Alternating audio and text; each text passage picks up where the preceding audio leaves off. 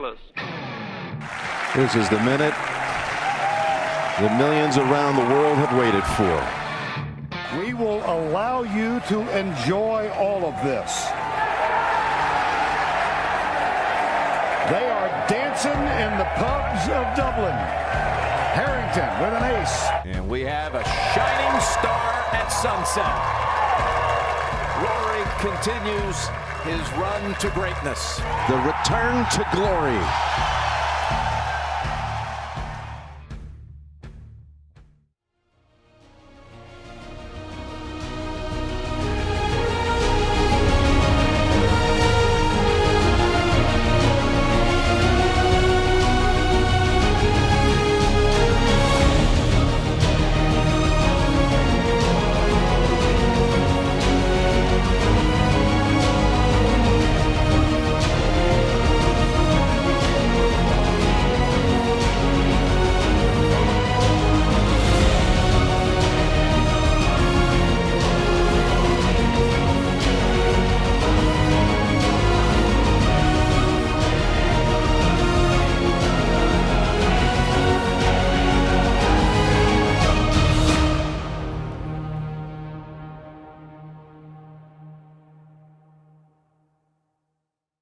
I can't hear a word he's saying.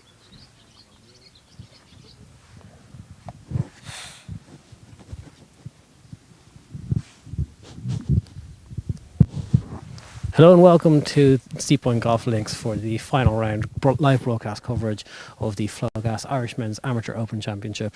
It's been a very busy week. It's been great golf has been on display so far, and there are just a number of golfers who are under par. There are just a number of golfers who are really in contention, naturally to win this National Amateur Championship. Michael, it's a gorgeous day. It's a bit breezy, a little bit chilly, but it's a gorgeous day here in the links. Yeah, like I think you've been here all week, and I think the weather has played a massive part in this tournament already. Just the second last group going out here behind us. So this group is Jared Dunn, who is currently 7 under par. He is joined by Stephen Coulter, who's also 7 under par. And the final person making up that group is Greg Holmes from the UK. He's the Marco Penge lookalike. Very similar swing as well.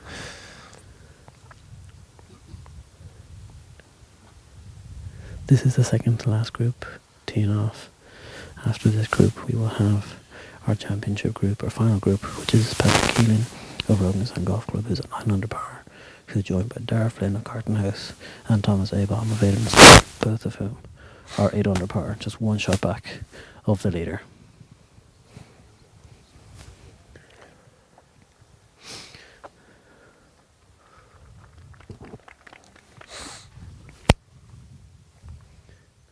And here is the final player in this group, Greg Holmes from Royal Birkdale, the Open Championship venue for this year.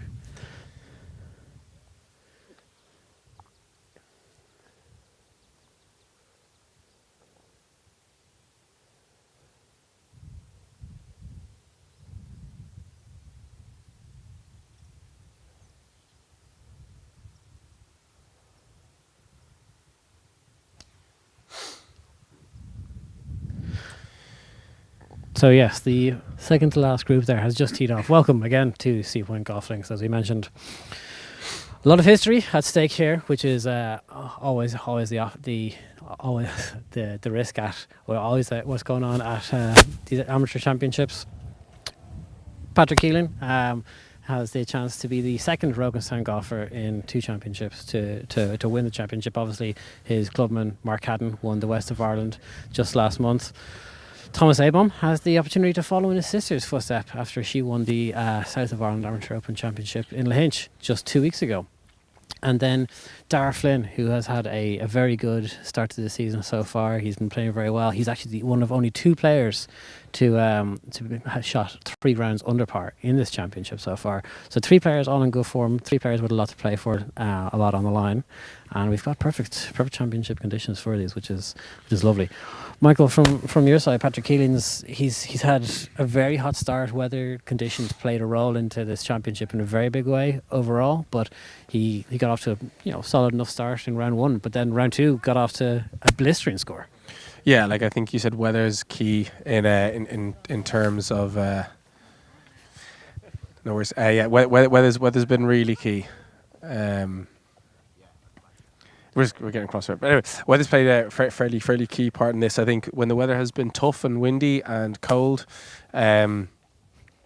the scoring has shot up. I think there's been a 11, 12 to 13 shot difference within the 3 rounds. So that'll show you what the weather can do here.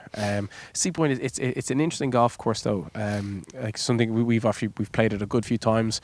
We've been here a lot, covered a lot, played it a lot. Like I'd say the front 9 has flashes of parkland, and then when you make the kind of turn 8, 9, 10, you're going real linksy stuff after that, and then the closing stretch is as good as a closing stretch as you'll find anywhere. No, I think 16, 17, 18 for the finishing for a championship couldn't get any better.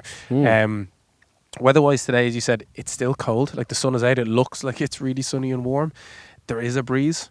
You've been here a few days now, and you said the wind direction keeps changing. Yeah, it's been interesting, especially in the last, I guess, from today in comparison to yesterday. I wasn't here for the first 2 rounds, but for yesterday, the wind was like a really strong northerly breeze, so it's coming in obviously from the Mourne Mountains, just straight down the coast. Whereas now it's a little bit more coming in from the east, so a little bit more coming in off the sea. But what that means for the last 4 holes, and even with 15, is you're playing into the wind a lot. So 15, obviously the par 3, you're teeing off. It's about 190 yards to par 3. The wind's coming into off the left, so it's a long hole, playing longer, and with a really tough cross breeze into it.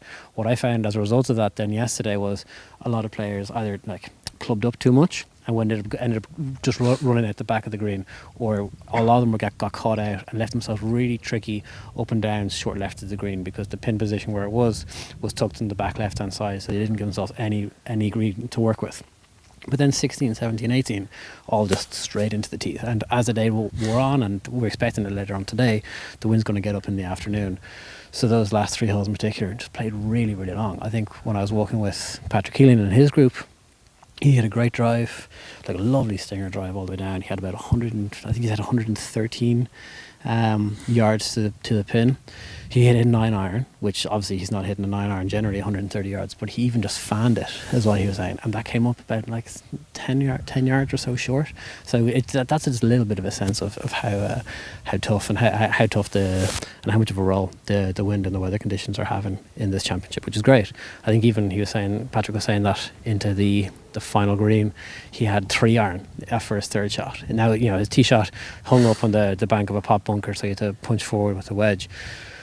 But I think he had 3-iron 180 yards. Like again, the wind was really playing a very big role. And I think as the day wears on, that's going to be the same case now going into this final round. Patrick's not going to have it all his own way. Obviously, that's the way that these championships go. He's going to have to compete with and kind of do battle with Thomas Abom in particular, he's been playing very, very well college golf this year. Yeah, like I think if we're looking at round 2, Thomas Abram shot a 64, which equaled the course record. Had a hole-in-one on the 17th there as well. So I listened to an interview earlier on. Said it's his first hole-in-one ever, and he said he went bananas. He was like, "What a time to get your hole-in-one when it's so official." But then later on in round 2, Patrick then went and shot a 62, which gave a new course record. So people, like, when I first saw that, I was worried we were going to have a bit of a birdie fest for the rest of the week. But like round 3, I think we were saying there's an 11-shot difference in a lot of those lads. And when asking them, like, what was the difference? They went wind, and they're having to play, have to really think about their shots, especially on that back 9. So yeah, as I said, we've got the last group is like a triple threat. The 3 lads, not much separating them between Patrick Keeling, Dar Flynn and Thomas Abom. All of them very capable winners. As you said, like, Do you think though is there anyone in further down the pack that you'd keep an eye on that you could rock off 5 or 6 birdies and jump up? Obviously, we're going to try follow whichever group the leader's in as much as possible. But is there any dark horses you'd say from the 2 groups that we've just seen tee off? Yeah, so I think we have a graphic here of the leaderboard, which we can flash up on screen, which has like the players who are all in the top 15. And I mean, obviously, there's the three gentlemen in the final group, but just one shot back, you have Jared Dunn, Stephen Coulter, who are 7 under par. Jared Dunn, the County Louth man, so local man, local knowledge. He's in the final group last year as well. I also played very well here. Stephen Coulter from Warren Point, just up the road. He had a very mixed bag there yesterday. I think just a couple of and then, as was the case with that group as a whole, a few putts just didn't drop. So like the golf was there, the game was there. He also had the lead after round 1 as well, tying the I think he tied the course record, shot 64. 64 there in round 1. So he's obviously played very well. But then there's a number of players who can very easily make a move. Like David Howard already is 2 under through 2, so he's up to 6 under par. But then that cohort at 4 under, like there's John Doyle, a very good golfer. He's 4 under for the day already, which is that's a very impressive score. But then Paul Coughlin, who obviously got a win under his belt already this year. Ryan Griffin, Joe Graham, all people with good form on this course, and good pedigree behind them. Like so. I'm not going to say it's totally open, but I still think the winners are going to come. The final group. Yeah, like I think they probably will come to that final group. But as you said, Ryan Griffin is a man to play. If I was going to war with the Links, I'd have Ryan Griffin on my team. To be honest, the man's incredible. And then Stu Grant, obviously reigning champion. Like you can't dismiss him. So I mean, they would have to make birdies early though, and to try and catch. A couple of minutes off here from the tee time. Is there? Just for people that know Seapoint, so we're looking at I looked at there's four par 3s, 4 par 5s, and the 10 par 4s. Par 72 over 7,000 yards. It is a true links course, and I'm really looking forward to this back 9. When these guys go at it, got each other's throats, especially when we have bobbles and bounces. So I think we're going to go over to the first tee here now, and we're going to join this championship group as they tee off. Just a quick message to say that all of our coverage today of the Flogas Irish Men's Amateur Open Championship is of course brought to you by Flogas. They've been a partner of Golf Ireland's for a long time, and we're very proud to be partnering with them for the coverage today. So without any further ado, here is Patrick Keeling to tee off for his final round.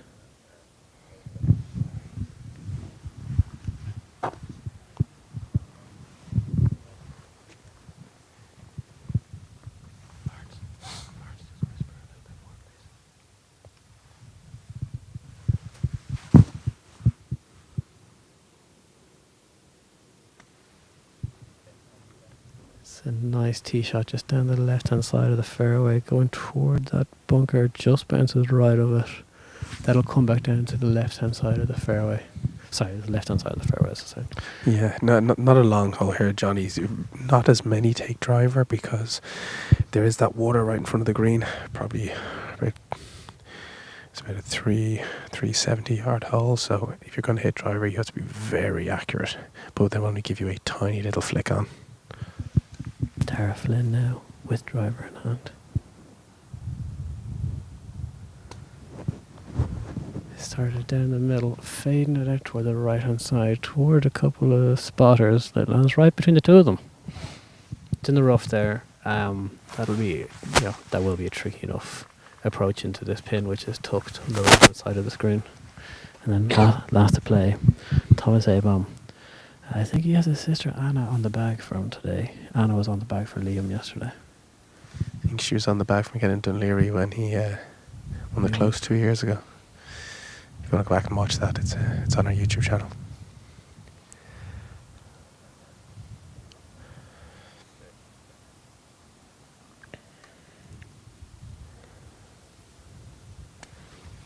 Driving iron in hand, and that's going on dead centre of the fairway. Lovely shot there from Thomas Abom. About 2 yards of draw. That was an absolutely beautiful shot. So what we think we might do is we might play a quick recap and just give you guys a little bit of information as to how we got to this position that we're in now today, ahead of this final round of the Flogas Irishmen's Amateur Open Championship.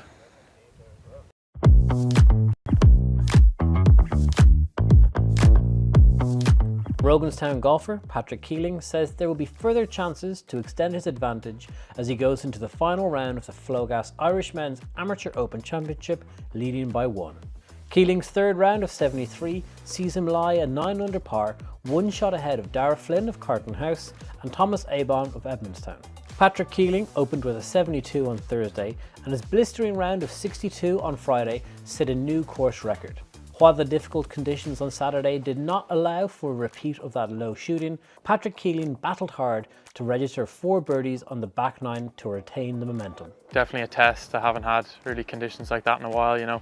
That cold north wind, my kneecaps are shaking here even now. So yeah, looking forward to getting into some warmth. But yeah, another kind of slowish start, and just had to be patient, had to, you know, keep telling myself there was certain birdie chances that, you know, I knew I had to take advantage of, and thankfully did coming home. Just made a couple, yeah. Still, you know, had a couple of mistakes on the back, but you know, that's always going to happen. And win like this, you know, if you're just the slightest bit off, it's going to expose you. So, you know, tomorrow, whatever the conditions are, I'm just going to, you know, take whatever comes in front of me, get into my process again, and yeah, just have fun like I have been. Stay patient. You know, there's going to be mistakes out there, but there's also birdie chances, so be looking to take advantage of those too. Yeah. The cut fell at 3 over par, with Patrick's brother Sean one of those to creep through at 2 over.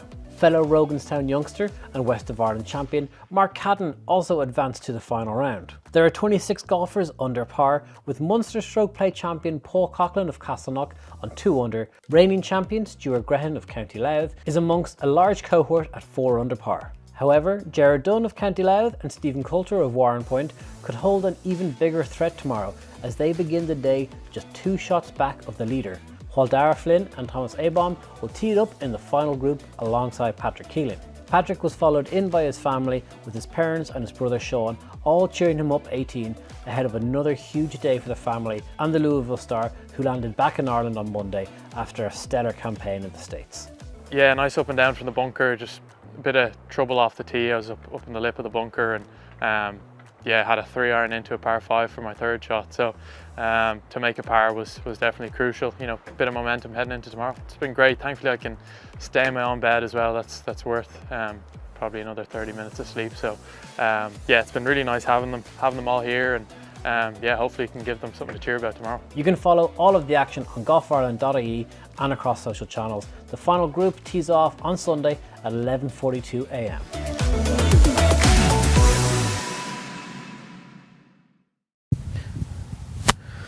So welcome back to the Flogas Irishmen's Amateur Open Championship. None of our players are going to be teeing off just yet, as they're waiting for the group in front to play. But I have had an update from the group in front, so we're going to get some scoring sent through to us from the guys in Golf Ireland, which is great. So apparently Gerard Dunn, who started the round at 7 under par, has put his second shot into the stream on 1, but managed to get up and down for bogey. So through 1, Gerard Dunn, who was probably one of the nearest competitors. Yeah, not the start he wanted. No, really. He's dropped back 1, which is not ideal for him, unfortunately, but there's still a lot of golf to be played, so this is far from over. First to play in this group is going to be Thomas Abom. He does have a sister Anna caddying for him. Yeah, so probably about 170 yards to the middle of the green for Thomas Abom.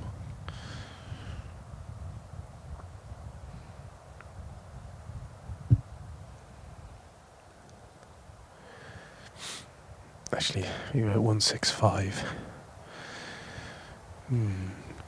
Downwind, probably just a very cruisy 8-iron. Lovely ball flight. Pin tucked over on the right. He's gone straight for it. Oof, he's gone long of the green, long of that bunker on the right hand side. It's going to be a difficult chip. Not a lot of room to work with. But glad to see I see him firing at pins though. This It's straight nice to off. nice to see the aggression for sure.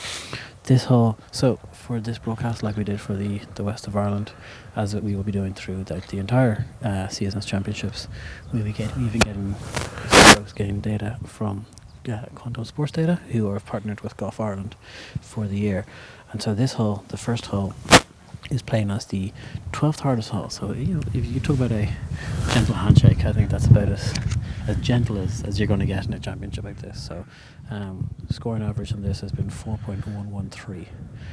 So most players getting around the golf course in par. Patrick Keeling probably about 140 yards. And that's a lovely shape there into that flag as well. Patrick Keeling just playing that beautifully. Pin high, spun out to the left, probably leaving himself, 9 foot, we'll say, to be critical. Yeah, it's in a hard to tell from here, but a lovely soft draw in there straight at the pin. It's a gorgeous shot. Yeah, Lovely shape, especially with that wind kind of just pushing everything. He wasn't messing around with that bunker. He learned a lot from from Thomas Avon there, to be fair. Dar Flynn's balls away. Played it just short of the green. Different approach, ran it up. He's bounced that in like that was so he was up from the right side of the rough, and he has when he first hit it, I thought it looked very short. I thought he could have been in trouble, but he was played to perfection, bounced on, skidded on, probably about 3 or 4 yards further than Patrick. But a lovely second shot. I mean, he's got a look. So it's a good recovery. I'd say he pushed his drive out. Like we said, if you're going to take drive on this first hole, you have to be accurate. But he's really managed a really good recovery shot and has given himself a look. Yeah, and I mean, listen, the rough isn't grown up too much, which is nice. I mean, in parts throughout the course, it's very hairy, it's very lush. So if you are going to play aggressive, I guess pick your holes and pick your spots, and that's going to be the name of the game. The players are just approaching the green here now on the first hole. It will be Thomas Avon first to play. He's got a tricky chip, to be fair. I think not a huge amount of green to work with. Everyone's going to be running away from him, and I mean, it's going to be like you're not going to get any kind of spin, not going to get any kind of grab out of a shot like this. So, I mean, in my incredibly amateur opinion, he's going to have to try to get this ball up in the air as quickly as possible and then down on the ground as quickly as possible, but nothing really is conducive to that type of play. Yeah, I think he'll have an awkward stance as well. Like he's kind of on top of that bunker. Isn't a Tesla shot in the first?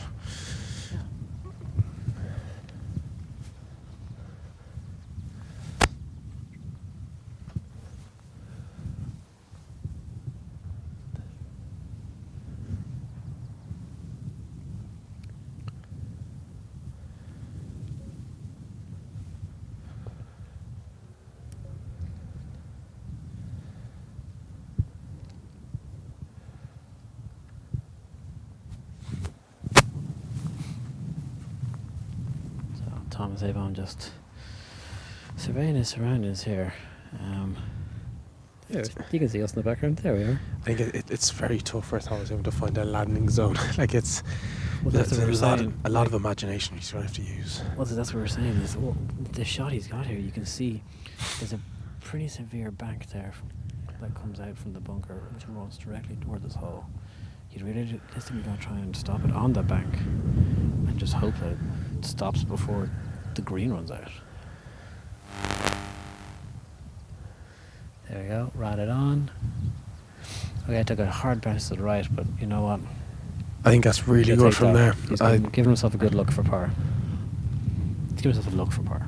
Yeah, I think that could have gone many different ways. I think he's taken that. I think he might have got out of jail. I think if this was you or me now, we'd be very, very different position. I would have fallen into the bunker, I'd say.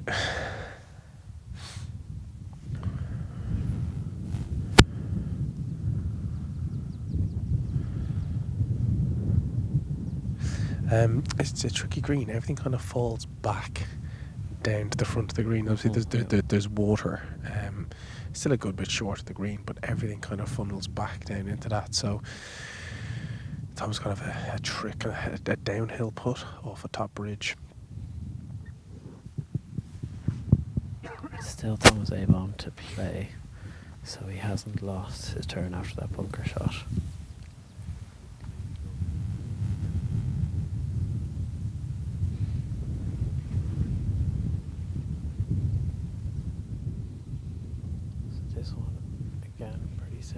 should fall from right to left. From his right to left.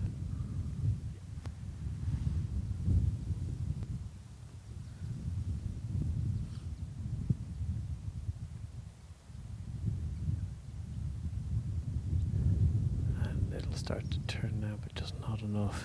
Overborrowed a little bit there, Thomas Abom, and unfortunately, you gotta say that's probably an unforced error from being on the fairway on one. He's gone a bit long off the green. It's going to he'll tidy that one up for his bogey in a moment, but it's going to be Dara Flynn from Cartmouth to go first now.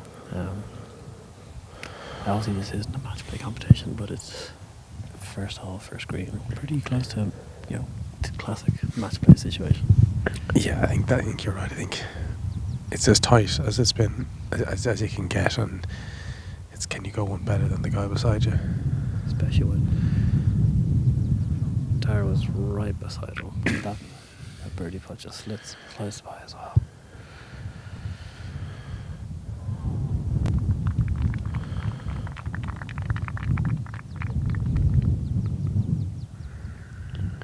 Patrick Keeley now with one shot advantage over both players going into this green. He's going to have at least a 2-shot advantage over Thomas Avon. But if he makes this, he moves to 10 under par. He's giving himself a little bit more cushion over everyone.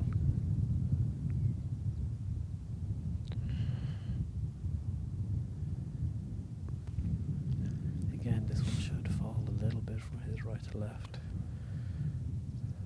But not a huge amount. We've seen that they're not breaking massively.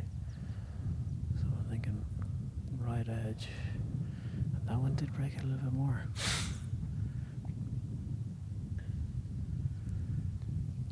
So Patrick Keelan taps in for his power. He remains at Patrick Keelan taps in for his power, remains at 9 under. Thomas Avon's going to be first to play here for his bogey. This will move him back to 7 under. But I suppose when you've just watched the leader not make a birdie, it does it, if he can make this, it doesn't feel as too much of a let up, too much of a drop. Yeah. Because before Keating had put you like, geez, I'm 2 behind now, I'm going to make this bogey. It's actually only 1. Sorry, instead of 3, it's 2. Yeah. That is true. Different types of pars, though, I think. Dara will be a little disappointed with that par there. He had a good look there, moving to 9 under. But we're going to make our way over to the second hole here now. We have, as the players just make their way off the first green. A tricky little par 3. Johnny again got water all the way in front of the green, and very, very slanted green. As we go round, we'll see where the pin is, but it's, probably want to leave the ball below the pin. The whole green slopes back to front, which filters everything back down.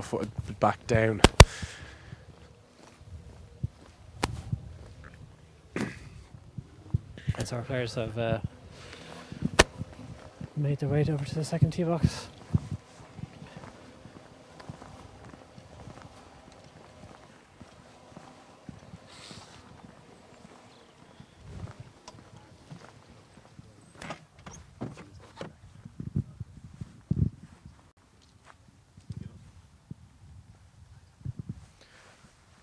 So scores on the doors are pretty similar to what they were at the start of this hole.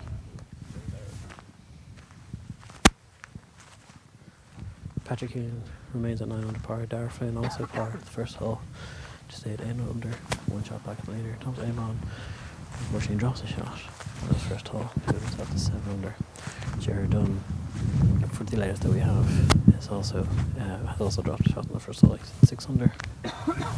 So it's still all very tight at the top. Still only 1 shot in between the leader and his nearest competitor. As Patrick Keelan and his caddy Tom just talk through the numbers and dial in their yardage. I have a scoring update here for the group in front. Stephen Coulter also made a birdie. I made a bogey, apologies, on the first hole. So he also dropped back to 6 under par. So both players who were at start of the day at 7 under in the penultimate group have both dropped back to 6. So that means Thomas Avon's at 7, Darragh Flynn's at 8, Patrick Keelan's at 9. So a little bit of separation happening early on, which is surprising. And then on the second hole, all 3 players in the penultimate group of Dunn, Coulter and Holmes made par. So this par 3, probably about a 145 yard par 3, again over water and a little pop bunker just protecting the green. Tricky the ones early in the round, but it's all about where you can leave, so try and make yourself have an uphill putt if possible.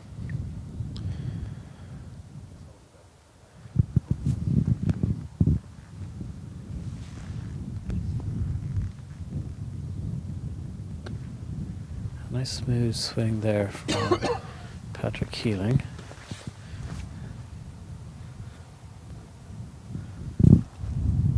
Yeah, lovely shot. Just confirmation on where that ball finished for you when we can. But Darragh Flynn next to tee off.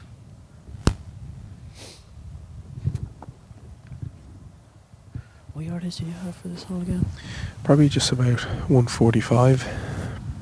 Okay. Maybe a tad more with it being back a little bit today. Probably just like a smooth 8 iron maybe for them.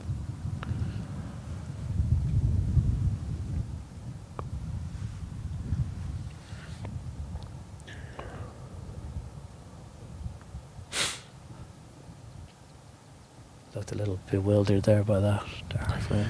Yeah, both players just coming to the one side of the... Out to the right hand side of the green, isn't it? Yeah, I wonder has wind playing a part higher up? We're kind of sheltered a little bit on the tee box. Yeah, wonder true. has they've been befuddled by the wind just a tad. As you said, look, a little bit of confusion after that shot. I often looked confused after my golf shots, but that's for a whole other reason. I think we were both born confused, Johnny.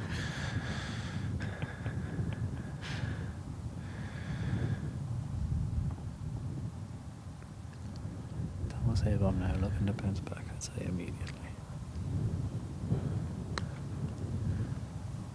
Started left hand side of the green, maybe expecting that to push back.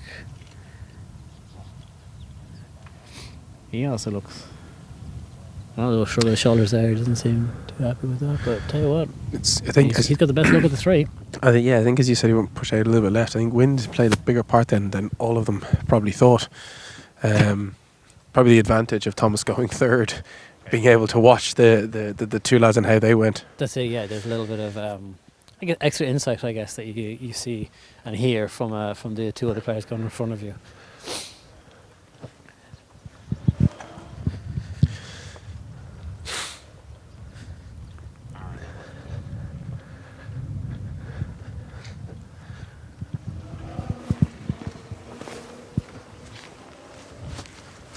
This second hole has actually been playing one of the easiest holes on the course of the entire week as well, which is interesting.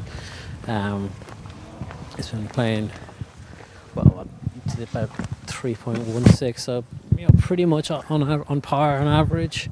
I think that those numbers have been inflated a little bit by just how tough the conditions were yesterday. There was some very serious scoring. I think you spoke about the fact that Thomas Avon round 2 shoots 64, round 3 shoots 75. That 11-shot swing. And he said his game was pretty much exactly the same both days. It's got nothing to do with his ability. It's just that's the thing with links golf and the challenge that links golf provides that Parkland doesn't. Is weather turns and things get tougher, and obviously with the wind comes firmer greens as well, and everything becomes much harder to hold. A few players were talking about how 10th hole, par 5, players were hitting driver and had a pitching wedge into the green and just couldn't even hold the green. It was just running so firm, and obviously it was so hard downwind as well that that's just the real fun challenge that links provides. And it's calm enough right now. I don't think you'd call it breezy. I don't think you'd call it windy by any chance, but it's going to get there. Yeah, no, I think you're 100% right. Three really, really tough putts here now. Even from a lag putt point of view, it'll be interesting to see how the players read these. Whose putt would you rather have, Johnny? I think Thomas Avon maybe putting uphill, possibly easier. Yeah, I tell you. You know, but I guess it depends on how much swing there. It looks like it's going to fall a lot from his right to left.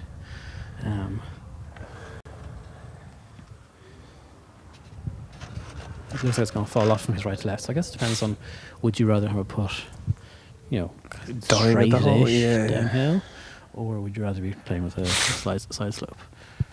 I think even a lag putt here though is difficult. These are. I think also when you're saying they're playing a little bit easy, I think this pin's a tricky pin position because if you're short, you're going to land in that bunker, so you have to go further on, which then gives you a really tough putt. I think that's the fun thing about the setting up of these pin positions, and again, you can do it a lot more with links golf. As you can see with the wind here now, it's pushing obviously from the sea inland, so they were teeing off directly into the wind, off their left. Having a front left pin as well makes it very tough to get at. And that's just good pin placement. Like it's just fun to watch. Well done, Golf Ireland. Whoever's in charge of that. Kudos.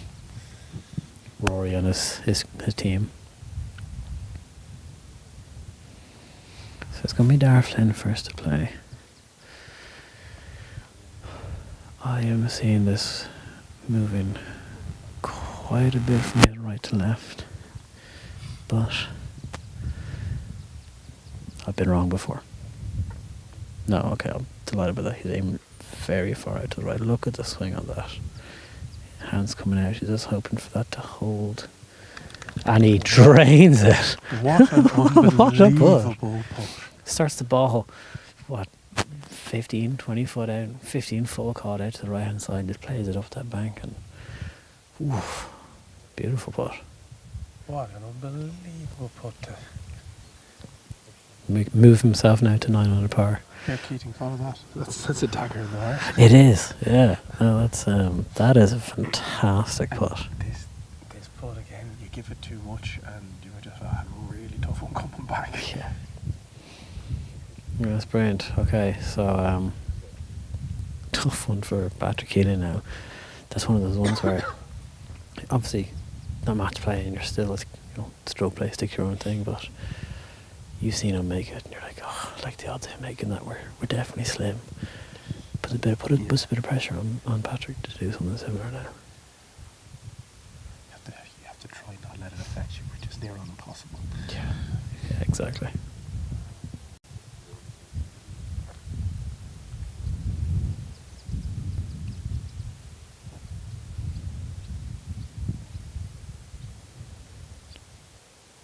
Patrick's hit away. You can see it just running down the slope, just coming up a little low of the hole there. If that first putt hadn't gone in, you'd actually say it was a pretty good putt. Yeah, absolutely. You just don't think it because you've just seen someone drain one.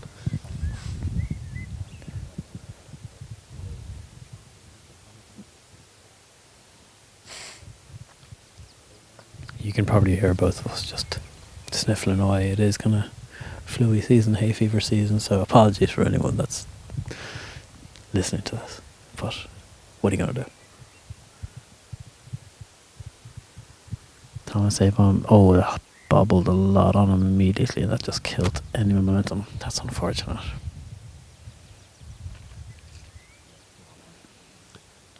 Yeah, it didn't come off the part of that nice, did it?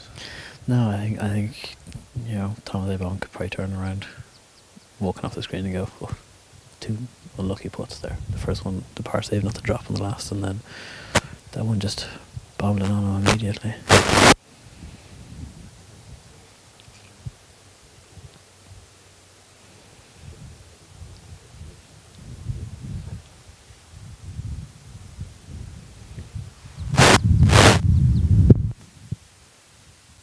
Nicely tidied up there by Thomas Avon.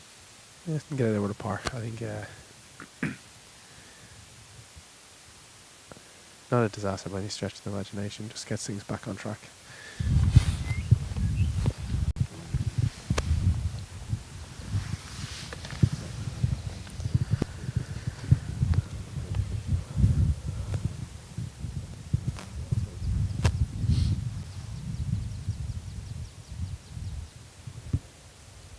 And yeah, very good. Solid from Patrick Keelan there. Just tidies up.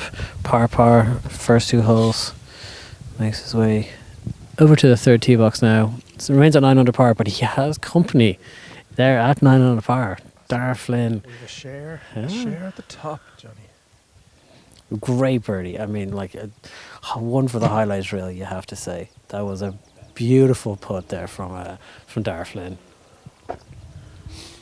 Everyone as the members be trying to recreate that now next week. After when they see the highlights, they'll be dropping in the same spot trying to recreate that putt.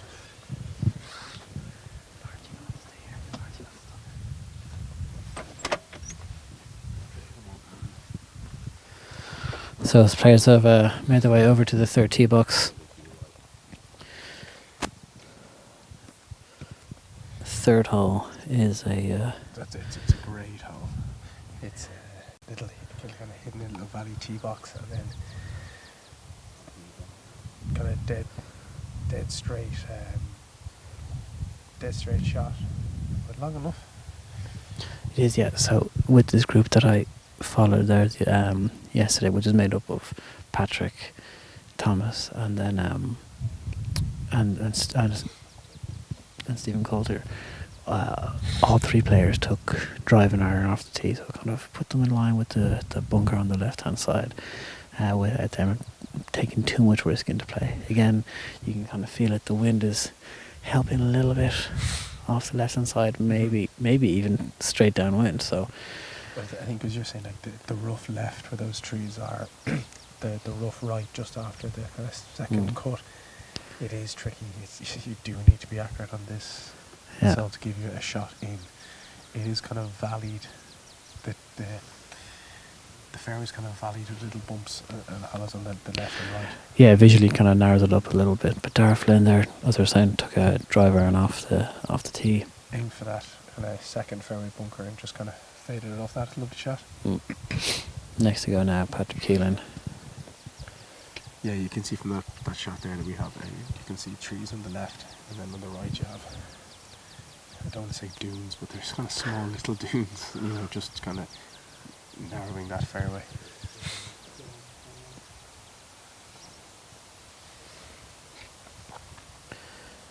Scoring average on this hole from Quantum Sports Data has this ranked as the 11th hardest hole, so one of the easier holes again. Gentle enough handshake into the opening 3 holes. Scoring average has been 4.151, so only 12.6, so we'll call it 13% of players have made birdie on this hole, whereas 62.6, we'll call it 63% of players have made par. So even though it is playing downwind, it's not too much of an opportunity. Thomas Avon now last to go. Lovely drive by Patrick Keeling straight down the middle as well, so himself and Darvin should have good opportunities into the green.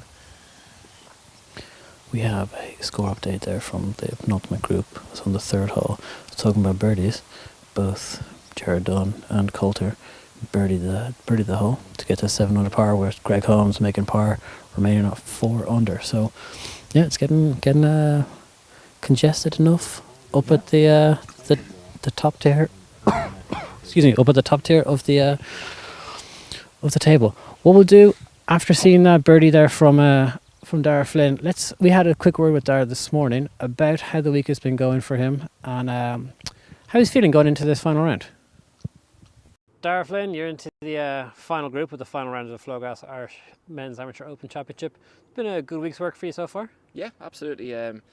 It's been very positive. A lot of good to take so far. I suppose my head's been very good. I've just taken one shot at a time and kind of just stuck to myself, which has been brilliant. The luxury of having my brother on the bag yesterday, which was a big help. I pulled it by myself for the first 2 days, but yeah, so all good so far. I've been playing very solid. The putter hasn't been fantastic, which is kind of like holding me back a bit, but very consistent. A lot of made cuts, a lot of 20-ish, top 20 finishes. But yeah, once the putter's been good this week, so yeah, keep that going today. See what happens. You're one of 2 players to have shot under par in all 3 rounds so far. What's been the key to keeping under par? Good question. It's just keeping it in play. Like I was at the afternoon wave the first day.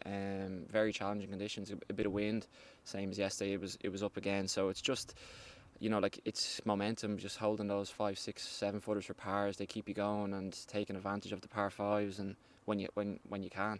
So yeah, just being consistent across the board and a bit of momentum here and there when you hold those 5, 6, 7 footers for par is what keeps you going. So that's the key so far. It's a lovely day. Looks lovely. It is pretty chilly. Mm-hmm. What's the strategy going into final round?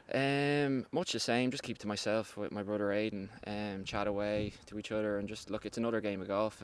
Like anything. Obviously, there's a bit more on the line today, but yeah, just try dumb it down as best as I can and just see what happens at the end of the day.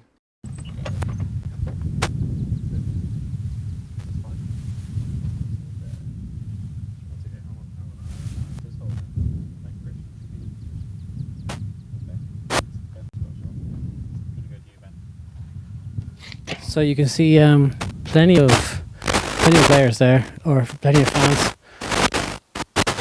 Plenty of fans walking with this group. Plenty of spectators with the group here, and you can see there's even more again with the group in front. Local man creating plenty of support.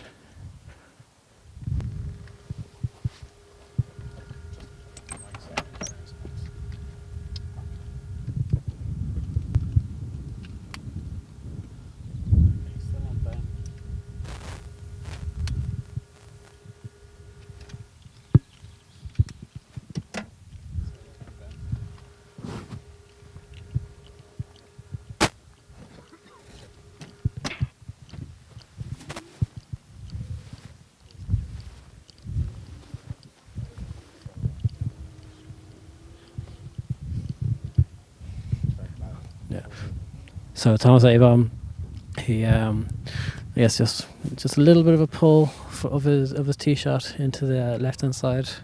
He's just short of this bunker here in the middle of the fairway. He's probably okay. He might catch a flyer. The only thing is I think his vision's completely blocked with that little kind of dune in the middle, so he's had to have a good look at it. That'll be the tricky part of this shot. I think the lie looks okay. I had a look over at it. Probably about 150-ish yards in.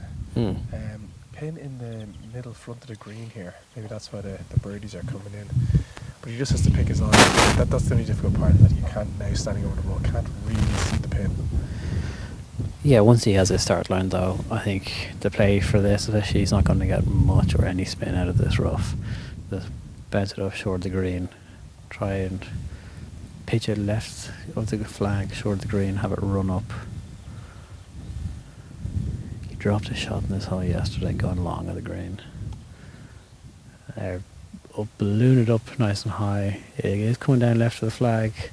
Pitched it onto the green, which is lovely. Rolling. It's a lovely shot. Yeah, it's giving himself, we'll call it 10 foot. We'll call it 10 foot for par. And then Dara Flynn just in the middle of the fairway here. Perfect shot right down the middle of the fairway toward the flag.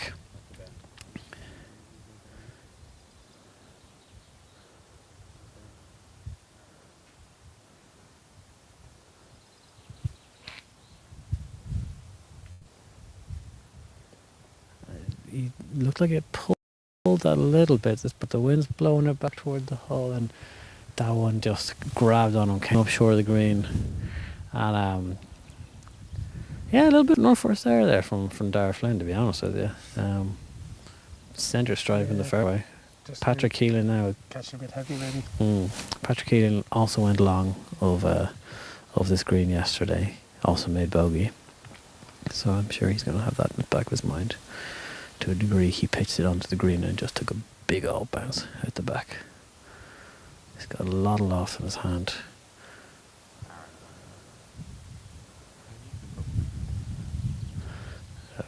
very nice shot.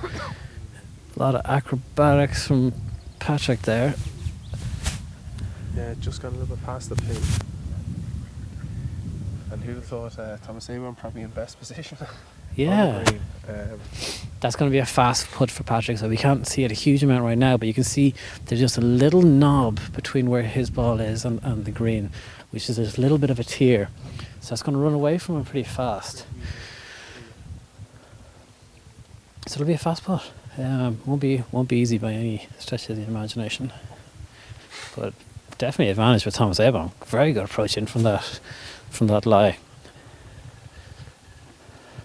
Interesting if you claim a birdie here, close the gap a little bit. You know, we're right in the middle of this fight then, you know. Yeah, because at the moment there is that two-shot cushion between Dara and Patrick and the rest of the chasing pack, but it really is getting congested now. Obviously there's a trio of players at 7 under par, a few others like David Howard and a couple of the rest making moves, getting to 6 under par. Liam Abom has moved himself up to 5 under. He's 1 under for the day. And again, there's that cohort at 4 under par who probably just had a little bit too far back. Yeah, I think it's safe to say 5 shots back is too far back. Yeah, especially when there's Big call, I know. But especially because you can see the leaders are making birdies. You know, it's the only time is if things get nervy.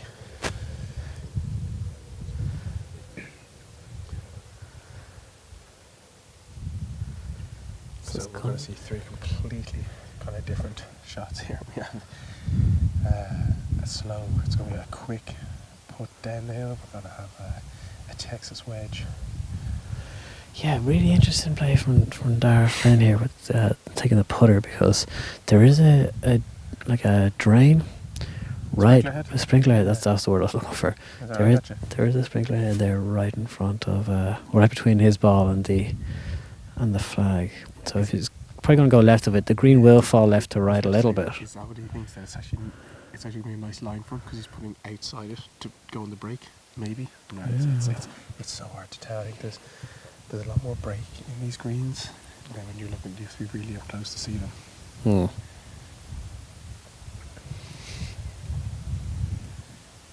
So the course is in fantastic condition. Yeah, it's lovely. It's very nice. Yeah, it's in really great nick. Shout out the ground staff.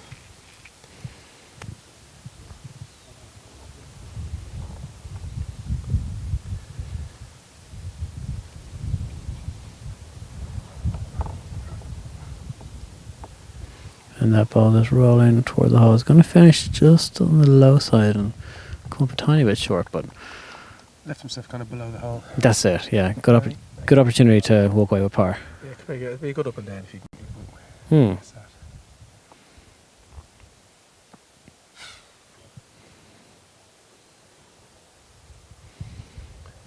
So Patrick Keelan's going to be next to play I here. think this is a really tricky putt. Yeah. This. I think this. I'm not sure if you can see him on the camera, but there's this. He's got to come down this shelf, and judging the speed to come down that shelf is going to be really, really difficult.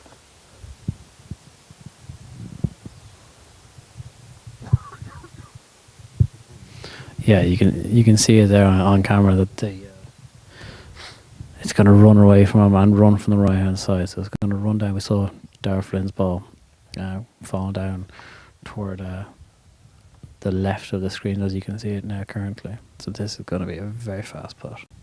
This isn't a million miles from where he was yesterday with his chip, but he's also just off the back of the green yesterday.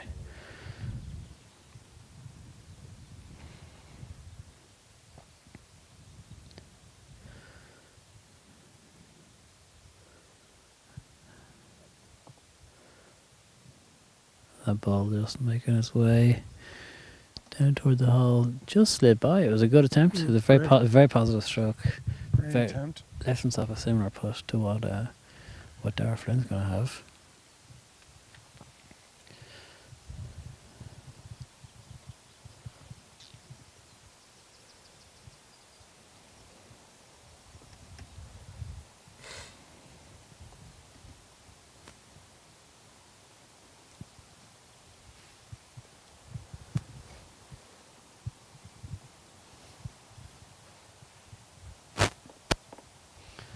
Thomas Abom. He's just lining up his putt here. Again, it'll be a fast. We see him. This is going to break from his right to left. I'm not sure if it's going to break as much as he thinks, whereas we've seen. I think people have been over-borrowing a little bit on their putts. Obviously, Darren Flynn made his putt in the last, but That's kind of a 1 in a thousand putt. That to be kind of appreciate himself. Oh, there it is. Just slid by.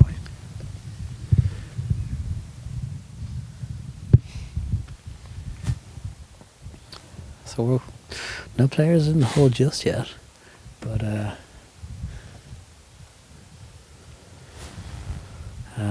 Darren Flynn's going to be the first to go now. You still need the 3 players to tidy up here.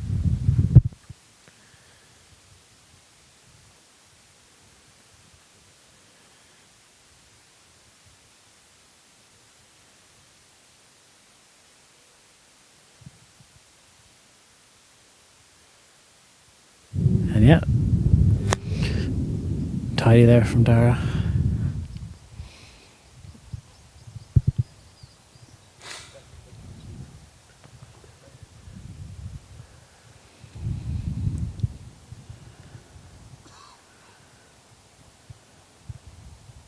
Thomas Abom here for his par.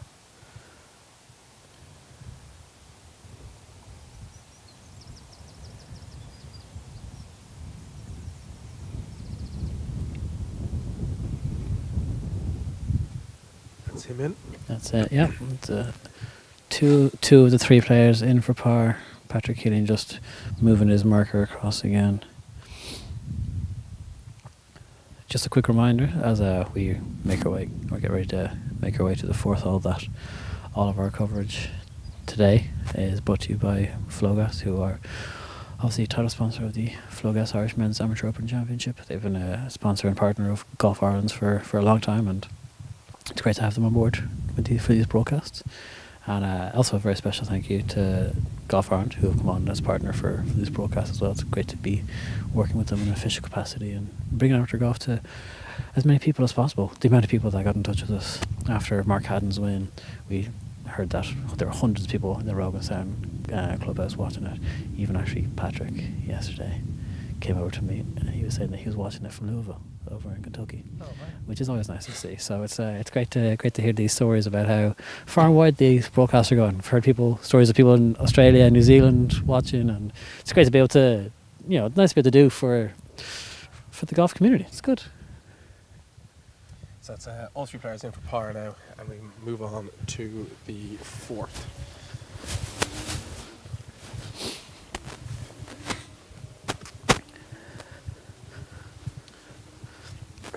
The 4th hole, par 4, playing about 450-ish yards today. Players probably all taken out driver for this. Yeah, a combination of the players hit iron. I think Patrick Keeling took a driving iron yesterday off this tee box.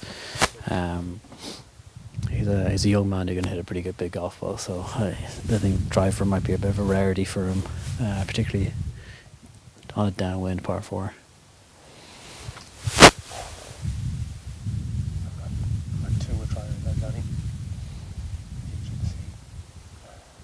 Well, I think Dara's approach is driver everywhere, which is an aggressive approach that I back. Anyway, I have an update here on the group in front.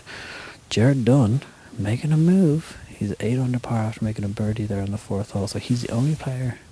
Is he over? Well, Jared Dunn's 8 under par now.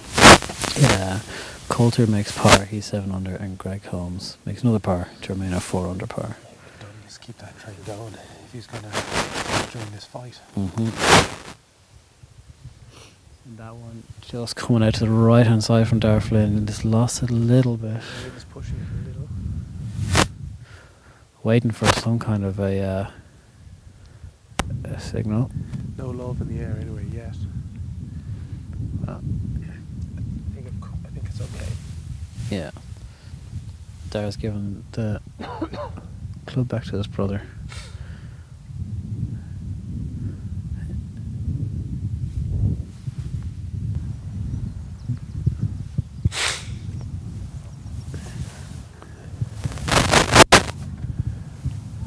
Patrick Keenan driving iron in hand. You were right, he's pulled the driving iron.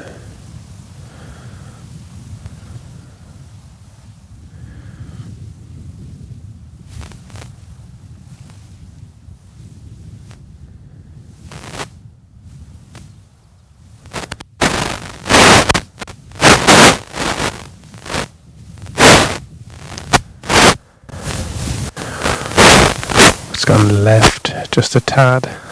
Yeah, left is actually not, especially into this green. But I mean, left tad. I think is what we're saying. That was not too bad at all. Tom Sabon now. He's got driver in hand.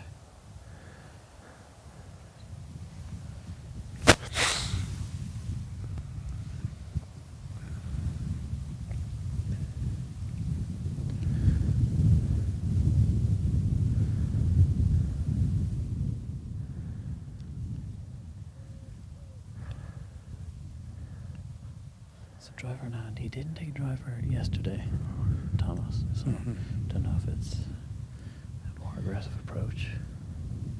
Well, obviously it is. He's taking driver.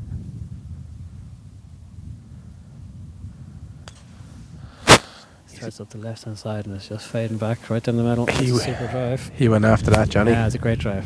Okay, so we are going to be back with live coverage from the Flogas Irish Men's Amateur Open Championship just after this break. Coverage of the 2026 Flogas Irish Men's Amateur Open Championship on the Bogeymen is brought to you by Flogas.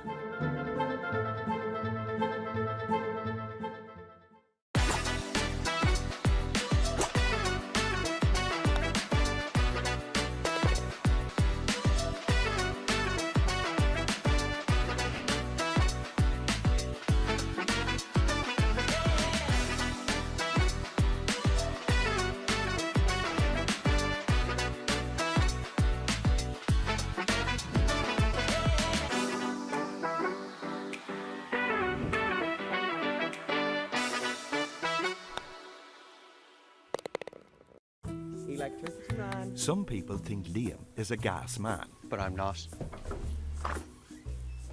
Electricity? Yes, we're called Flogas, but we do electricity too. The gas part about it is that the gas part of Flogas is only part of it. What the gas man? He says the gas part is only part of it. Well, that's gas. No, it's electricity. Huh? Take it. Go on. When you think electricity, think Flogas. Switch now at flogas.ie. AIG are there for many customers' firsts. First impressions.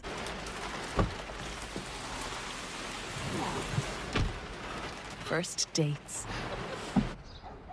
Take your time. First lessons. First challenges. From your first moment with AIG, you'll be ready for what's next. But first, take 10% off your next car insurance quote at AIG.ie. AIG. Forward we go.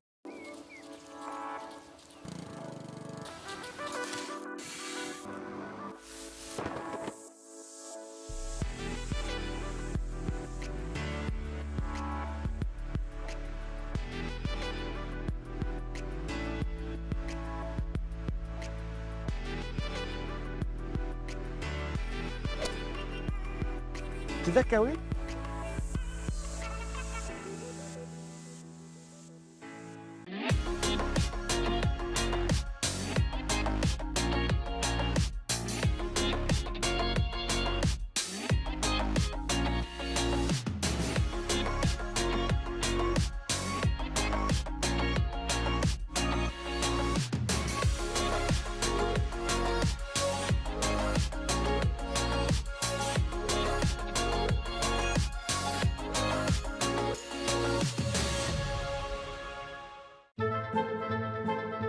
Coverage of the 2026 Flogas Irish Men's Amateur Open Championship on the Bogeymen is brought to you by Flogas.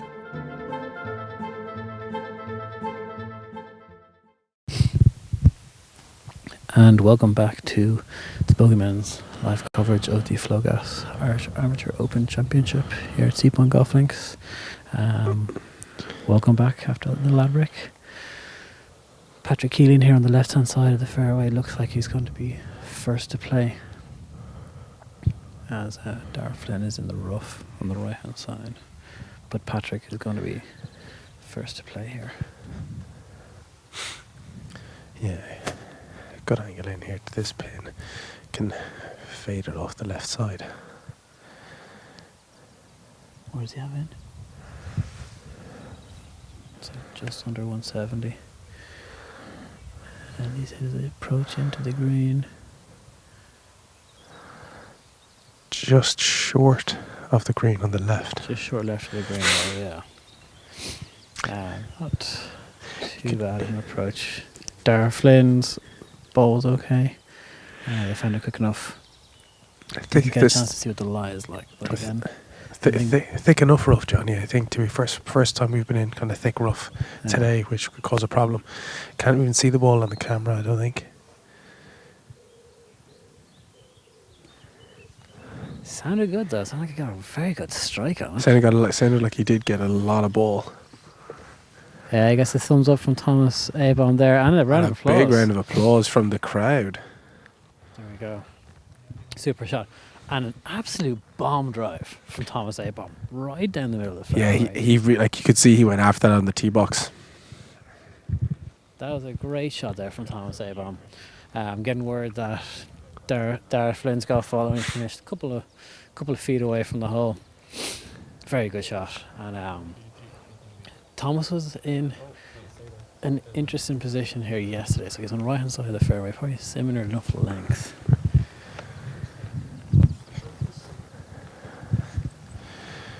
Probably about 110 yards, Johnny, in for Thomas Abon, middle of the fairway.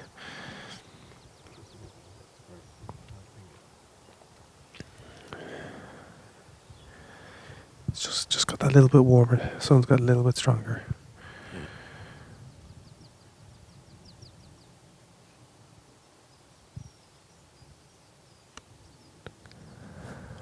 He's gone safe. He's not too happy with that. Right in the middle of the green.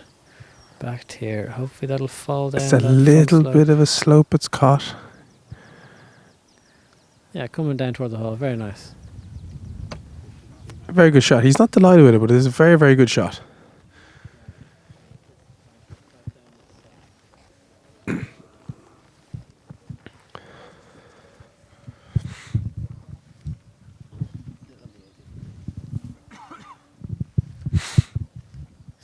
So it's a brilliant shot. I mean, as we're getting closer to the green here, Darragh Flynn, a phenomenal shot into that especially from that lie. I think it's an unbelievable shot. Thomas Abon wasn't that happy, but again, it trickled down. I don't think he was expecting it to trickle down that much. I think that kind of surprised him because the minute when it landed, he didn't look happy.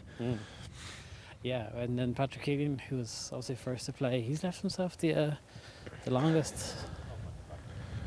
He's left himself the longest of the three putts. I think he has. Yeah, he came up like we're saying, just short. He does have putter in hand. I think yes, he does. So he will be putting putter on this.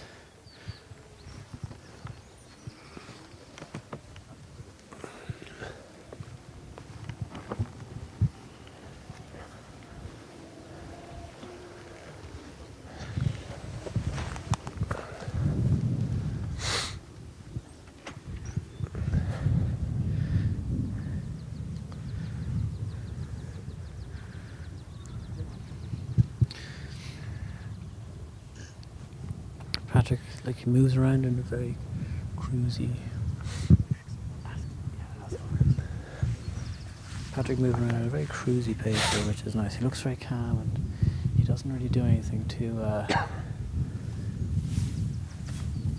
laboured or too rushed. Patrick's a very deliberate player. So Patrick is just off the green here to the left hand side. He's going to be the first to play in. Again, he's got my putter. It seems like that. It seems like the play. I would take putters off as me. Yeah. You and I love a Texas wedge, though. Yeah, who doesn't? This flag hole.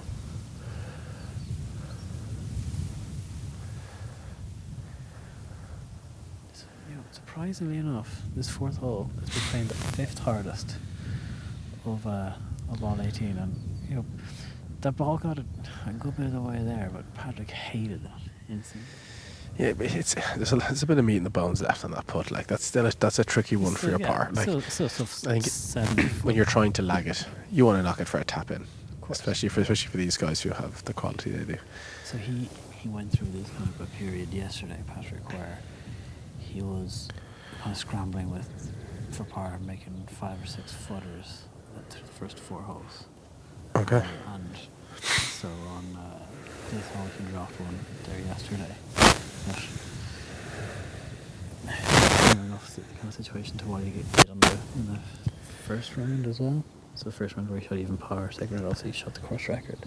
But kind of very much a tale of 2 9s from both yesterday and in round 1. So yeah, I think he'll just find his rhythm, and like he'll just find his pace as well with the putter and with these greens. Yeah, huge chance for birdie here. Yeah, Darragh Flynn falling towards and just lips past. Has to be said, Darragh's given himself some very, very good looks. Yeah, 2 really good looks so far. For the drama, I'd love Thomas Abraham to roll this into the back of the cup here. I'd love things to get narky and nasty and all bundled up together. I'm not sure either any of these three gentlemen are narky or nasty. Well, if look, when you want to win a major, Johnny, you never know what come out. Pointy elbows, as McKinnon likes to say. I hope Jared Dunn starts rattling in birdies and we get a big fight. I will say, during the outbreak, we got a lovely message in on YouTube from Anthony Cahill, living in Belgium. It's so great to watch Irish amateur golf and great courses. Big thanks to the Bogeyman, Golf Ireland. Oh, yeah, it's always nice. Maybe a good tea time Belgium. I'll go back to Belgium. Hello. Good chocolate and beer.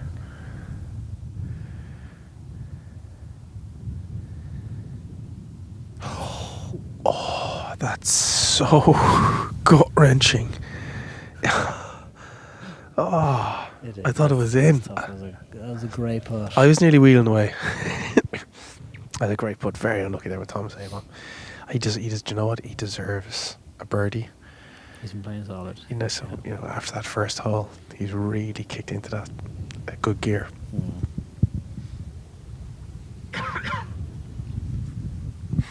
Patrick now with this tough par save. Has to be sad.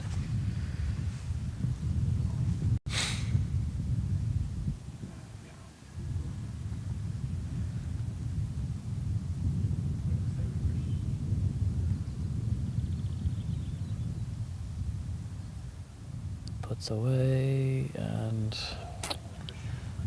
well, now I'll just slides by. Very sharp cup. It's got to be a sharp cup. Yeah, freshly cut, you know. Freshy. You're right. Bit of wow after you're taking you out. I got scared with that. Heron. Yeah. There you go. A lot of wildlife here. I don't know what they feed the bugs here either. Flies are giant. Declan County allowed.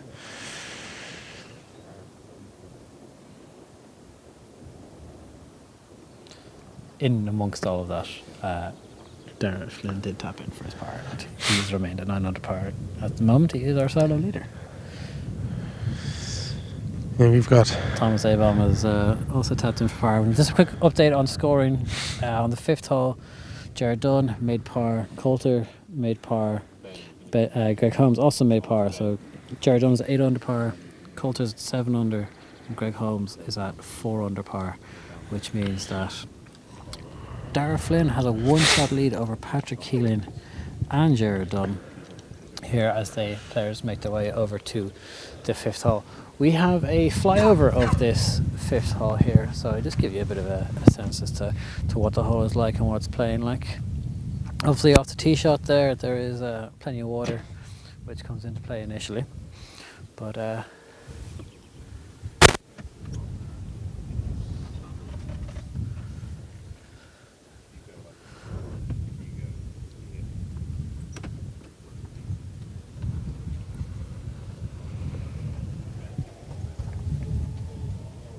But yeah, this fifth hole, par 4, stroke average has been 4.221.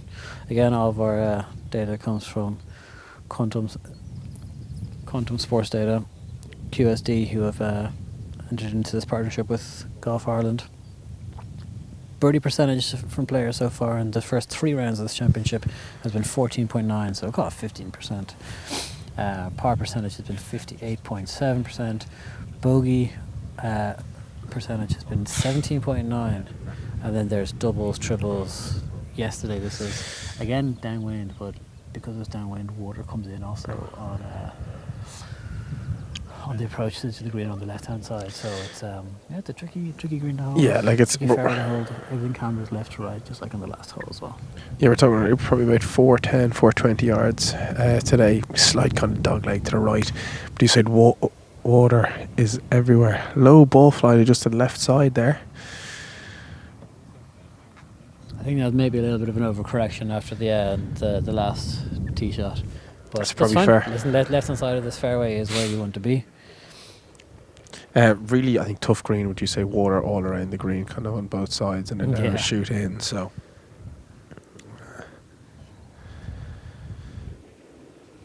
Next up is Thomas Abom, after also making his par. Hit a great drive on the last. He did. You can see that Patrick Keelan also had driver in hand. So, a good aggressive play from him there trying to make the most.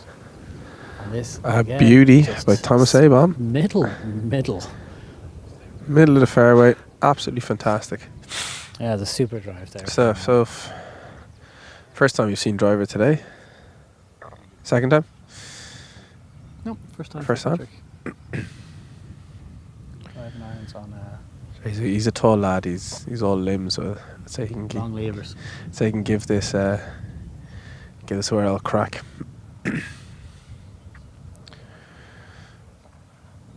Wearing a Sunday red hat today, I thought it was a nice touch. Haven't seen many of them in Ireland. Patrick is? Yeah, he was. Stylish guy. A handsome young man. Well, he's gone for the kind of camo hat today.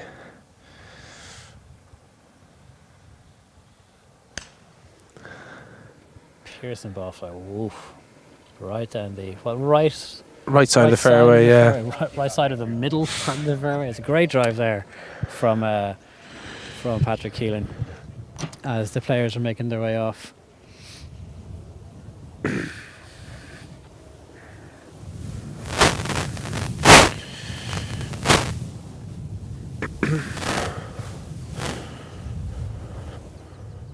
Okay, so we're going to join the action just after this quick break. Coverage of the 2026 Flogas Irish Men's Amateur Open Championship on the Bogeymen is brought to you by Flogas.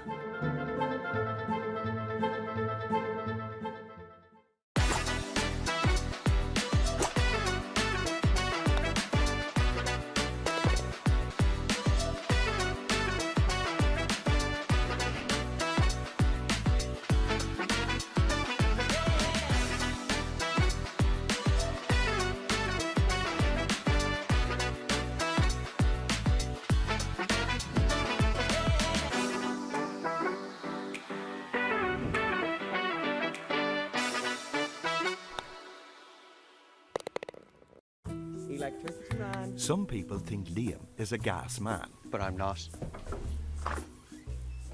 Electricity? Yes, we're called Flogas, but we do electricity too. The gas part about it is that the gas part of Flogas is only part of it. What the gas, man? He says the gas part is only part of it. Well, that's gas. No, it's electricity. Huh? Take it. Go on. When you think electricity, think Flogas. Switch now at flogas.ie. AIG are there for many customers' firsts. First impressions.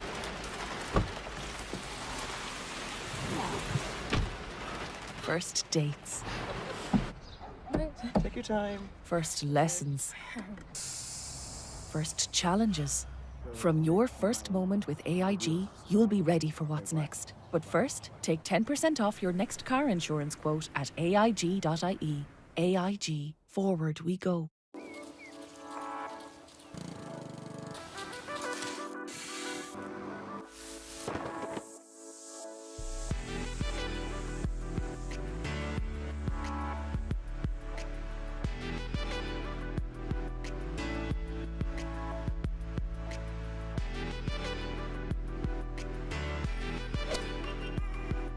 Did that go in?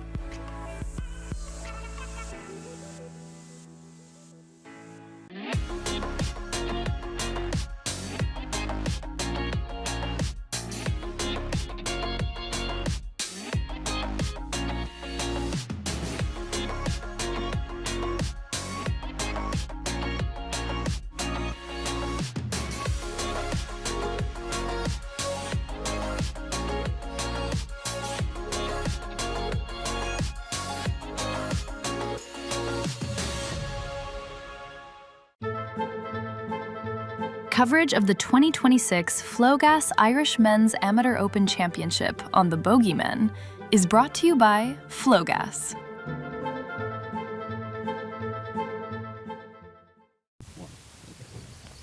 And welcome back to the Bogeymen's live coverage of the Flogas Irish Men's Amateur Open Championship. Delighted to obviously say that all of our coverage is brought to you by Flogas. We return to the action now. We haven't missed a shot, which has been great. We've been bringing you every shot live in this final grip. Dar Flynn hitting his approach into this green, coming in for the left-hand side of the green. Tell you what, he was flirting a little bit more with the water than I think he intended to. This flag Didn't even scare that swan who's sitting on the side of the green, Johnny. Well, thankfully, but the flag was on the complete opposite side of the green. Yeah, I think he just tugged it. Just tugged it a bit. Just a bit of a pull. But what can you do?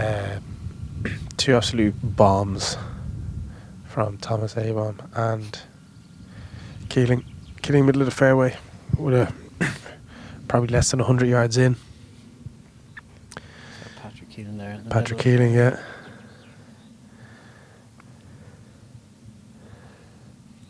Middle of the green with a little bit of cut. It's bouncing. From here, that looks absolutely beautiful. Yeah, it's a great shot there from Patrick Keeling. And then we just have Thomas Abom here on the left-hand side of the fairway. Keeling going first there, even though he was closer. I think he's just trying to keep pace of play going, isn't he? Is he? Do you know, after you said tea time Belgium, there's now a full-on conversation going on YouTube of people who are talking about golf. Do you know? Great to see. Building the community. We should do it and we can go watch Anderlecht play. You know? Yeah. That's a lovely shot from... Wow, okay, that ran out to the back of the green into the water. Hard to see from here how far it's gone. It's definitely in the water. Exactly. Well, that's, you know, you gotta be honest, that's a little bit of a lot of an unforced error. Actually, Thomas Abom, after doing some very good work over the last couple of holes, you know, look, give him one back there, really. Like he's going to drop for his third. I mean, Kirsten commented, I was just giving a comment that he was putting the pressure on and he was lucky not to have a couple of birdies. Middle of the fairway, wedge in hand, and he's knocked it. That's twice he's gone long today, and else he did on the first hole. I kind of just chalked that down to nerves, yeah. But yeah, to do that twice is not fantastic.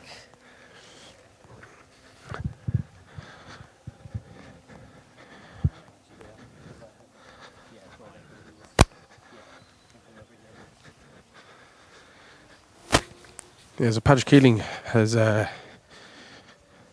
pride of place here on the green. Lovely little shot in. Played it really well.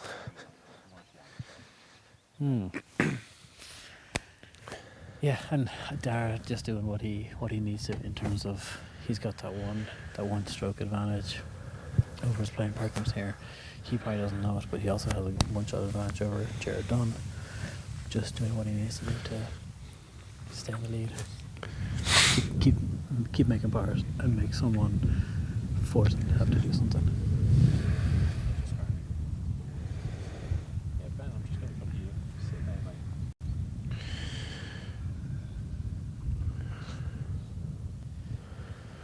So as Thomas is going through his He's got driver out. You're right. It's definitely got in the water. He's got driver out, just trying to give himself the right spot. Referee was flying around on a buggy. Probably could have used him if he had stayed. They're never here when you need them, you know.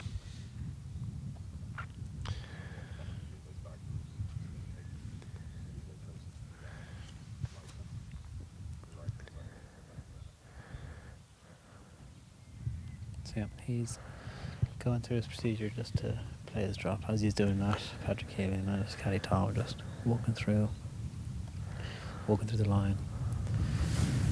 Darflin with a long old putt. Not an easy two putt. Not an easy two putt by any means from where he is here. It's a gorgeous day. It's just the wind's picking up a little bit now. We're starting to feel it. Yeah, temperature's got up a little bit. It's lovely and warm. I mean, it's still kind of jacket weather though.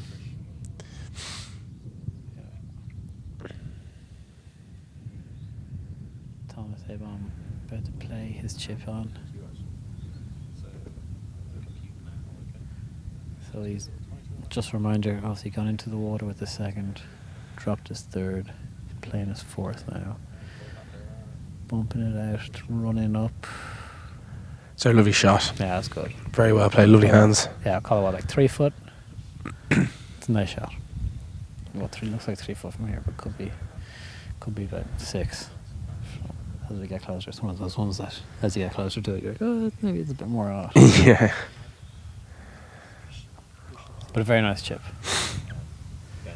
Giving himself the opportunity to kind of limit the damage with bogey here. If you get through a bogey, you won't be happy, but yeah, it's better than a double. It's the best he could have asked. It's frustrating when it's an unforced error, though. Do you know what I mean? Where he's middle of the fairway, wedge in hand. That's it. Darflin's putt. Good pace on it, just rolling by a good bit more than he would have liked there. He's left himself 5 or 6 foot. 6 foot. But uphill putt now. Patrick Keeling with the opportunity to respond immediately after dropping the shot in the last. Getting himself back to 9 under par.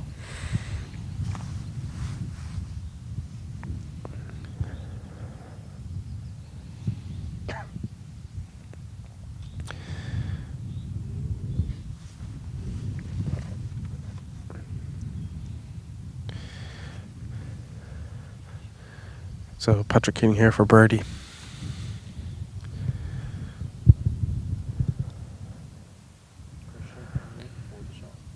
This one should fall left to right.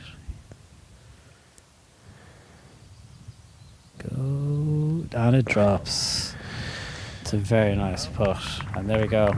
Patrick Keeling back to 9 under par, back to even par for his round. And he has joined Darflin back at 9 under, as Dara has tricky 5 or 6 foot putt here now. Got work to do to just to tidy this up. Patrick kind of did it. Patrick kind of did everything that he needed to do to ask the question of Dara. He made the birdie putt. Yeah. That was never an easy 2-putt for Dara Flynn from the front left of the green. No, I think his lag putt was actually very good. A little bit more difficult now from though, now that he knows his playing partner has made it birdie. But there we go. Solid stroke. Very, very confident. As Thomas Avon is looking to tidy up as much as possible. Just make his bogey, walk off, get to the next hole, regroup.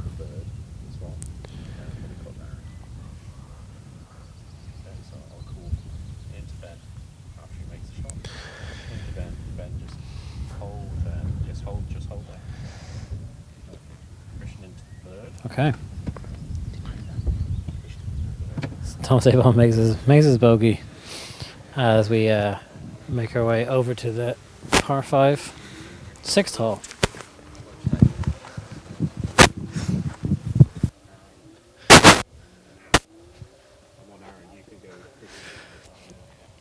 we had herons there on the last hole, and now we have swans resting greenside here on this 5th hole.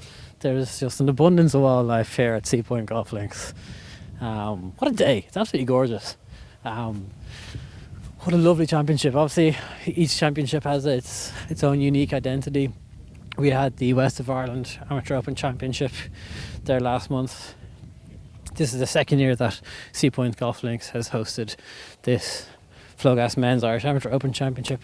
And then on Friday, we'll be live broadcasting the final round of the North of Ireland Amateur Open Championship up at Royalport Rush, a golf course, a club with a huge amount of history when it comes to Irish golf and Irish amateur golf. Obviously the 2025 Open Championship venue, 2019 Open Championship venue has hosted British amateurs, as well as an abundance of amateur championships. And then on Sunday the 17th of May, we're going to be live broadcasting the final round of the Flogas Irish Women's Amateur Open Championship from Newlands. So we've got a busy 7 days ahead of us. Busy 2-3 weeks as well. Yeah, so we've got that. That'll brings us up to the 17th. Then we have given the team a week off from the live streams. But then on the 31st of May, we're back for the final round broadcast of the East of Ireland. Oh, I love just next door over in Baltray. John, I love Seapoint, and I love this golf course. It's just kind of special as well. I just think it's one of those fun golf courses that I'd always want to play. But just Baltray is just, it's another one I love. I love the East. I love the East Championship. It's fantastic. Driver out. Yeah. Well, so this Acadian taking on the kind of par 5 of the day, driver in hand. Dogleg right. First of the full linksy holes we're now moving into. You really start to feel the bare grass in the fairway, rock hard. Yeah. More dunes coming into it now. For sure, the turf underfoot for the first 4 holes, a bit more, I'm going to call it agricultural land rather than like sand-based turf, like you would get in like your traditional, your old school links courses. But from here, for the next few holes, more heathland sort of, if you wanted to give it that. But it definitely gets more sand-based from kind of here on out, which is lovely. But Longer hole this all the way to green, probably about 475 from the back tees here. The trick is not to go left off the tee. You need to just hug as hard as from that tee box. You need to hug it to the right. If you go through the fairway, you'll end up in those dunes. So it's a tricky tee shot. A fade would be perfect, but you want to overcut it then, and you're in real kind of dodgy lie. We have scoring from the group in front. Jared Dunn has parred the 6th hole. Stephen Coulter has birdied the 6th hole to get to 8 under par. Welcome to the party. And Greg Holmes has also parred the 6th hole, and he remains at 4 under par. Very solid golf from Greg Holmes. We were saying 5 shots back is too far back for sure.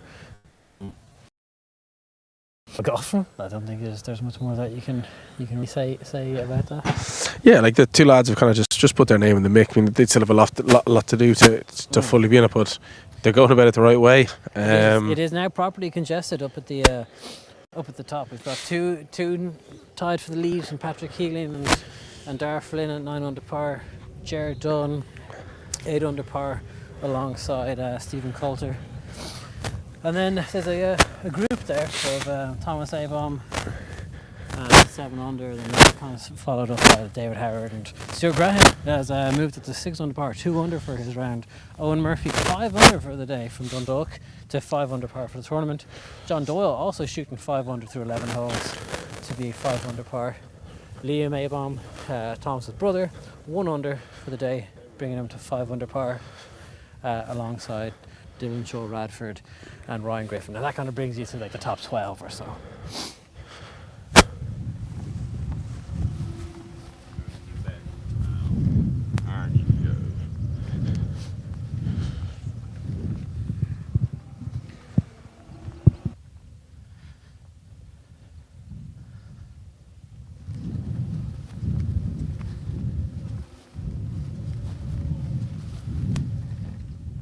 gorgeous day. We're starting to see crowds coming out onto the golf course as well. Following not only this group, but the group in front, as Jared Dunn is making a little bit of a run. He's now easily 8 under par, joined by his playing partner, Stephen Coulter. Obviously, Jared Dunn has a good form here. He's played very well at this championship recently in the last couple of years, and he's a member of Baltray, County Louth, so local man, so plenty of local support, especially as we kind of get to the latter half of this championship. As we get up toward about 15, 16, you start seeing a few red jumpers and heads peering the heads over the dunes, as the County Louth Mafia like to turn up with their red jumpers, you know.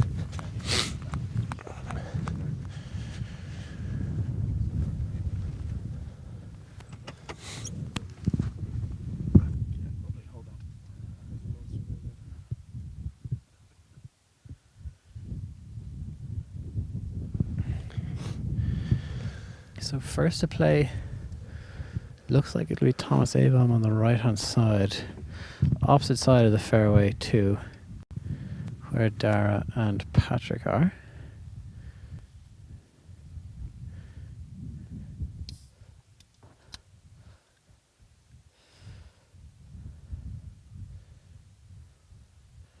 Production team just cracking open their cans of water. Remember to stay hydrated, everyone. Although it is breezy, it is still hot out there. And sunstroke is no joke. No official water sponsor for the podcast, so I'm not giving out names yet. If Voss are listening, that could be on our brand.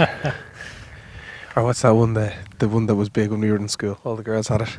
Oh, that Fiji water. The Fiji water, yeah. Remember, you weren't cool unless you had a pair of dubs and a Fiji plastic bottle on your desk. You have just pigeonholed us into being such South Dubs. Is that outrageous? Sometimes you got to lean into it. That's true. Oh, that's going left. So yeah, it's toward the referees on the left hand side. There's a lot of gorse out that way. A few nervy heads gone. It's not. They can see it down, but it's not nice out there. Yeah. As someone, I can give you actual experience of being exactly in there. Good number of times. It's not nice. Okay. Interesting that Dara decided to play that out of turn there. I know obviously this group got a little talking to. What was it? An official warning, or was it just here lads cooking up a little? It looked kind of official, but words were had with them to pick up the pace. So Thomas Avon just hitting a shot there and running out onto the fairway. He looks unsure as to whether he's happy with that or not. But,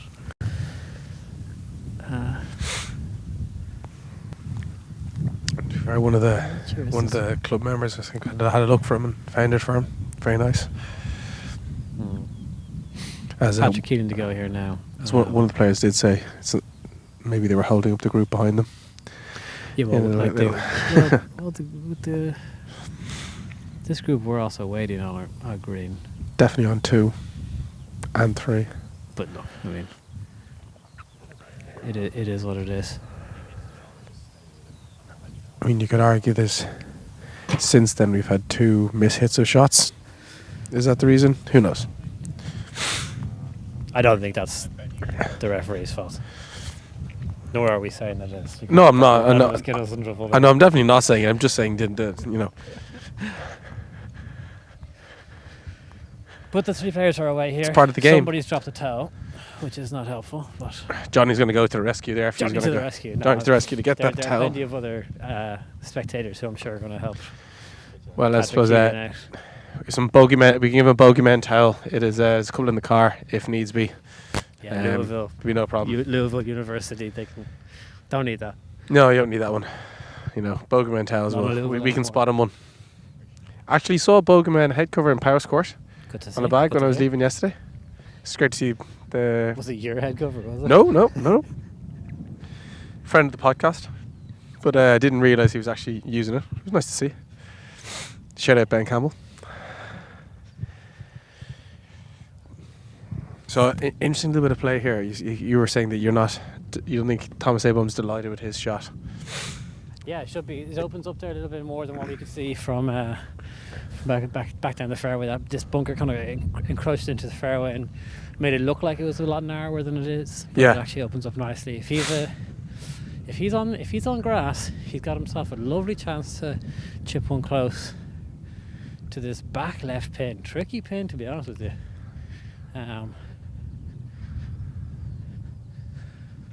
he's gone long now twice today, so I don't know how aggressive he's going to be to this back left pin with the fall off to behind the green. Yeah, being back out there is not nice. It's not going to matter because he's in the bunker. So all of a sudden he's got himself a tricky bunker shot. Yeah, kind of the three kind of group of bunkers there on the right hand side are obviously there to be catched. They're tricky because they're not quite long enough to be fairway bunkers, but you need to hit them and hit them hard to get them out. Yeah, and it's a funny distance for him. Like, do you take your medicine, just get out of the bunker, and then back yourself to get up and down for par and move on? I think it's too close. I think it's too close for these lads. They're gonna have to. So you got to try go for it. I think you have to try go for it. I think that's what makes those bunkers at that distance so tricky, especially for these lads. Normal humans, we just pitch out and just once we're out. But these guys are going. Yeah. I mean, I'm saying probably about a 45-yard bunker shot. Famously the hardest shot in golf.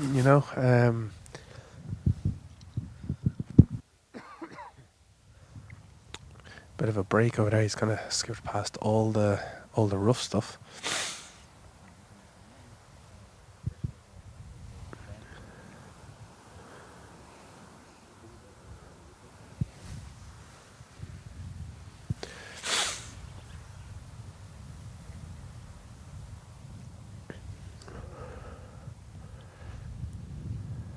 So Dark playing on the left hand side here, just walking up towards the green, just to assess what's going on. But it is going to be Thomas Avon who's going to be first to play here.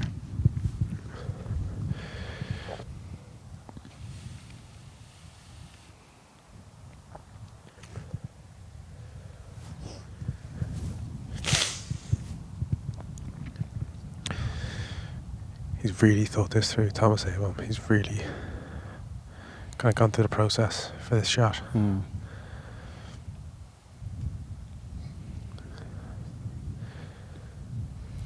That's a super shot. It's getting pretty much up to the back tier. Just is always going to zip back a lot. But a very good shot up there in that top tier, top back. Yeah, very good back shot. Tier of the green. A long birdie attempt to come, but a good shot.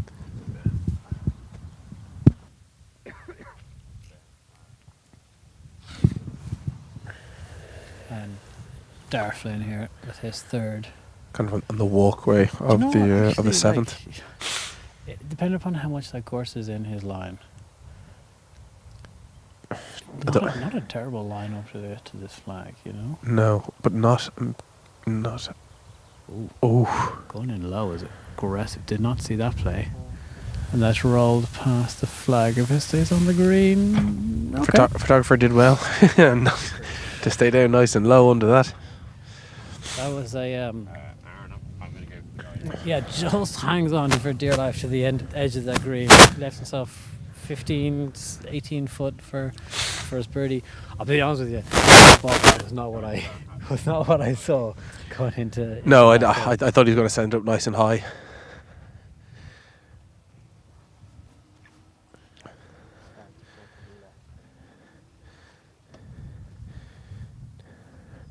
Keeling again, just off the green. Texas wedge again. I like this play. I mean, I would. We are on a links course. It's if we were Mount Juliet, there'd be swipes from the galleries, but when there's seagulls around, it's completely allowed. He Tricky from there. Didn't seem to like that a huge amount either. No. But it's got up there to that top tier. You know what? I think it's pretty good. That wasn't good from there. He's 5 foot or so for his birdie attempt.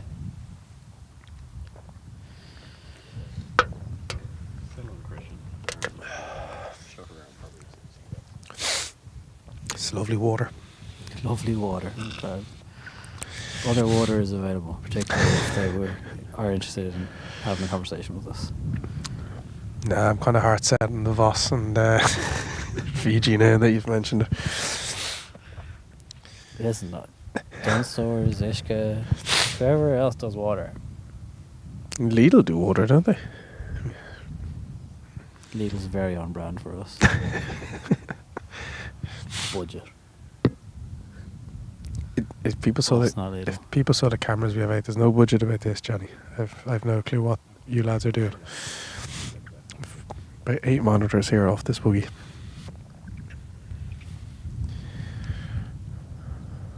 That's a good putt from Thomas Avon there after that bird. Oh! That is the second time, Johnny. That's the second time that has happened. I felt that from back here. I think we were also kind of loud with that one. I think our reaction was pretty... I think it's fair. Like, he's had 2. He's had 1 in the water. He said 2 should have gone. Birdie putt should have gone in. It was a super putt. I will say, I feel he just hasn't had the luck. He hasn't been on fire, which I will take. But my defence is, I just feel he's been a little bit unlucky with certain things. Yeah. And tried a little bit of that yesterday as well. Like, not as many aggressive horseshoes, but there were a few putts that just slid by. It's Dar Flynn here with a long enough range birdie attempt himself to try and get himself into double digits under par.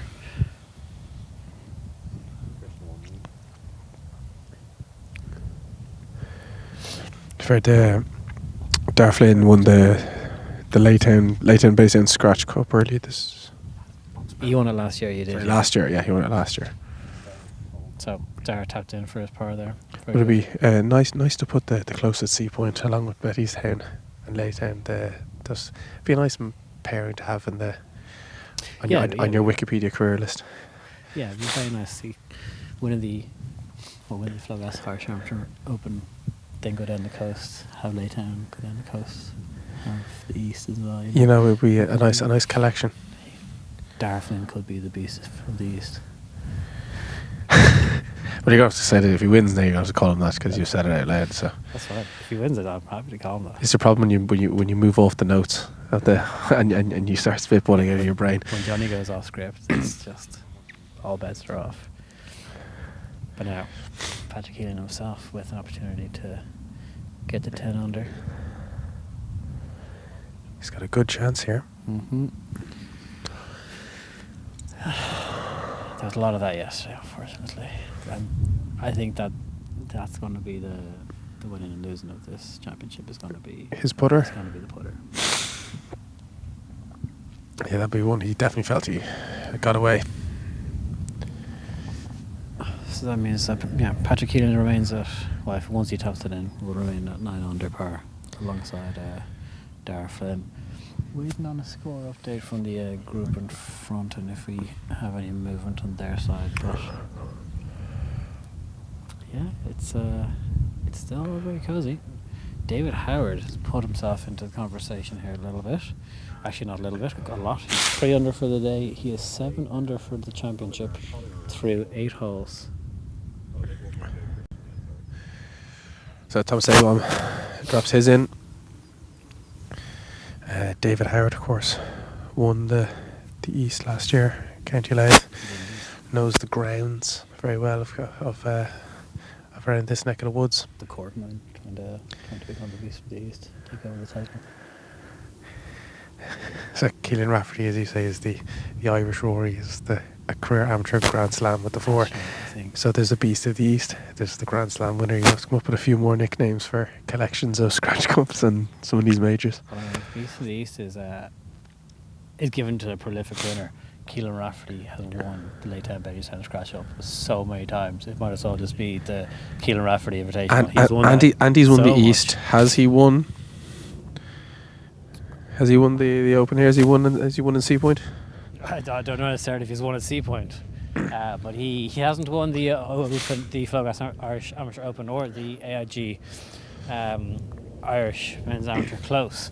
So he does have the opportunity to to win all 6. He does have the 4 provincial titles, Keelan. He's obviously, you just mentioned his message there, he's at home on crutches.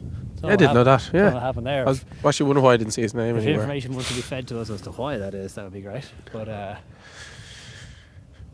that could put a hindrance onto his... So the six championships. there's his name. So yeah, the Grand Slam, the 4-directional Grand Slam winner. But I think the Beast Meese now, you've just coined that of... can someone get all the links course championships on the East? Yeah. People are going to start asking for them from all the different provinces. Like, well, that's you've just that's your job now. Sorry for myself, unfortunately. Yep. Have a scoring update here from the team Golf Ireland on how the group. This has been brilliant, actually. Fair play to Golf Ireland. The crew has been brilliant. So hole 7, Jared Dunn makes par, stays at 8 under par. Stephen Coulter also makes par, remains at 8 under par. Greg Holmes goes for a 7th par in a row. We've a very 4 under par. Very stacked leaderboard, Johnny. I like this. There's a lot of lads just looking at each other, you know.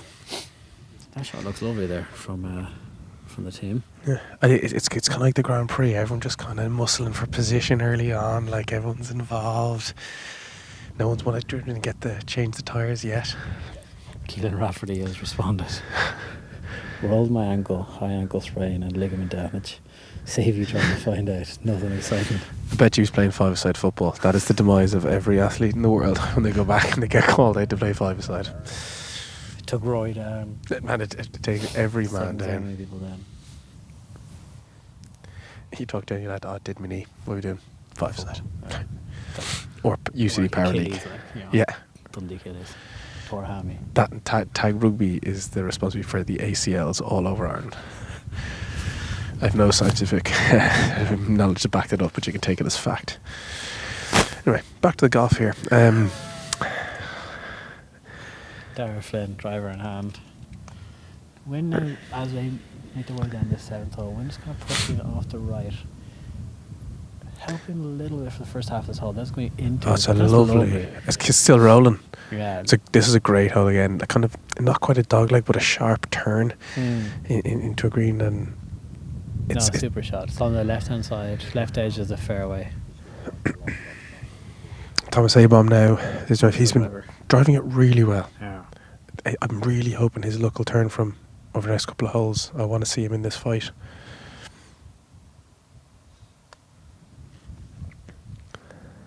Yeah, middle of the fairway. He's just beautiful so accurate with that driver. Big bounce, and he is just finished up. Absolutely beautiful. Pretty much identical to where Dara Flynn is. What we might do is, as the players are making their way up to their tee balls, we're going to take a quick ad break, and we'll be back to you just after this message. Coverage of the 2026 Flogas Irish Men's Amateur Open Championship on the Bogeymen is brought to you by Flogas.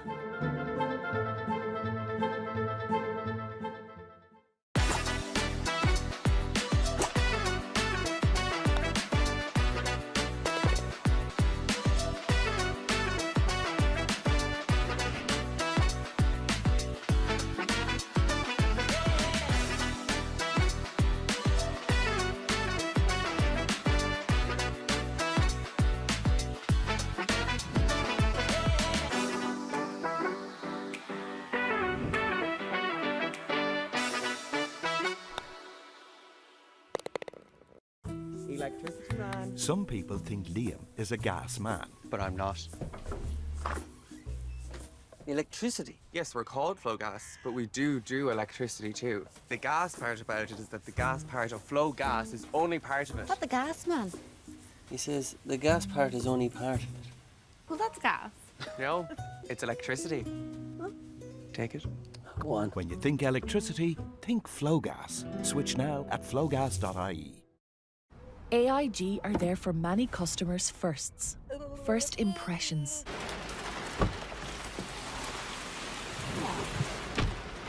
First dates. Take your time. First lessons.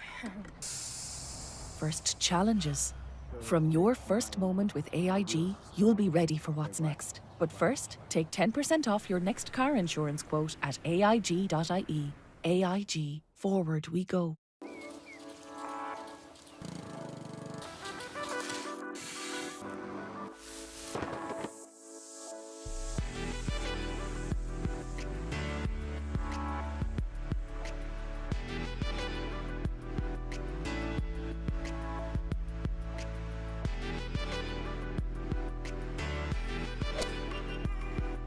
Did that go in?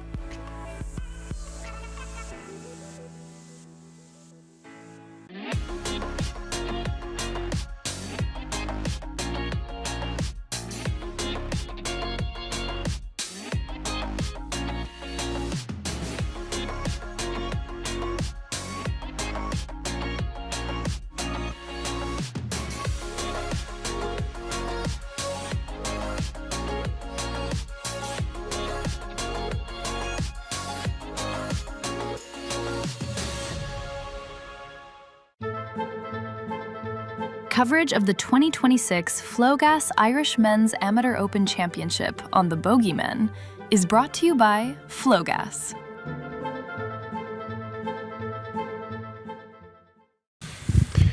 So Patrick Keane just avoided his bunker, flew it past it, giving himself a good look in, pin back left. This green protected by these two bunkers, so you kind of have to come through the mouth of it. You can just see it there in your picture. In good position. Into wind just a tad, which will affect slightly your wind with you, and coming across from right to left as you see it.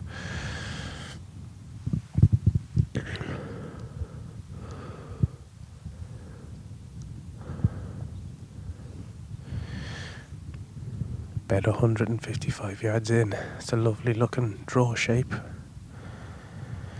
Lovely shot, middle of the green. Lovely shot, you can see it there in the screen. Absolutely beautiful. Yeah, it's a lovely fluid swing. Yeah. That's what I really like about Nearly. Sean's move with his irons. Is it's not an aggressive thing, it's just really fluid. Like his tempo's great. It's aspirational. Patrick, Yeah, no, it's very Jake Nappy. It's just Freddie Couples, real smooth. Yeah, I like them. A-bomb now, coming in next from the left-hand side of the fairway. Again, probably about 140 yards in.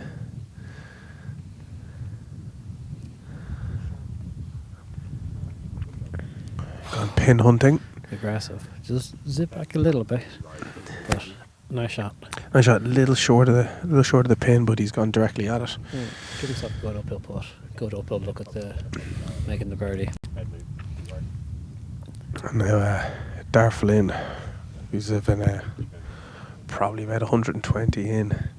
Again, as looking from him, he's kind of directly in front of that bunker on the left. So visually, he's going to have to kind of fly that bunker into the pin or draw it in or through the mouth.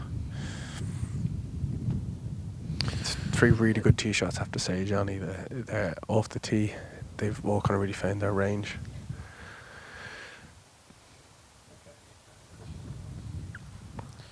Dar Flynn's ball's away. Kind of splits the difference between Thomas and Patrick. Well, all three. Middle of the green. Listen, not one standout put there for birdie. They'll all have an outside chance. No, I think the thing is, like at this point, these players, particularly Patrick and Dara, they have the lead over the rest of the field, and they had the advantage of holes to play. Yeah, and that's kind of a cabin.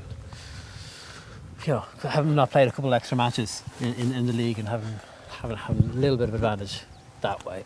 But there is movement going on throughout the table. As we said, David Howard has been playing very well. He's now 4 under through 9 holes. He moved himself up to 8 under par. He's joined that cohort alongside Jared Owen and Stephen Coulter at 8 under par. Stuart Graham also through 9 holes, 3 under for the day, 7 under for his championship. He's a man obviously who loves this place. Remember when he won last year? He came from behind again, got himself into a playoff and won the playoff. He likes a final round, final day push. And then there's again a couple of players in at 6 under. Owen Murphy, Thomas A-bomb is obviously one of them from today, from our group coverage. Then there's a whole cohort at 5 under and 4 under. But just something to be aware of, and we are aware of it, that there is movement up to 8 under par. And if a player from one of those groups takes the lead, we will look at trying to get out to that. But for the time being, we are sticking with this final group coverage. Yeah, two players in this group are currently tied for the lead. I also think the fact when people have maybe holes to play as well, but we can jump, and we'll jump if we really think we need to. Yeah. Like we're saying, these guys have holes in advance. So I think you're right. The play here is 2-putt par onto the par 3 8. Par 5 8. Par 5 8. Sorry. Yeah, and then par 3 9th. But a 2-putt par here.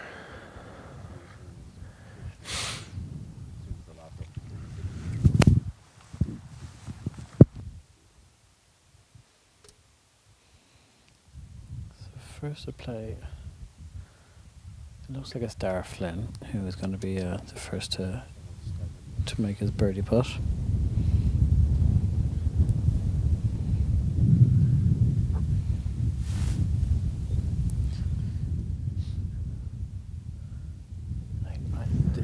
From my eye, from what I can see, this green looks like it's gonna fall from right to left for Dara's putt.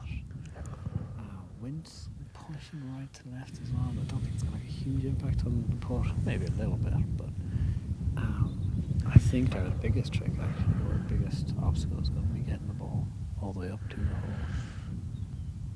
I think the greens are playing quite tricky today. Yeah.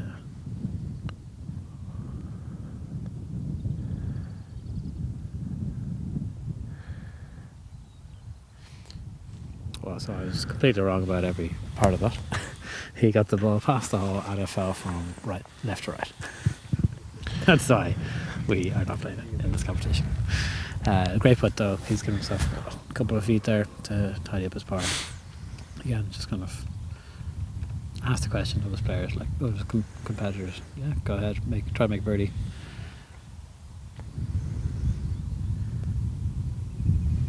Patrick Keane is going through his 8-point process there as Thomas Aaron just picks his start line.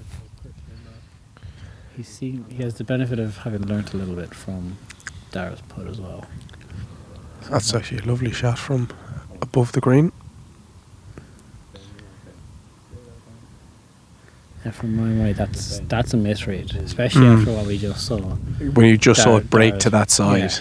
You needed to start it further. Yeah, I'd agree with you there. That's a little bit of an error there from Thomas, whether he just pushed it a little bit or what. But he got a good read there, got a good learn from Dara Flynn's putt. I was kind of expecting maybe a little bit more from Thomas there, but still a good look for his par. I will say that's something you're very good at when you play. I think so when you play better with better players is because you take a lot in from them. So that's why you'll never beat me, because I'm not good. So actually I make you play worse. But I think when you play with better players, it brings up your game. I played a foursomes competition there on Friday. We played absolutely brutal. Shot 93. That's because you ditched me for another partner. I'm glad. Just tricky pin position. I think that it's getting a good lag but I know he was trying to hold it. But it's been a while since I've shot 93 on my own, and to do that in foursomes was demoralising. I'll tell you that much.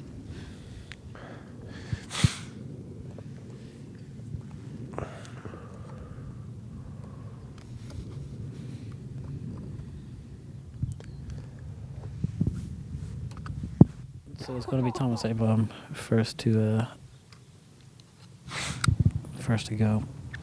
Yeah, it's an interesting one because they all need to tidy this up, and they're not one of them are tricky.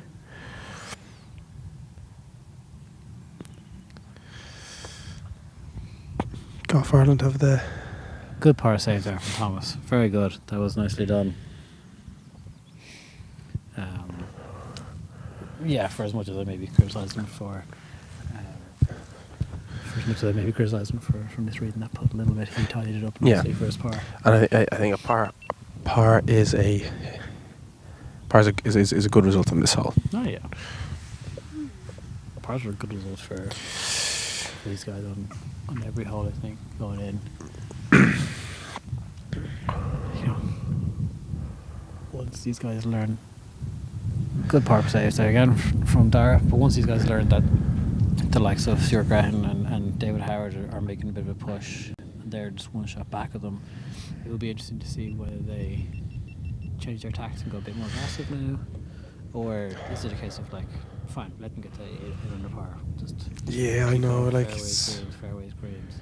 So I think so like for example, Dave Howard is 3 holes ahead, Jared Dunn is 1 hole ahead, Stuart Gretton 3 holes ahead. So I will say, so for Patrick Keelan in particular, he has really lit it up in the back 9 in all 3 of his rounds previous. That's where he has made his most progress. So I imagine if he is looking at it like, let's get into the back 9 with a 1-shot lead. Yeah, I know I can kick on from there. That's the 9 I've been scoring on. Yeah, and then from Dara Flynn's side, it's been pretty similar. Very solid in round 1, 2 birdies there, 4 birdies in round 2, 3 birdies, and just a bogey there yesterday in round 3. So I'm sure both players are probably looking at it thinking, yeah, it's fine. Like get to the back 9, 1-shot lead. We can continue this. We both know we can score on these. Yeah. So maybe it's not a case of pushing the agenda just yet. Let's see what happens when we make the turn.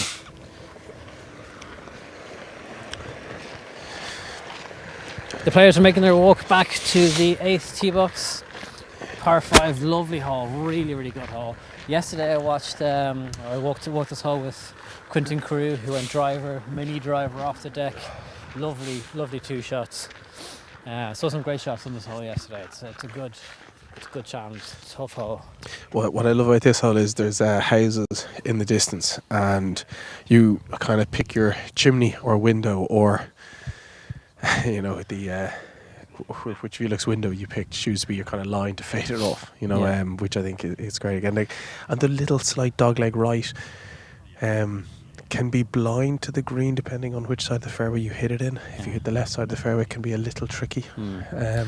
What's interesting, so with our stroke gain data from Quantum Sports Group, from QSD, scoring on this hole has been 4.977, so it's actually the 17th hardest, or the second easiest hole on the golf course, with birdie percentage for this hole being 24.9, 25%, so 1/4 of the field making birdie on this hole. So we're talking about opportunities arising for the likes of Patrick and for Dara. This is one of those holes where they have the chance to make birdie.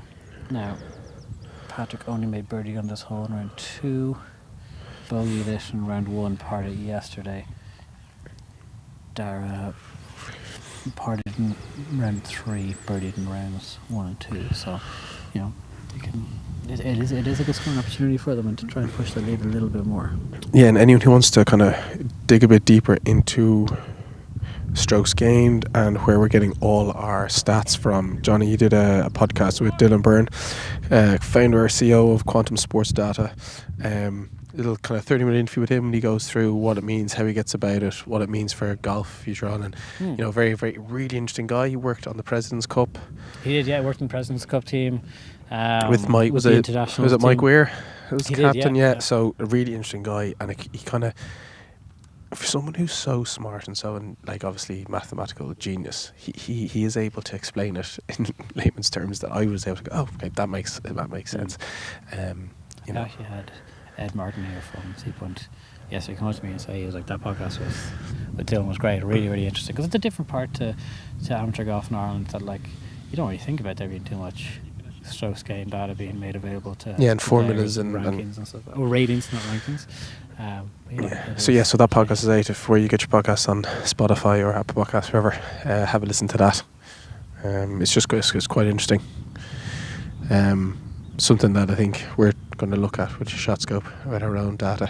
Yeah, exactly. Big sign: do not hit it in the water, Michael. That will be really bad for your game.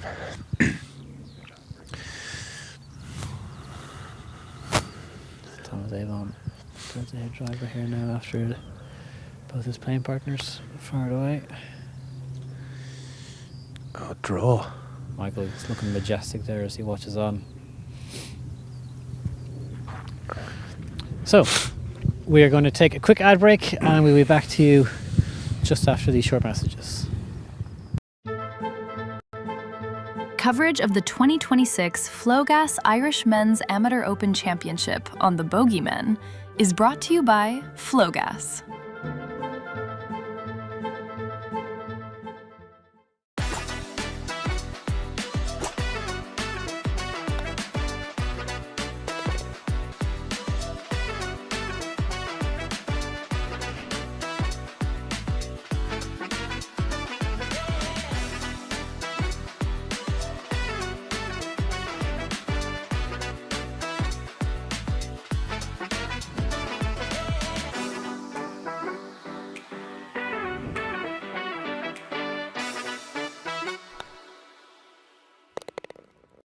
Electricity man. Some people think Liam is a gas man. But I'm not. Electricity. Yes, we're called Flogas, but we do electricity too. The gas part about it is that the gas part of Flogas is only part of it. What the gas, man? He says the gas part is only part of it. Well, that's gas. No, it's electricity. Take it. Go on. When you think electricity, think Flogas. Switch now at flogas.ie. AIG are there for many customers' firsts. First impressions.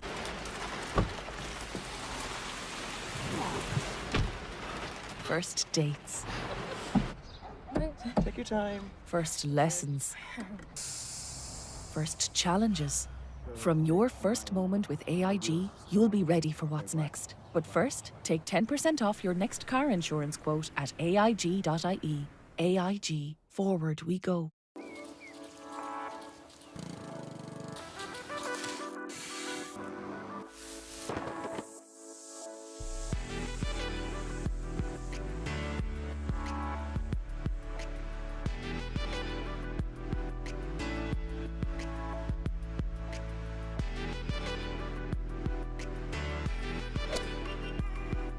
Did that go in?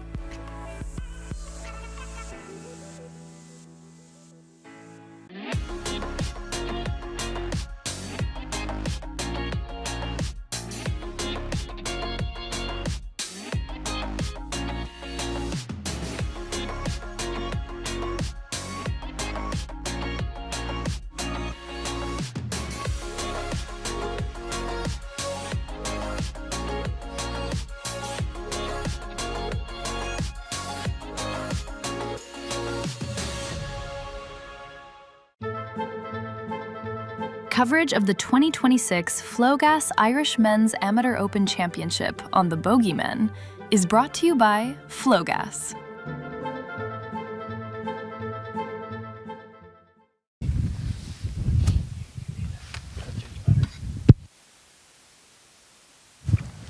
So fair old dig here for the players. Big long par 5.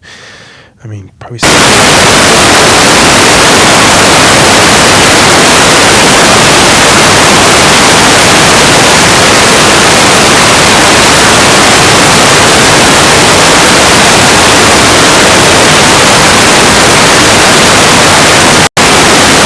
See the left side of the green, there's this kind of big hump which you guys can see, so it is a little tricky for them. This green is slightly elevated as well.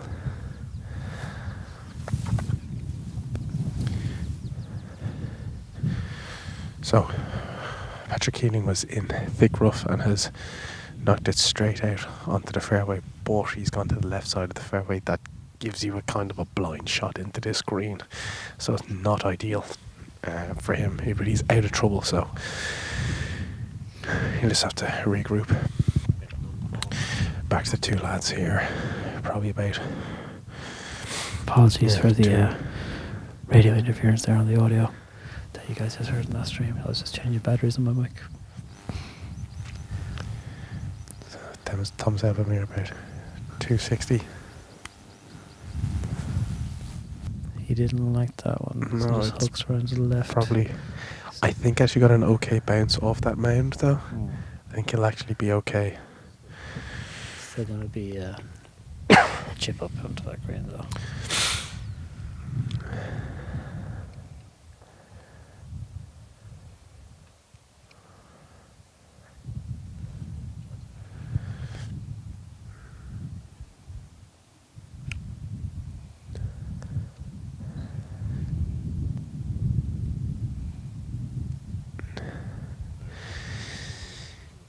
Again, hope today playing the full 3 shots into this green.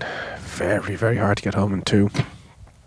I said Patrick Keegan's having to walk back over to the right side of the fairway to get a look at the green. He's kind of visually blocked out here on the left. He's going to have to go over that hump, just about see the pin from where he is. So he's going to have to trust the number they decide on. Interesting to see when we get up there where Thomas Abom is. I actually think he's okay, Johnny. I think I saw it get a bounce, so it's probably not gone as bad as he thought, but it was he did hit a hook.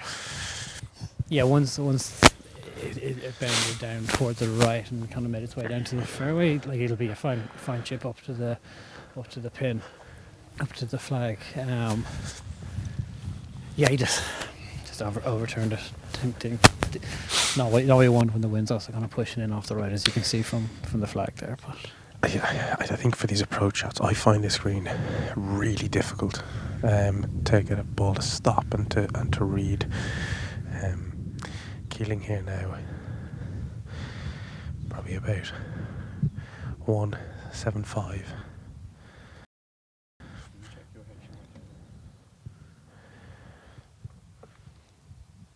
Patrick Keelan hitting away there. Very nice. He's asking it to be good. Really good shot. I think if he gets a bit of a bounce, he'll be in really good position.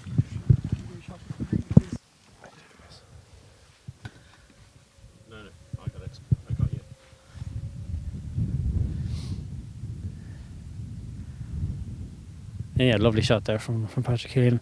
It is a long old hole for all players today. Although the birdie percentage has been pretty high for players so far in this championship at 24.9%. I think all 3 players are going to be scrambling to make their birdies and kind of try to progress, particularly the likes of Patrick Keeling and Dara Flynn, who currently hold that 1-shot lead over a pretty strong group of players, a very strong group of players in there at 8 under par.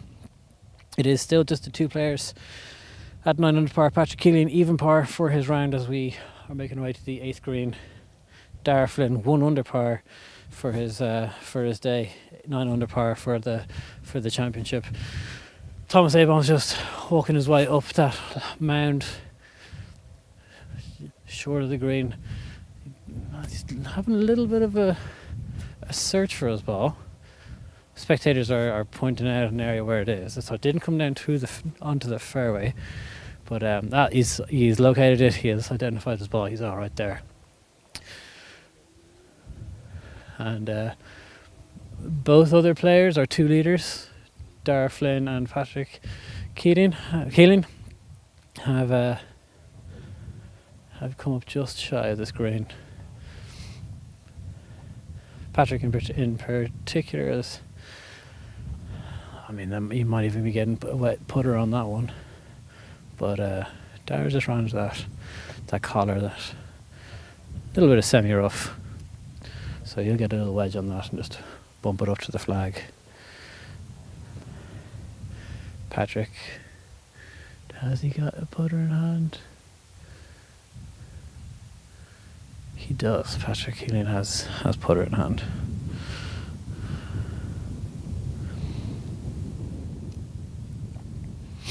Again, apologies for that audio. I know it probably blew the ears off a few people, but won't happen again. You're all good.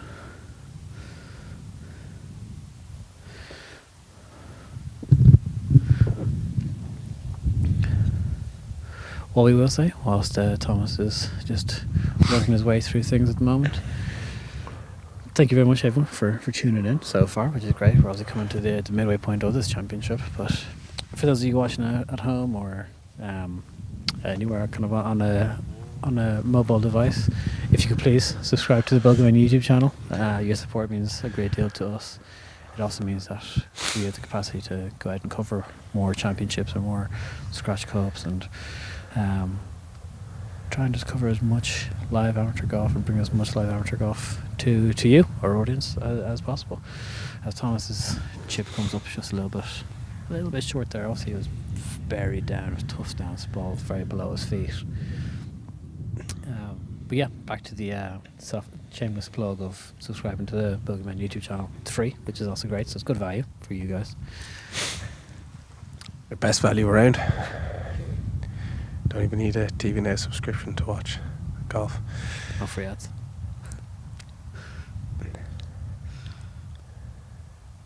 So Thomas Avon probably wasn't delighted with that chip, but he still has an up and down for par, so not the end of the world for him. Interesting now for...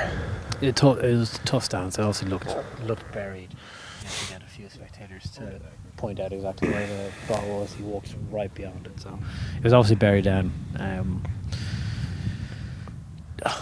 I think the likes of Darragh Flynn and Patrick Keeling here both must really like the odds of getting close, if not chipping this one in. Particularly Patrick, who's got putter in hand. Bump it up there. That's Darragh Flynn's third. That is very disappointing from Dylan. But also just like that first bounce just absolutely killed it. I'm not sure whether it's a case of he just didn't throw far enough for Darragh, but that's... So remember, this will be Patrick's fourth, because you have to get out from the rough on the right hand side. So no, Thomas is fourth. Patrick is there on the left hand side. This will be his fourth. Fourth, yeah. It'll also be Patrick's fourth, because he came from the rough on the left over to the left side of the fairway. Oh, did he? You were changing battery, and then he came in. So it's actually a really good shot from the left hand side because it's blind from the very left hand side of the fairway. Okay. So sorry about that. So apologies. So Patrick Keeling going for his birdie in here now. So every player scrambling for par.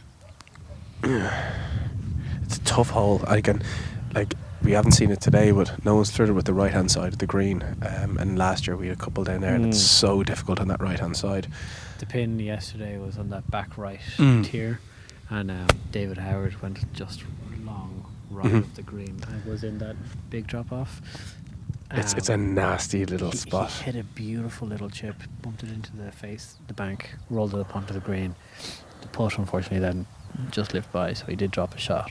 But really big slanted green. Oh, very hard to give it enough to get up there. It's might be hard to see in the camera. It's so slanted, that green.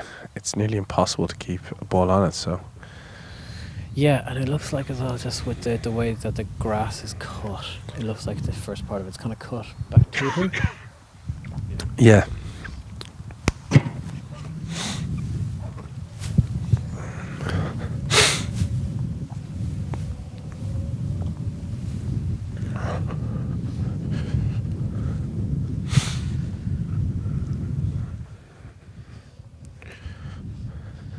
We have a score update for you as well. So after the 9th hole, the par 3, Jared Dunn made par. He remains at 8 under par. Stephen Coulter also made par. He remains at 8 under par. So let's have a quick look at how the other competitors are doing. Stuart Graham has dropped back to 7 under. He has.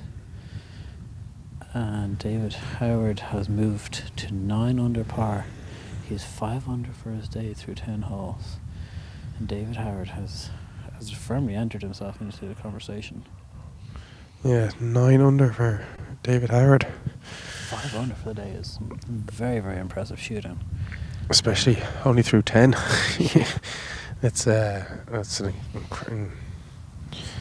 So David, his scorecard at the moment looks like this: birdie on 1, birdie on 2, pars from 3 to 7, birdies on 8, birdies on 9, and a birdie on 10.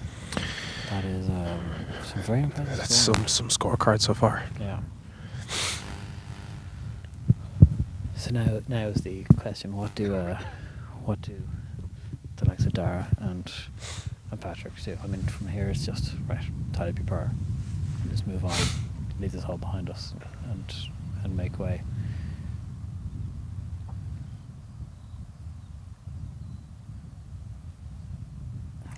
It's a drop shot. Yeah.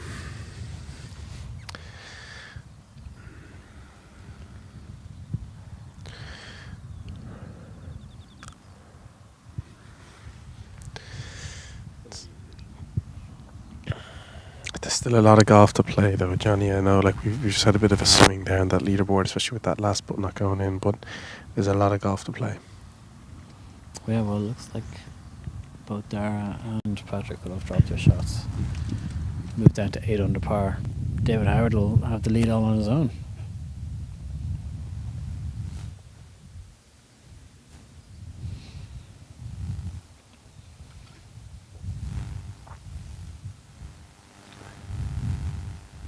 And Thomas Avon not happy about that.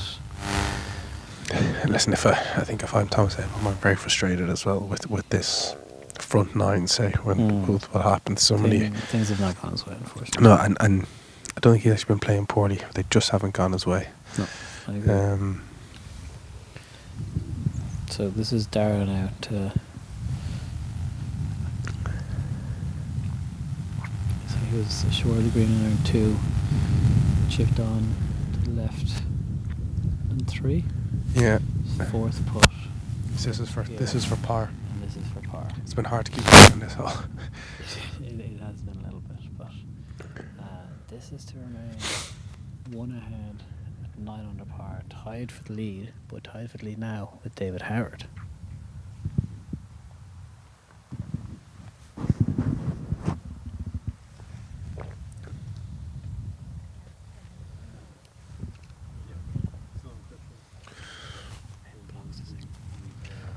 So he makes the putt.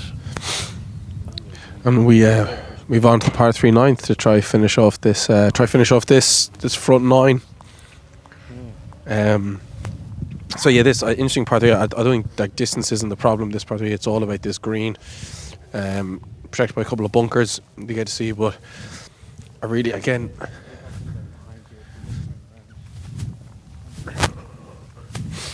Yeah, very slanted green, very tough.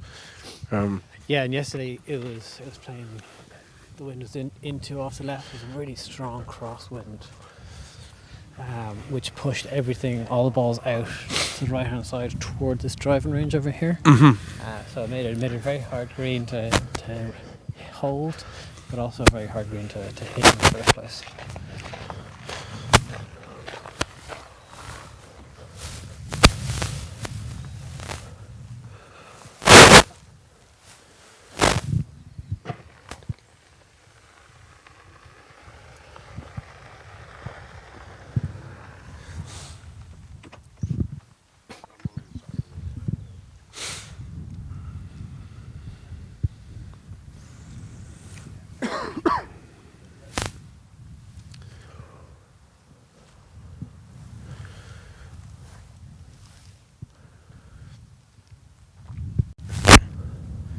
So first to play here is Dara Flynn.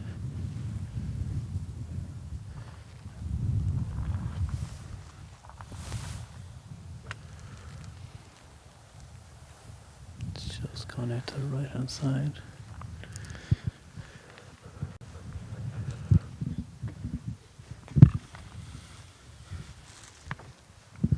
Up next, Patrick Keeler, after dropping that shot on the last, moving himself to 8 over par.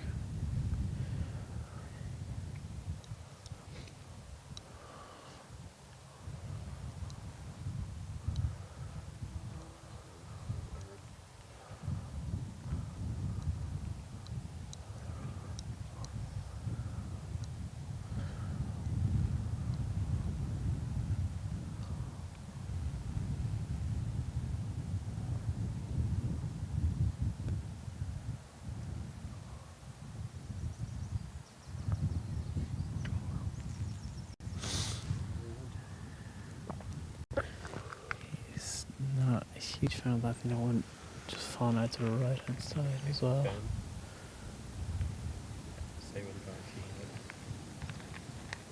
Thomas Abom now.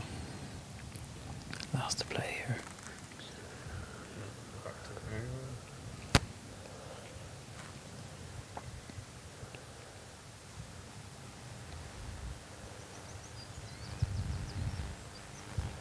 It's gotten a lot quieter and denser here now by this 9th tee box.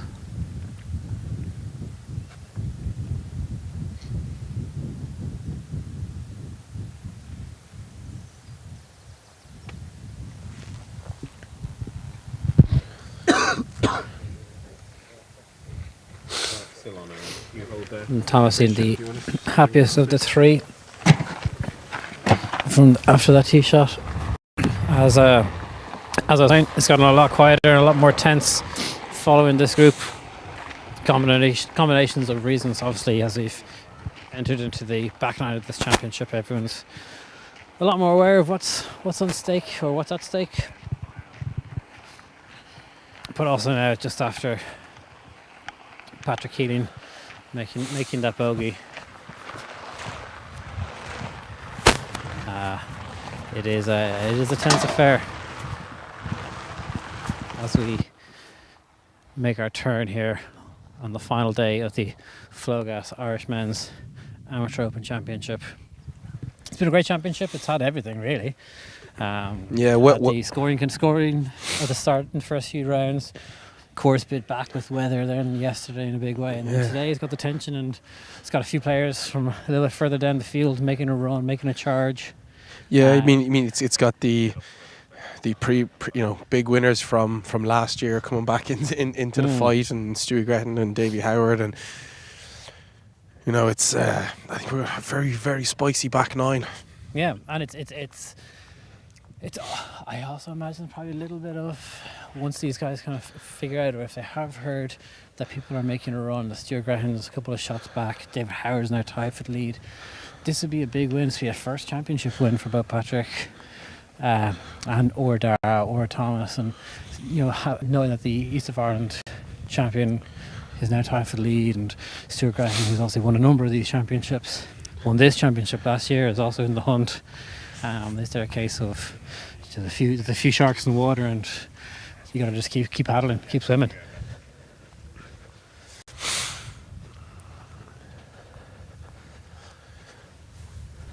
We're just up to the 9th green here now, and every player missed the green. Dara Flynn and Thomas Habom in the bunker here on the right. A little bit of a Patrick Keeling on the left-hand side. A little bit of a short side. It's a really tough bunker shot. You gotta have to land it very softly. Yeah, you gotta think. Of the three, you'd much rather be in Patrick's position. A lot of green to work with. Try and roll it up this bank. Just a little quieter. Thanks.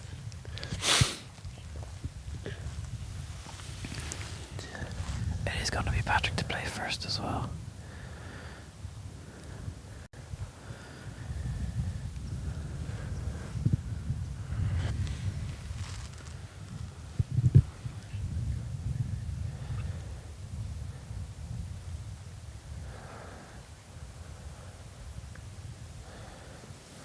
It's going to bite. That ran on a little bit more than you would have liked. Yeah, I think it's a nice shot. It's good hands. I think if you said left a little bit of meat in the bones, but I think you'd be happy enough with that. Tricky shot here now. And Thomas, got to get height to get it up over that bunker. But that's it there. That's the big risk. Is that it's really hard to stop. Like, it's a great bunker. It sucks a lot in from around it. But just the fact that there's that big mound in front of it, where the pin is, everything just runs away to the opposite side. Yeah, very, very hard to make stop once you get it out.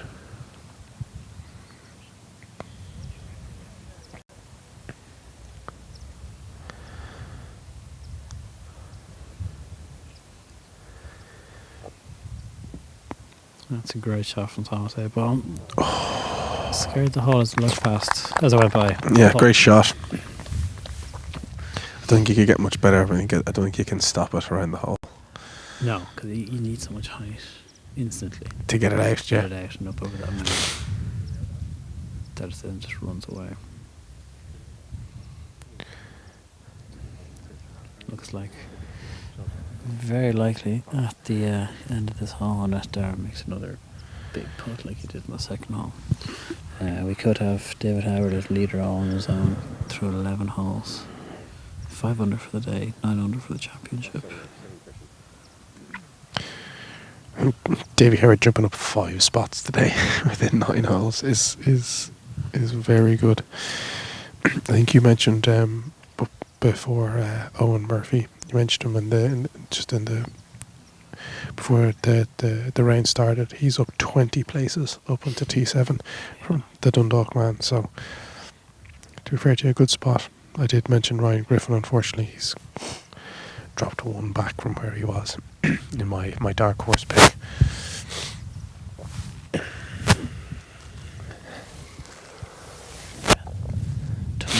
Tough putt to come up here now for Dara. Again, it's going to fall a lot from his left to right, or as you're watching on the screen, from our right to left. Needs to stay up. It just missed on the low side.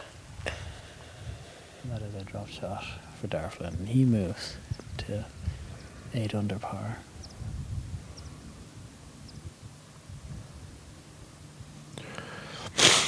Even par for his round so far. 8 under par for the championship. And 1 shot back of the leader, David Howard.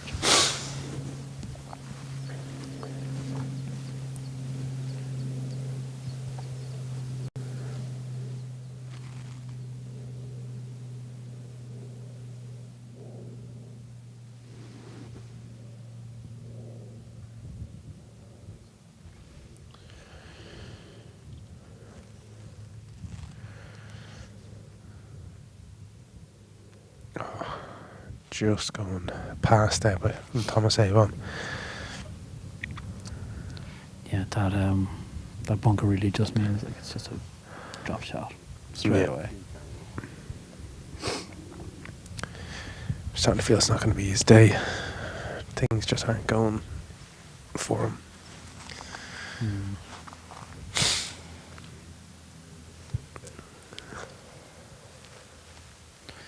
This is a very important point now for Patrick Keeling. Stay at 8 under par. Just to the back of David Howard. Yeah, just steady the ship that little bit.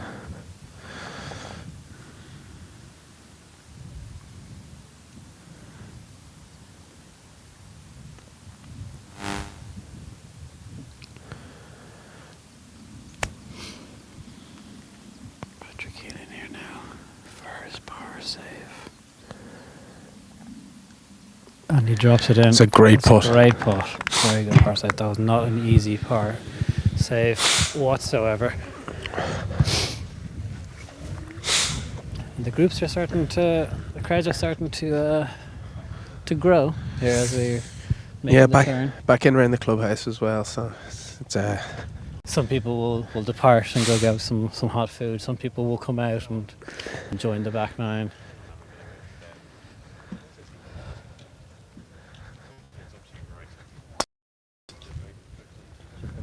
Just behind the tree, yeah.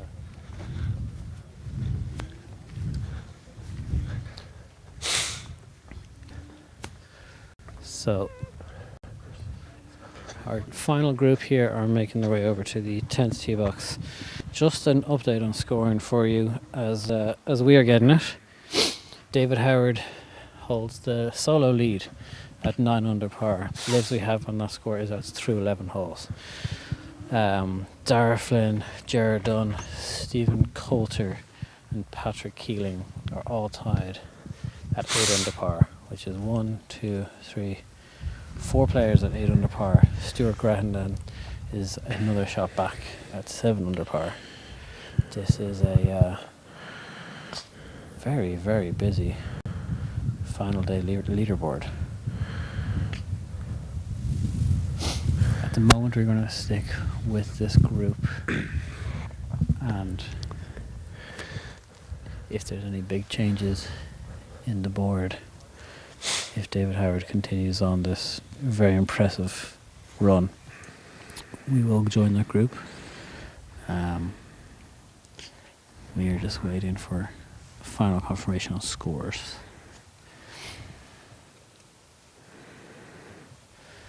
It is Patrick Keeling first to tee off.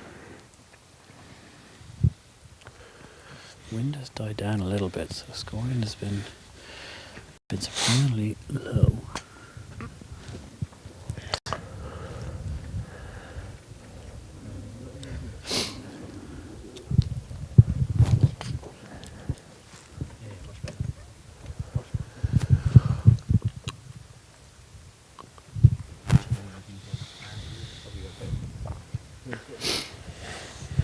This 10th hole,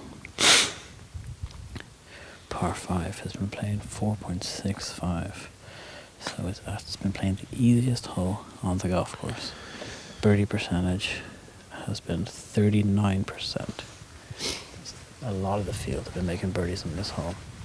Tricky one because yesterday it was so downwind that people were struggling to hold the green on it. But because it was also so downwind, they were like driver, flick wedge, 2-putt for birdie. But you're right, wind has really calmed down. It was a lot stronger earlier on, so I mean there could be more birdies out there.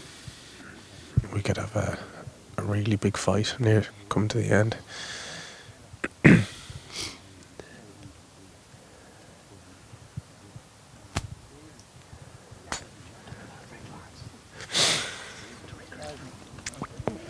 Okay, so Thomas as Abon. the players begin their back nine, our coverage of the Flogas Irish Men's Amateur Open Championship will be back to you just after this. Coverage of the 2026 Flogas Irish Men's Amateur Open Championship on the Bogeymen is brought to you by Flogas.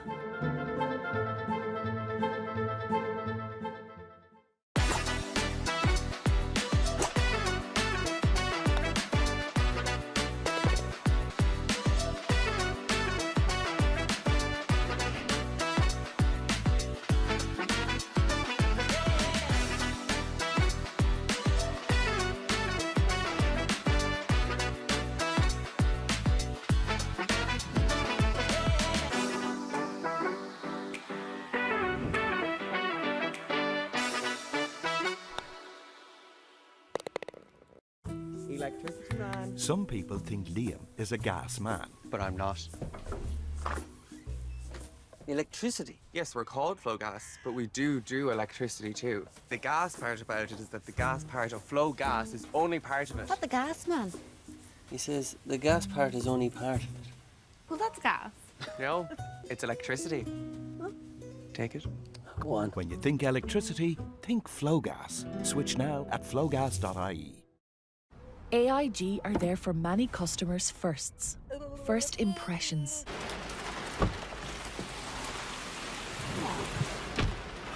First dates.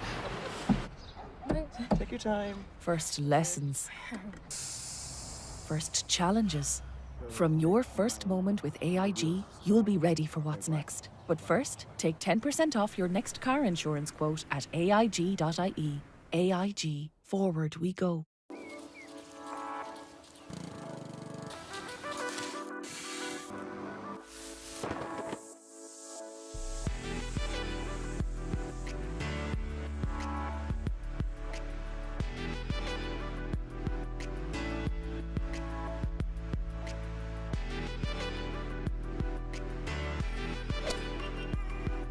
Did that go in?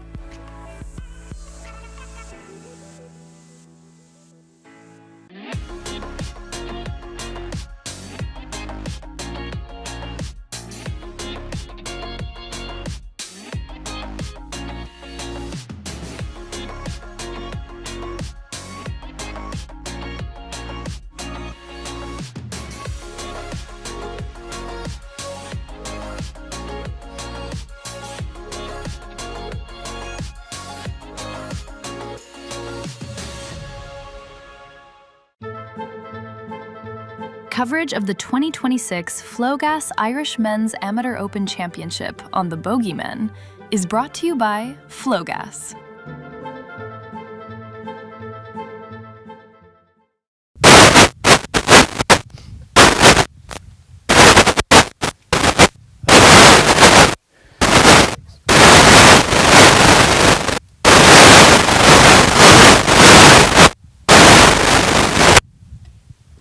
Okay, so We are just back from the Flogas, the ad break there for the coverage of the Flogas Men's Irish Amateur Open Championship. I think what we're going to do now, ladies and gentlemen, is we're going to make the move over to David Howard's group. We're just going to get work on getting our cameras over there, and we will follow over as fast as we can. David Howard is currently leading by 1 at 9 under par, and he is 5 under for the day. So, plan of action as of right now is to get over to the 12th hole, and we'll be there just after this group hits their shots.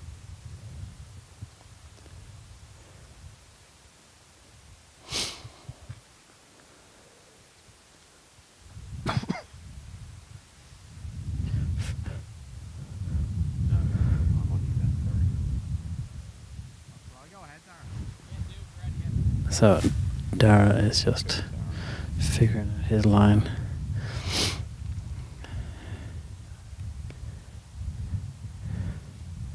So whilst Dara is doing that, Thomas Abom's going to hit his approach in. Wind has really shifted. It's nearly shifted full 180 degrees. It's definitely shifted about 90 degrees or so. It's now kind of just a cross off the left.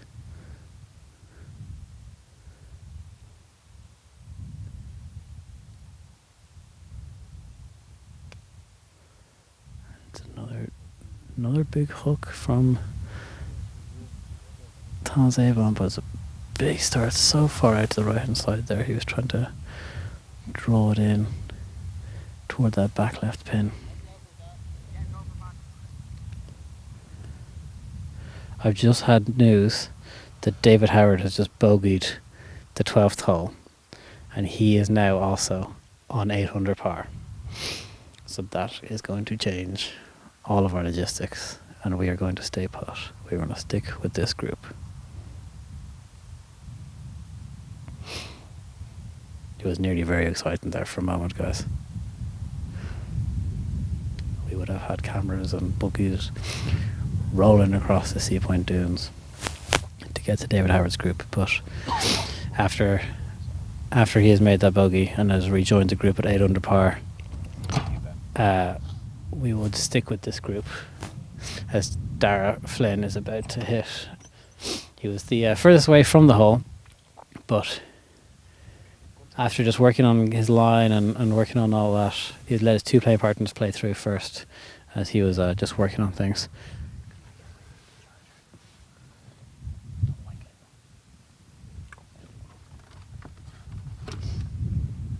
So he's set himself up there. He knows where he... It's a good strike, clean left hand side. If that carries all the way, that's a super shot if he gets there. I can't quite see the bottom of the green there, but that was a very good shot from him. It was a good clean strike.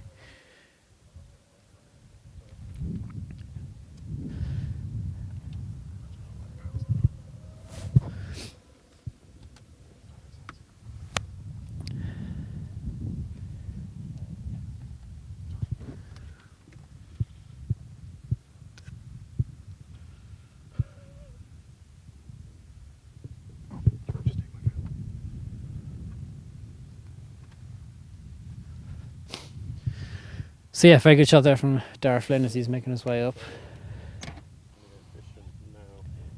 And you can see there the big group of fans following behind this playing group, this championship group.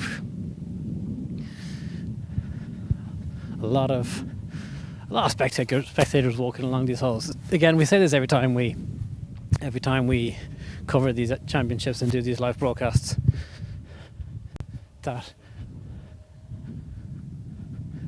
they're so well supported, so they're so well followed by Irish spectators.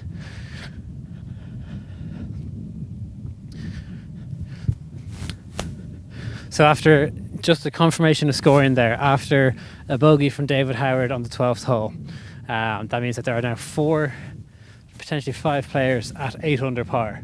So we will stick with this group as both Dara Flynn and Patrick Keelan are at 8 under par, and they have holes in hand. So after David Howard making that bogey and bringing himself back to the field, we decided we want to stick with this group. I know there are people commenting on YouTube asking to see some shots of Jared Dunn and a few others. At the moment, we can kind of just stick with one group unless we make a move. But it would be great to see a few other golfers. But right now, we're just going to do feature group coverage with this group. As I think if you're a gambling man, you could say the winner will come from this group, just because two of the players are at 8 under par. But,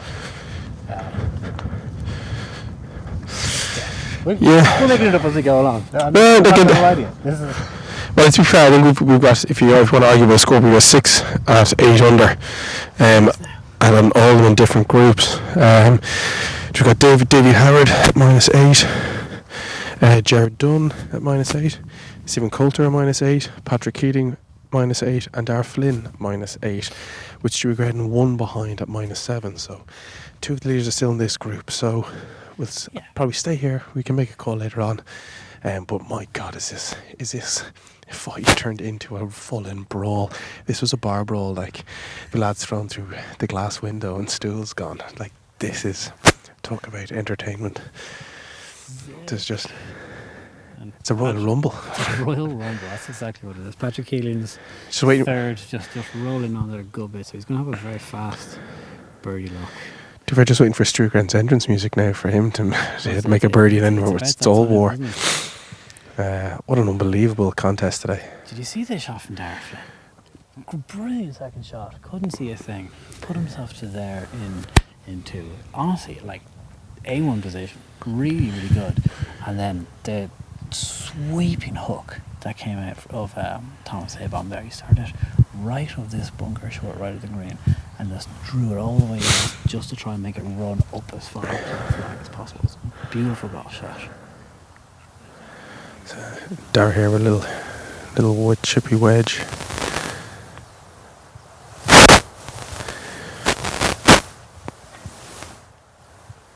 That's a super chip. Yeah.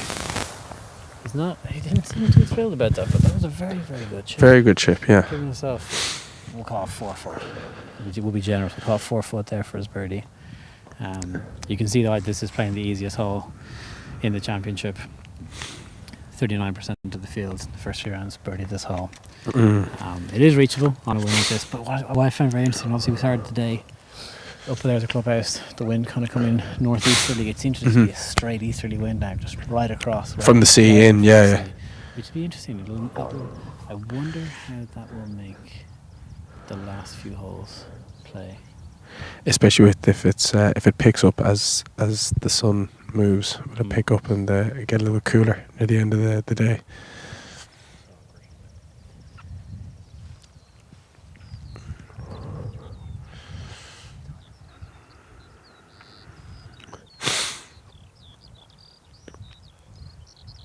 Ooh, close now with Thomas Habom, just slipping by. That was his first eagle. That was a very good eagle attempt. Like, again, I really hope that came across on camera, just how impressive a big sweeping draw that was. It was gorgeous. It was a really, really good shot. He deserved to have.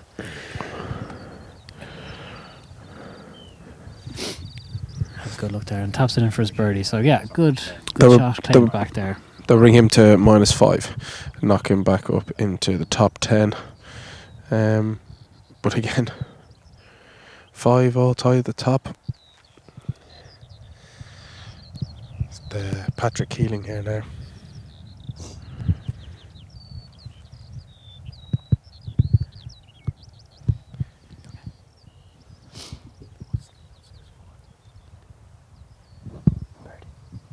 Patrick Keeling's birdie putt here now, so see he went right of the green and 2, chipped up to there, ran on quite a bit.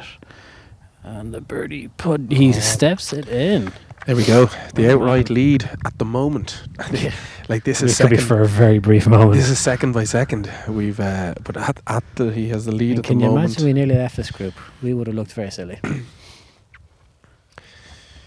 So for this, at 2:24 and 30 seconds, the leader is Patrick Keeling at 9 under.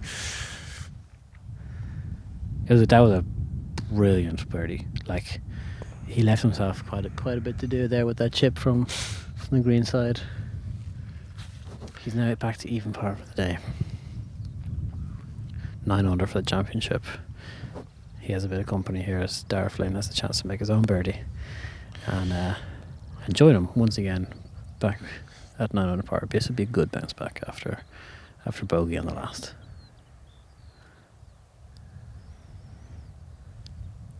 It slides by. That's unfortunate for Darragh. But we have... Well, is it a new leader or is our leader being reinstated? Our leader's been reinstated, Patrick Keeling is leading the championship by 1 stroke once again as our players are making their way onto the 11th hole of this Flogas Irish Men's Amateur Open Championship here at the beautiful Seapoint Links Golf Club. It has to be said, it's been a great championship. Holes are playing well, holes are playing tough. The wind has been interesting. It's definitely the weather just playing its part. This championship is far from decided as our players make the journey back right down toward the tee box.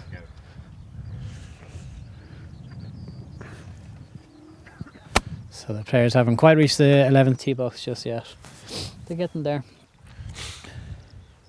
But yeah, a lot of movement going on this leaderboard. It's very exciting. It is very exciting. I know, obviously, it's Patrick Keeling has the lead again as he had at the start of the day, but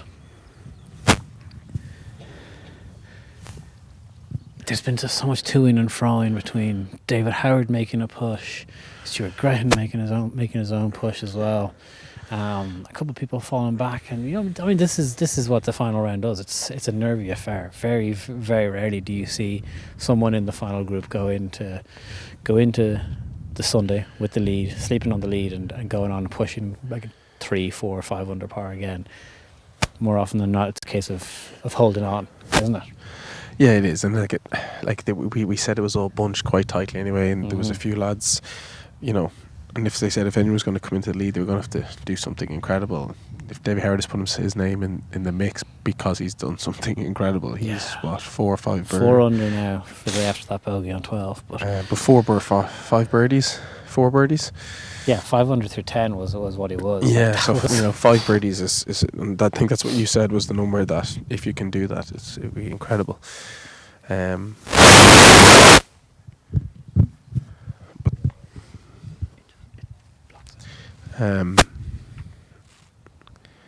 So on to 11 here. Yeah, Patrick Keeling first to play.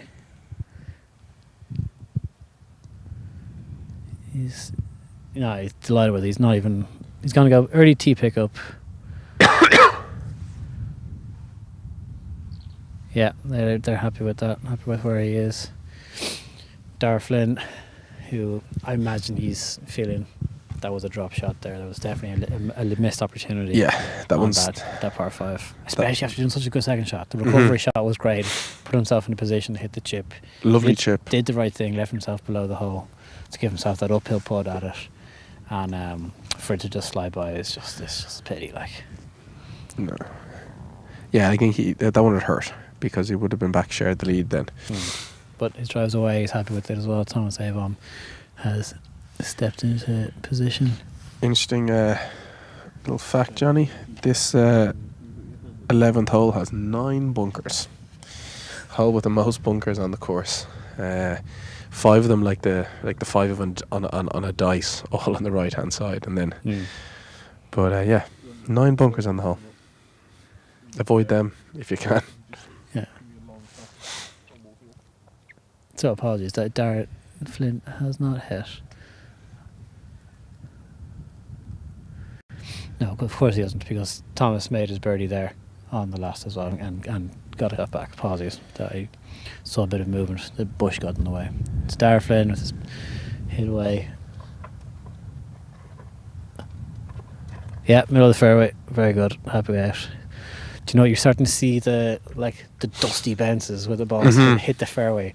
Classic links turf. Yeah. It's getting nice and baked out, which is lovely to see. Our players are making their way up.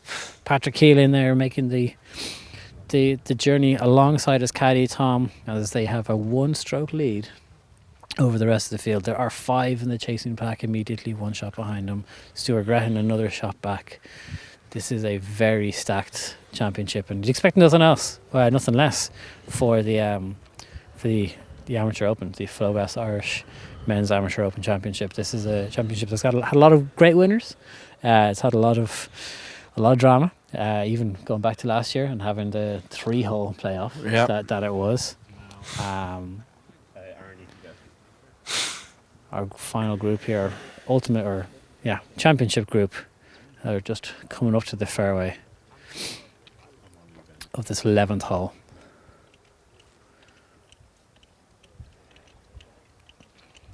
Gorgeous day, lovely and sunny. As you can see, sunglasses are out. So are some woolly hats, which is always a... I mean, in most countries you'd probably consider that an oxymoron, but in Ireland you consider it a necessity.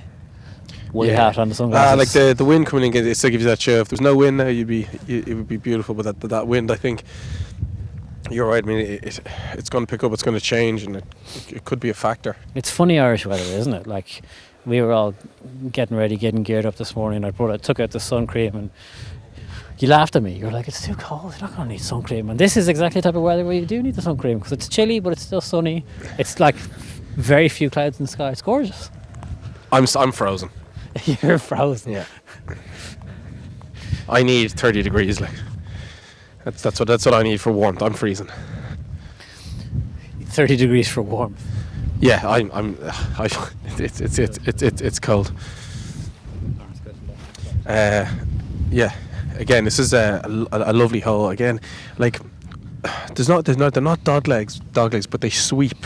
Holes just give you just a slight different change of direction. Do you know? There's a lot of holes that just go, just jut left, just jut right. I think that's where the deception in the design comes out. Is it's not a dog leg, but just the hazards and the obstacles come in to make you think, okay, well, like, I'm gonna have to push it out left, or do I, because there is actually a little, what do you call it, like a little alley. Corridor, little channel, right of all those bunkers. That if you get a lie, you can get a good direct line at the flag. But that's just good golf course design. Just having these bunkers come in and just make you ask the question. Because I mean, most amateur golfers, you hit a little fade, you hit a little cut, you hit a slice.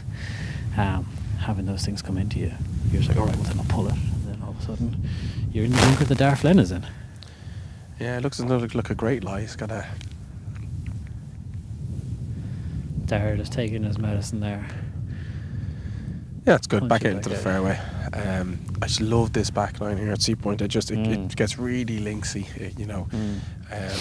That drive from Dar bounced and ran like hard left. We saw it pitch first into the fairway, and it just cambered out to the left hand side.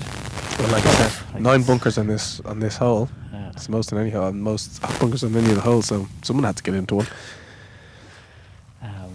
Next to play, I'm just trying to see where Patrick Keelan is. Patrick is, boom, middle of the fairway. He's a good bit down. It's going Thomas Abom on the right hand side of the hole to play next. Yeah, I think he avoided the bunkers. That kind of collection. There's 9 bunkers. Well, yeah, he avoided them. Just trying to get a feel. I think he's probably had about 6, 7, 8, maybe 8 practice swings, just trying to ingrain this kind of little pitch shot.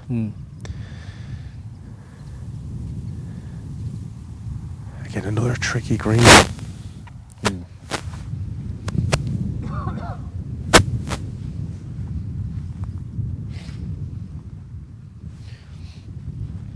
So, stood just behind that spectator is Thomas Abom. There we go. He's fans getting nice and close. No ropes out here, as it should be.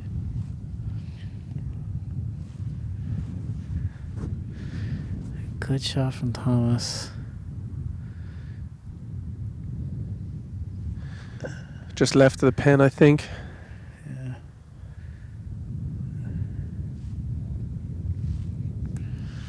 Sorry for the interruption. Yeah, I think he's just gone left of the pin. If I get confirmation for you. Back into the middle of the fairway now. So Darragh Flynn taking his third shot here before Patrick Keelan is even in a second. He's taking dead aim right at this flag, straight at it. You can just see right of his head, you can just see Thomas Abaum's ball. Both of them either side of the pin. Very nice.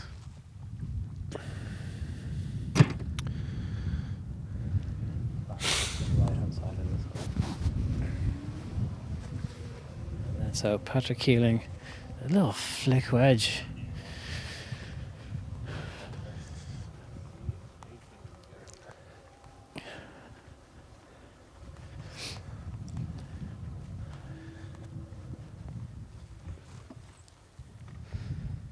So nothing more than a 60 degree, I'd say, in hand. Ball below his feet. It's all going to fall to the right. So throwing it up in the air, it is a good bit left of this flag. Taking that bank and beyond the hole and just trying to bring it all the way back. He's given himself it's a very good shot. He's given himself a look. That's a great touch. That's some good links knowledge right there. Played it off the bank, just long left of the flag, brought it back, let the ground do the work. That was very nice. It's so easy. I wish I played golf like this. It's equally as aspirational as it is frustrating. You see them doing this, you're like, I in my mind can do that. And then I sing the golf club and I just don't. He's given himself another look at birds, like a birdie here would make a huge difference to that leaderboard. Yeah, we'll give him a little bit more cushion. I mean, having the one-shot lead over David Howard is nice. He's going to want more.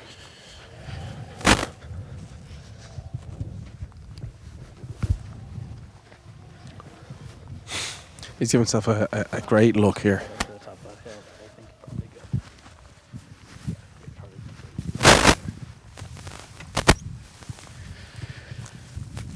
So first to play, looks like it is going to be Darragh Flynn of Carton House, who, as we were saying, dropped a shot there on 9, the par 3, failed to convert the par 5 10th. Found the bunker with a tee shot there, pitched out with a second onto the fairway, pitched up here onto the green. He has this to, as much as an unfortunate par as the last would be. If he made par on this, now he'd be counting his blessings. Yeah, we agree. Good par.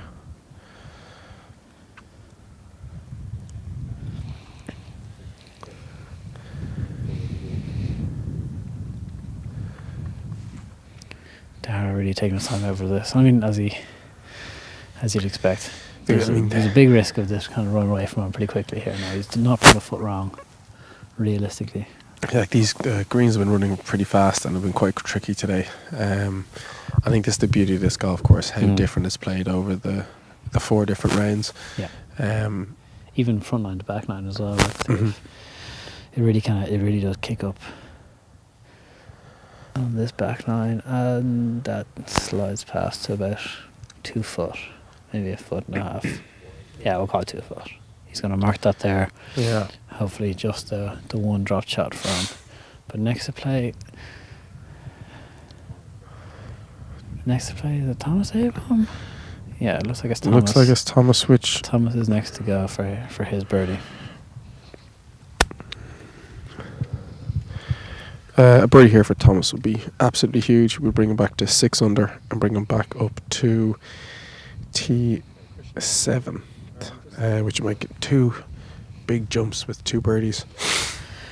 Yeah, especially after you could see the frustration really after his front 9, like especially on the 8th. Yeah. So at the 8th, you could see he was battling. And I mean, like you can. That's a birdie. That was a good putt. So Thomas Abaum back up to 6th with back-to-back birdies. Yeah, back up to 6 under par. Put himself into that group with a tie for 7th. Yeah, and with your shout, Owen Murphy, Ryan Griffin, your friend Ryan, and Greg Holmes, who after starting the day with 7 straight pars, it sounded like, had made 2 birdies on 8 and on 11 to get himself to 6 under par, which is very, very good scoring. Patrick Keeling here now with the chance to extend his lead. It will be a 2-shot lead, putting him to nice. 10 under. Anyone who hasn't seen our TV show Made in Donegal, Ryan Griffin's the best links player I've ever played with. So check that out, it's on YouTube. About 5 foot. And he drops it in. That was a great birdie for Patrick Keeling as he moves to 10 under par. This is the first time since the first hole that Patrick has had a 2-shot lead after Thomas Abom. Well, actually, no, because Dara was still 8 under par. This is the first time that Patrick Keeling has had a 2-shot lead all day. I'm gonna back that up. Someone's gonna correct me, and I'm fine being incorrect on it. But I think it's the type of thing if you say with confidence, it's true. It's good for the narrative anyway. Yeah, exactly. For people want to be entertained. Don't let the truth get in the way of a good story, all right? Not everything we say is 100% factually correct. Like, oh, I'd say very little. So we're here for the narrative and the drama and the entertainment. Yeah. But that's why people ever listen to any of our stuff. Let's be honest, is for entertainment value, not for factual insight onto the game of golf. No. We have guests for that. But Patrick Keeling, very nice birdie there, just like a super drive, giving himself just class hole. An easy little wedge in, played it in off that. He played an absolute bunker, brought it, let it fall back down toward the hole. It was a very mature way to play the hole. Just played it like class. Great wedge.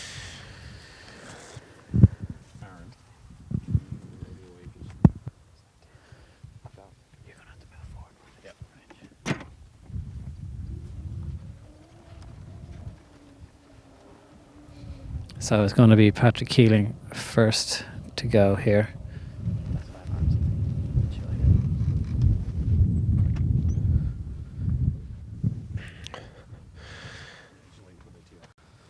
So, lads, on the 12th tee box here, heading back towards the kind of clubhouse before we sweep back out again.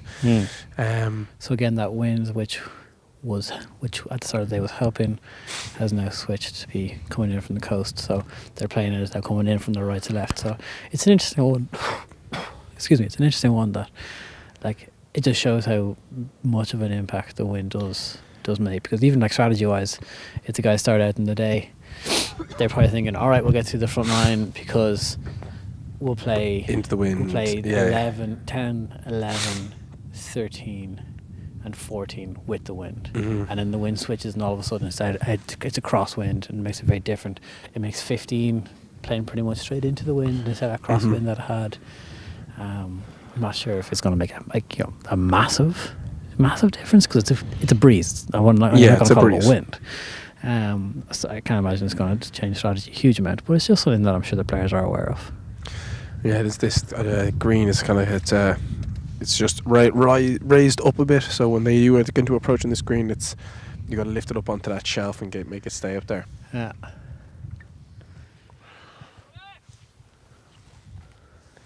Four left call there from. Just gone past the bunker on the left. I think he'll be okay. Just saying here, getting word here that David Howard made par on 14, so he is remaining at 8 under par, and he's coming into that tough closing stretch here now of 15, 16, 17, 18. But birdies will be hard. But that's it. If there's a man of a day who will want to make birdies, it'll be. You wouldn't bet against Davey Howard. No, but I think this group and Patrick having the 2-shot advantage and the holes in hand really does give advantage this way. All 3 players have now teed off, so they're making their way down to the fairway. What we might do is, as the players are making up to their way to the ball, we are going to take a quick ad break and we'll be back to you just after this. Coverage of the 2026 Flogas Irish Men's Amateur Open Championship on the Bogeymen is brought to you by Flogas.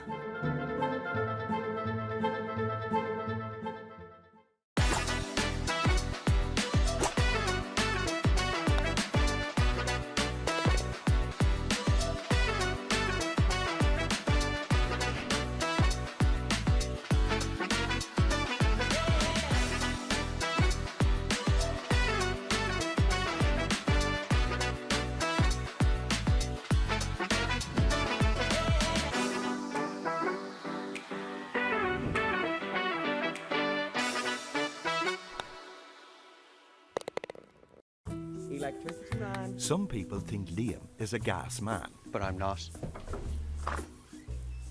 Electricity? Yes, we're called Flogas, but we do electricity too. The gas part about it is that the gas part of Flogas is only part of it. What the gas, man? He says the gas part is only part of it. Well, that's gas. No, it's electricity. Take it. Go on. When you think electricity, think Flogas. Switch now at flogas.ie. AIG are there for many customers' firsts. First impressions.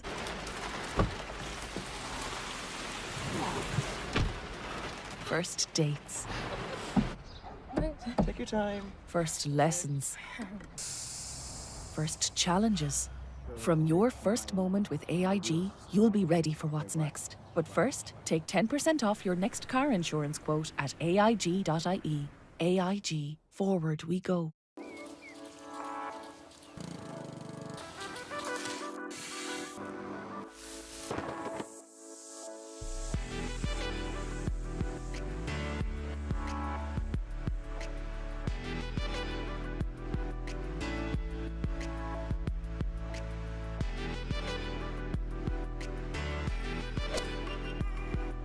Did that go in?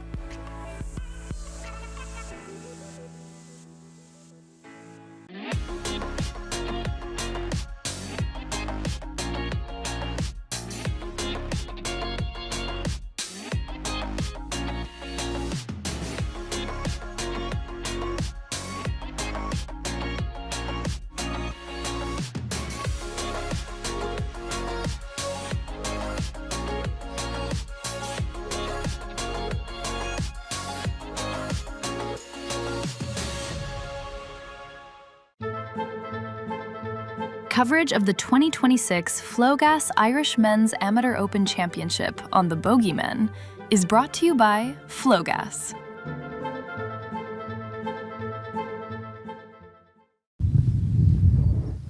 And welcome back to the Bogeymen's live coverage of the 2026 Flogas Irish Men's Amateur Open Championship here from Seapoint Golf Links. Just a quick reminder that all of our coverage of this championship is brought to you in partnership with Flogas. They've been a partner of Golf Ireland and Golf in Ireland for many years, and we're delighted to have them on board for our coverage of this championship, of the Flogas Irish Men's Amateur Open Championship, as Dara Flynn is about to hit his approach shot into this 12th hole.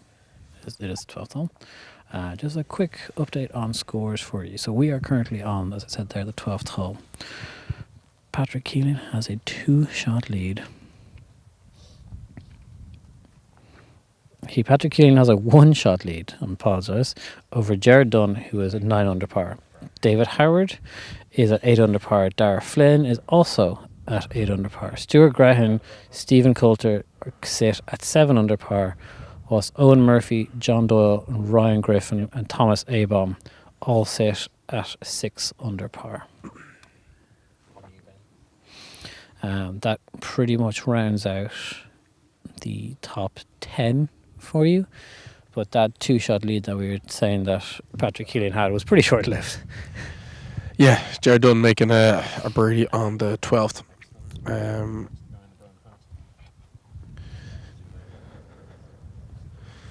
So there's still been movement, but Patrick Keeling still our leader here in this final group. Yeah, he's maintaining that 1-shot lead, which is great. It's all he needs to do. And Patrick Keeling here just hitting his approach into this green. He's given himself the tightest approach into this flag. Yeah, Back right flag. It's a tough 2-tier green to get up to. Not the greatest angle in. No. And that needs to sit if it's to hold the down a green, little. and it does. So it's up on that top tier that we were saying was tough to get to. He's given himself a pretty long look at his birdie, but what I think he's been really good at, Johnny, is like a lot of times I've been watching him going, you don't have a great angle in, but he sends the ball up so high, and he's able to attack greens from different places. I mean, obviously, from being over in college in America, that's how you play American golf, but it's actually working really well for him. And he's very brave in taking things on, which to a golfer doesn't fit your eye. And he's doing it in a way that he's not taking it on, as in like giving himself like a trying on the hero shot. Trying to get close to make it birdie. Yeah. He's taking it on to give himself 15 foot for birdie. If he can back himself to make the putt, he'll do it and he'll make it, and that's great. Otherwise, he's going to 2-putt for par and just maintain his advantage.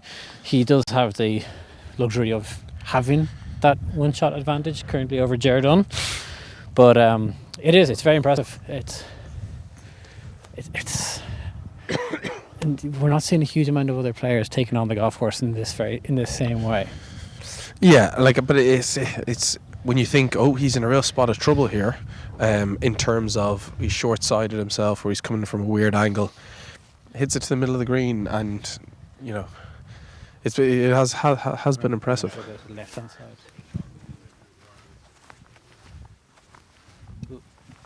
Barnes left.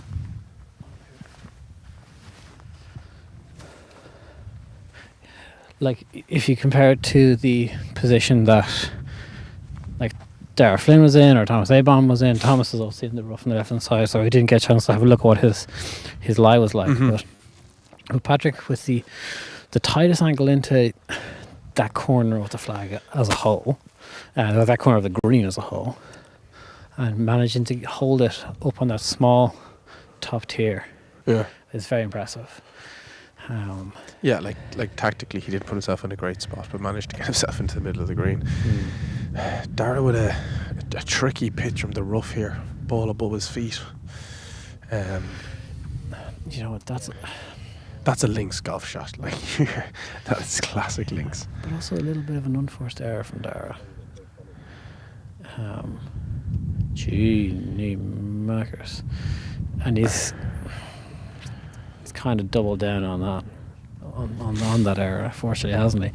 After doing such good work there on the front line.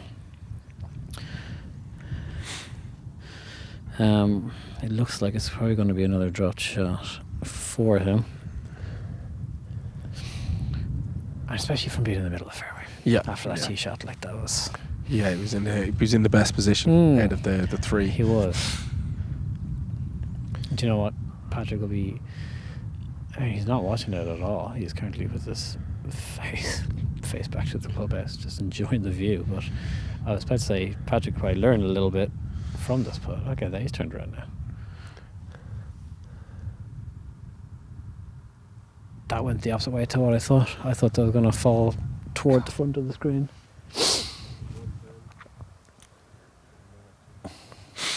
We just heard a little hooper and holler in there from the group in front. Jared Dunn missed the fairway to the left on 13, but seemed to get a good response.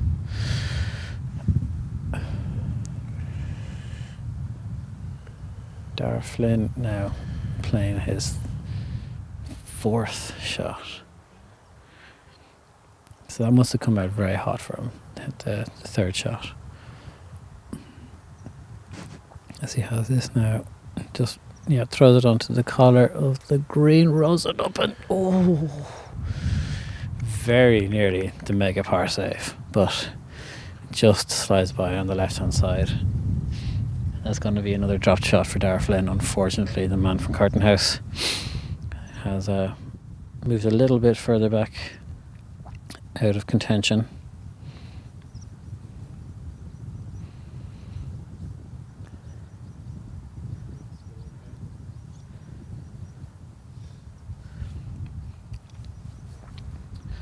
Patrick Keeling here now with a very good look. Patrick is just on the left, just held on to this top tier. Best look of the three. Best look of the three players for birdie. Which, I mean, just really speaks to how impressive his approach shot in really was.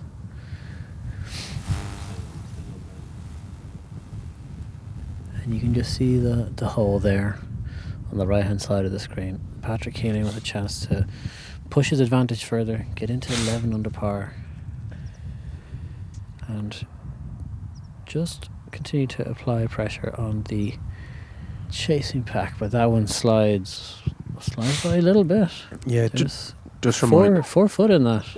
Just a reminder, guys, if you're listening here, we are ahead of the links to scoring. Just so it has it as even all square at the top. But if you've been watching us, you know that's not the case. Yes, few people reporting it's all square, but just letting you know that Patrick Keeling is still Patrick Keeling is still top by one shot.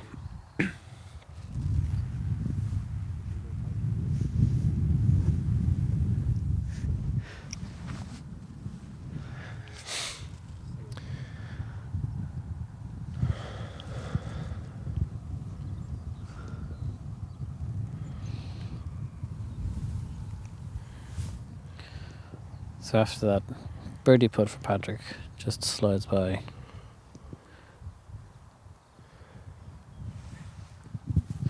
He has this 4-footer now for his par. He's been making these all day.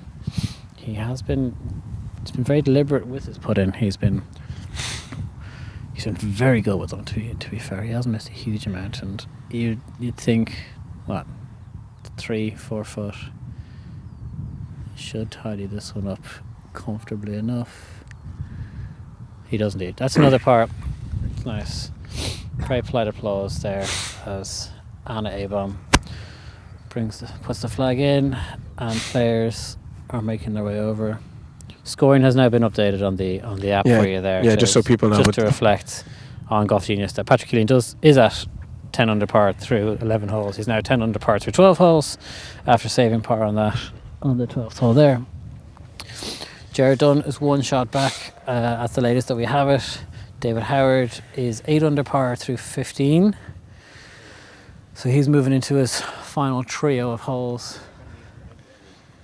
Stuart Graham, Stephen Coulter and Dara Flynn are at 7 under. Dara, that scoring is not updated. Dara made bogey there on 12 and he is now 6 under. So Dara, Owen Murphy, John Doyle, Ryan Griffin, Thomas Abom, all at 6 under par. So there's a group of 2 at 7 under, 1 at 8, Jared Dunn at 9, and Patrick Keeling is 1 under par for the championship, 10 under par, 1 under par for the day, 10 under par for the championship, and he has a 1-shot lead.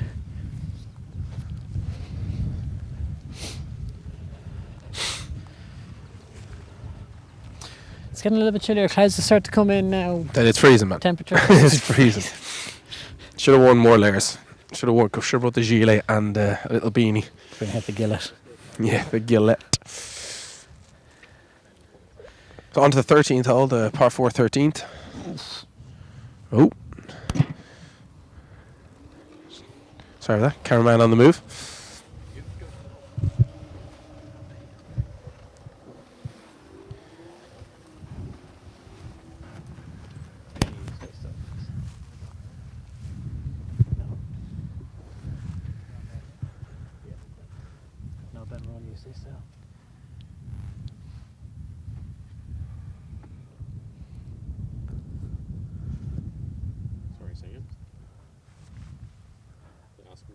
Okay, so we're just being asked. Our camera's just being asked to move.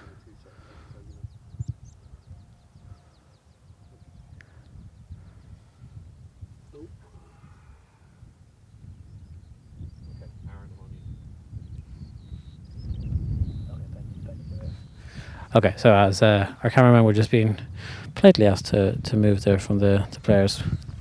We're just getting the shot to bring you the action. So got a nice little artsy shot here for you through some gorse.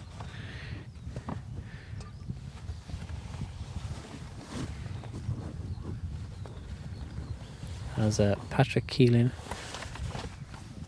on the right hand side. Is about to tee off on this par 4 13th.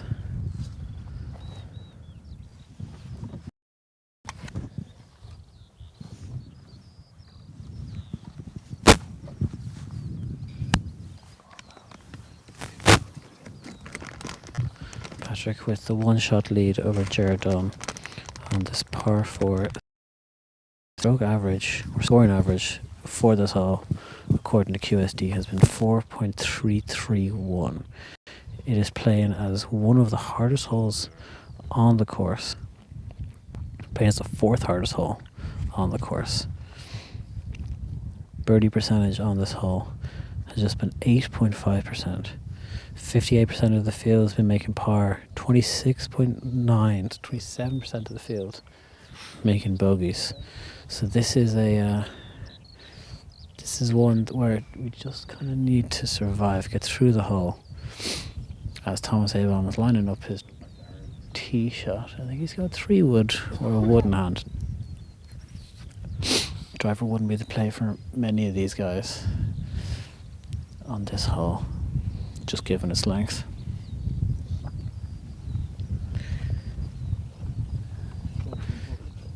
Tee shots away.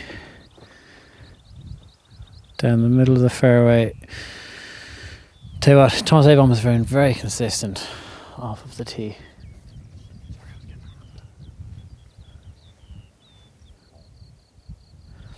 And Darragh Flynn here now after dropping a shot.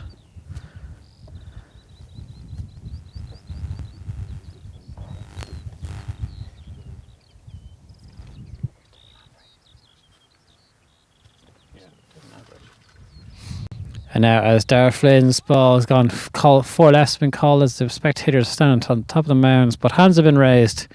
And now, as our players are going to make their way down this 13th fairway, we'll take a quick ad break and we'll be back to you in just a few moments. We will join our live coverage of the Flogas Irish Men's Amateur Open Championship in just a few moments. Coverage of the 2026 Flogas Irish Men's Amateur Open Championship on the Bogeymen is brought to you by Flogas.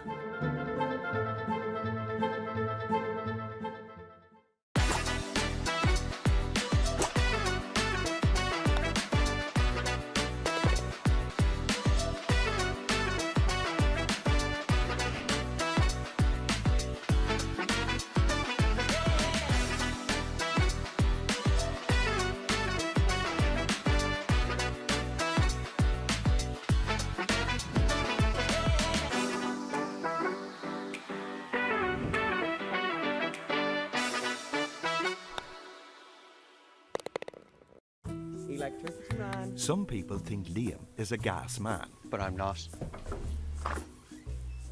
Electricity? Yes, we're called Flogas, but we do electricity too. The gas part about it is that the gas part of Flogas is only part of it. What the gas, man? He says the gas part is only part of it. Well, that's gas. No, it's electricity. Take it. Go on. When you think electricity, think Flogas. Switch now at flogas.ie. AIG are there for many customers' firsts. First impressions.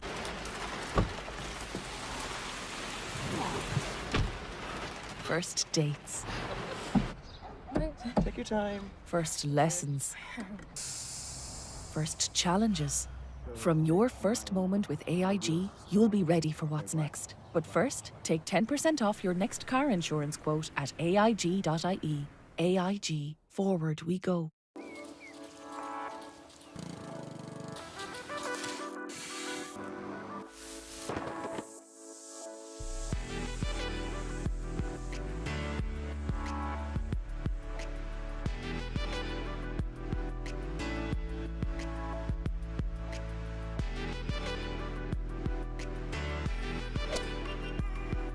Did that go in?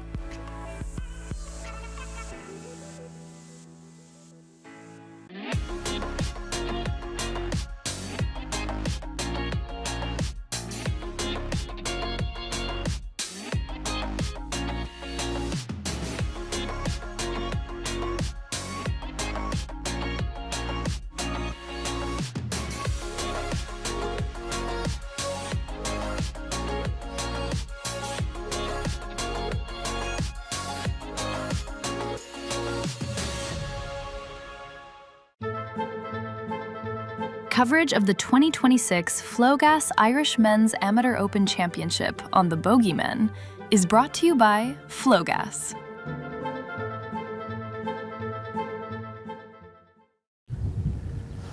Welcome back, ladies and gentlemen, to the Bogeymen's live coverage of the Flogas Irish Men's Amateur Open Championship here from Seapoint Golf Links. We are on the 13th hole. We are joining our leader here, Patrick Keeling, leads by 1. About 180 yards out there, Johnny. As he's about to hit his 180-yard approach into this green. There's us in the background, loitering. Hitting that draw he likes to hit. Needs to draw a little bit more. He's not too thrilled with it. He'll have to pitch on, but it's not in too much trouble. It's just past the bunker on the right. Yeah, I mean, missing in the right place, isn't it? And then on the right hand side of this fairway, or in the middle of the fairway, is Thomas Abom, I think, who is next to play. So as Dara Flynn on the rough is getting ready to go, Thomas Abom, right from the middle of the fairway, is about to hit his second shot. A little bit of a resurgence here for Thomas Abom last couple of holes. It's lovely to see.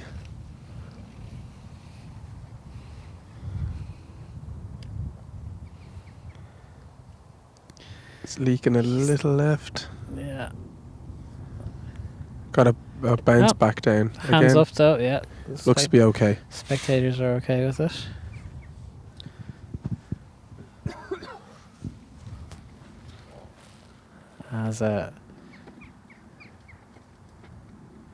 So we're getting word that the Thomas's shot finished about 10 foot away from the hole. So actually bounced down. Oh, got a really good bounce. Yeah, got a very good bounce.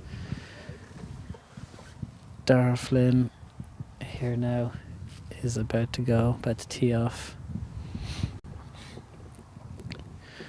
He's put himself into a position like this a couple of times today, where he's had to hit the, I don't want to say the miracle shot, but like an impressive recovery shot. And it's been on the left hand side of the hole now a couple of times. There's a lot of addition, subtraction, division, long multiplication to figure out how to hit this shot. They've been shot scoping everywhere.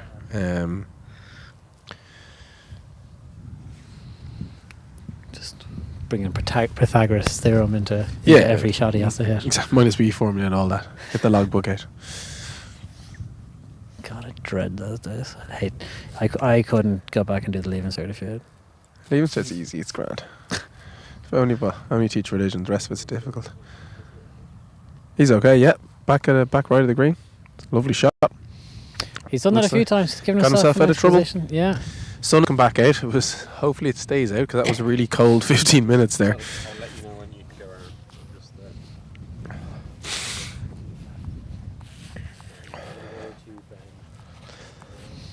around. Yeah, sun's come out. It's lovely. It's so nice.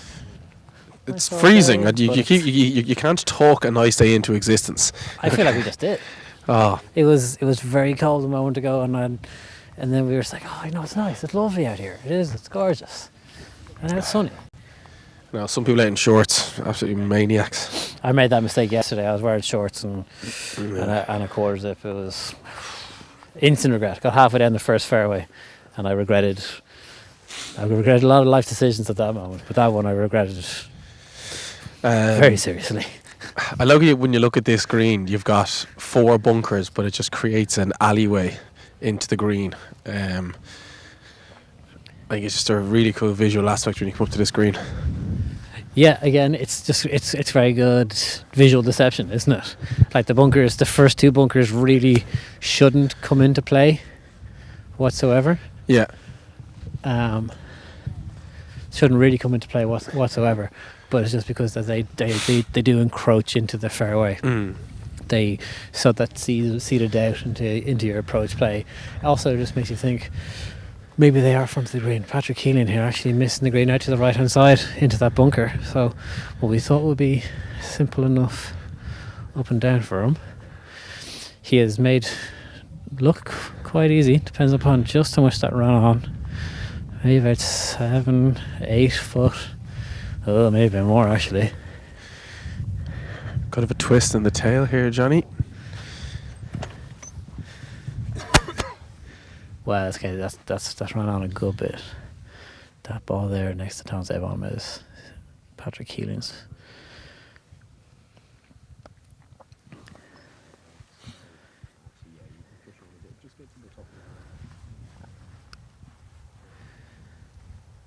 So it's going to be a very tricky par save for Patrick Keeling.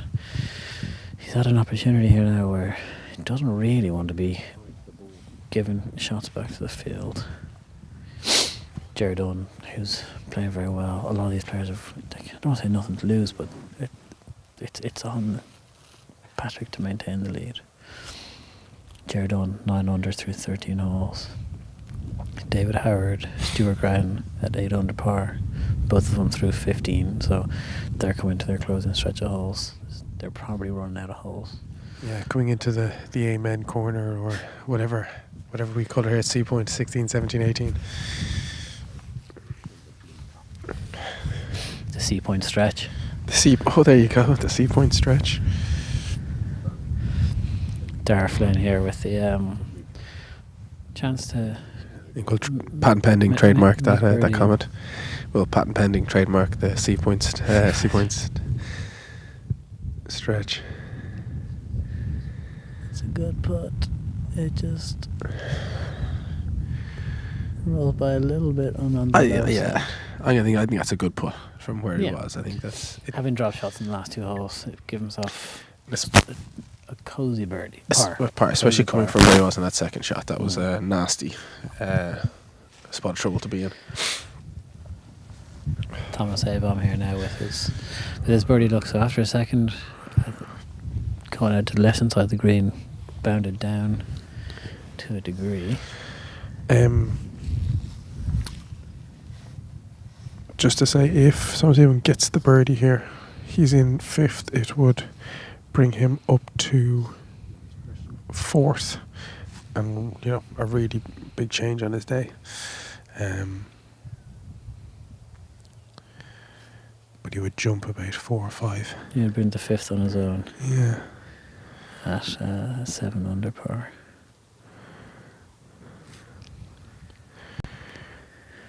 And yeah, as always, well, really good for pace, but just leaks by. Not what he wants or needs at this point.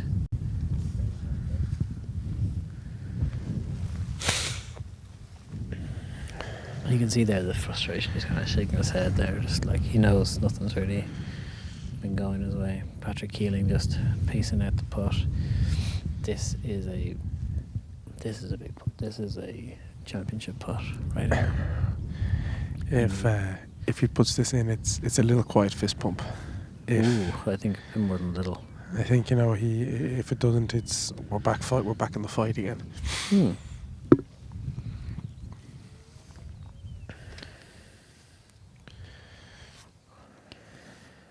We see now from Thomas Avon's putt and from Dara's from the other side, this should fall from his left to right. So you just want one to leave this on the low side. It's a tough putt though, especially it'll be fast after this hole. It'll run away from him. Oh, and he drops it in, doesn't waste any energy. He does, gets it there on its last legs, doesn't he? It just drops over the edge time and time again. He's very efficient with his energy. he doesn't waste any rolls. A great putt. No, it was super. It was really a very, very good putt, and he's maintained his 1-shot lead. He's now 10 under par through 13. We have, the latest we have is that Jared Dunn is 9 under par through 13.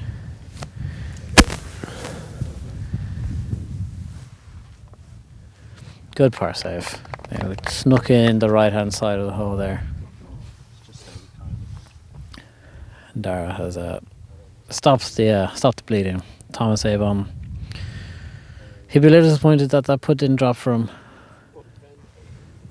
But he's made par as well. Yeah, I think, as you said, Davy Howard's probably just made par on 16, so.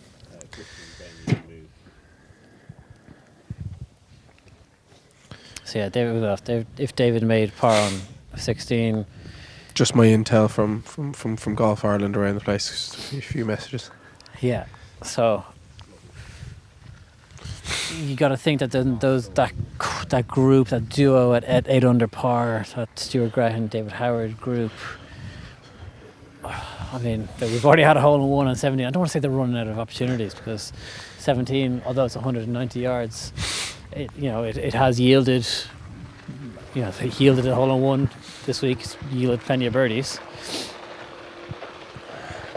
And then 18 has been playing very tough, particularly into the wind.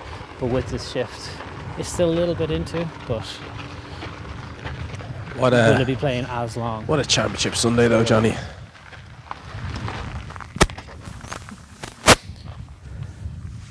So it's been a great championship so far. I absolutely agree. But players are heading up to 14 tee box here now.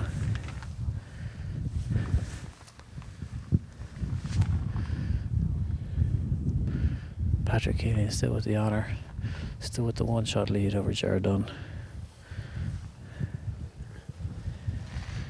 We've got a 410, 415 hole today.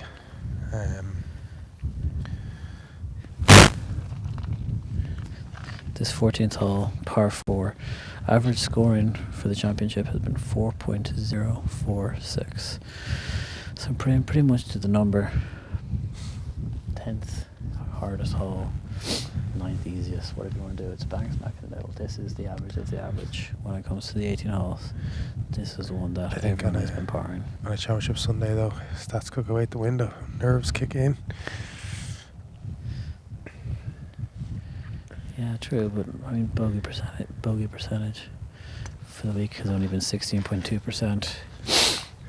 Patrick likes to drive quick. Yeah, it's an absolute bomb. It's a super shot. If he leaves on the left hand side of the fairway there, he's in good spot. Thomas Abom now also a driver.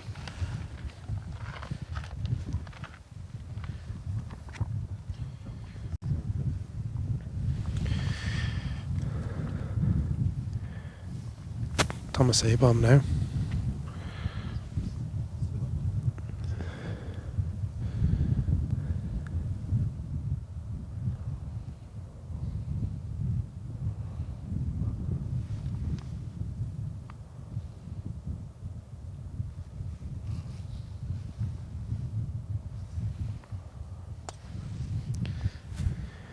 He's been so good with the driver today. Yeah, he's been so deadly accurate. Yeah, looks very good. Kind of just off to the right of the fairway.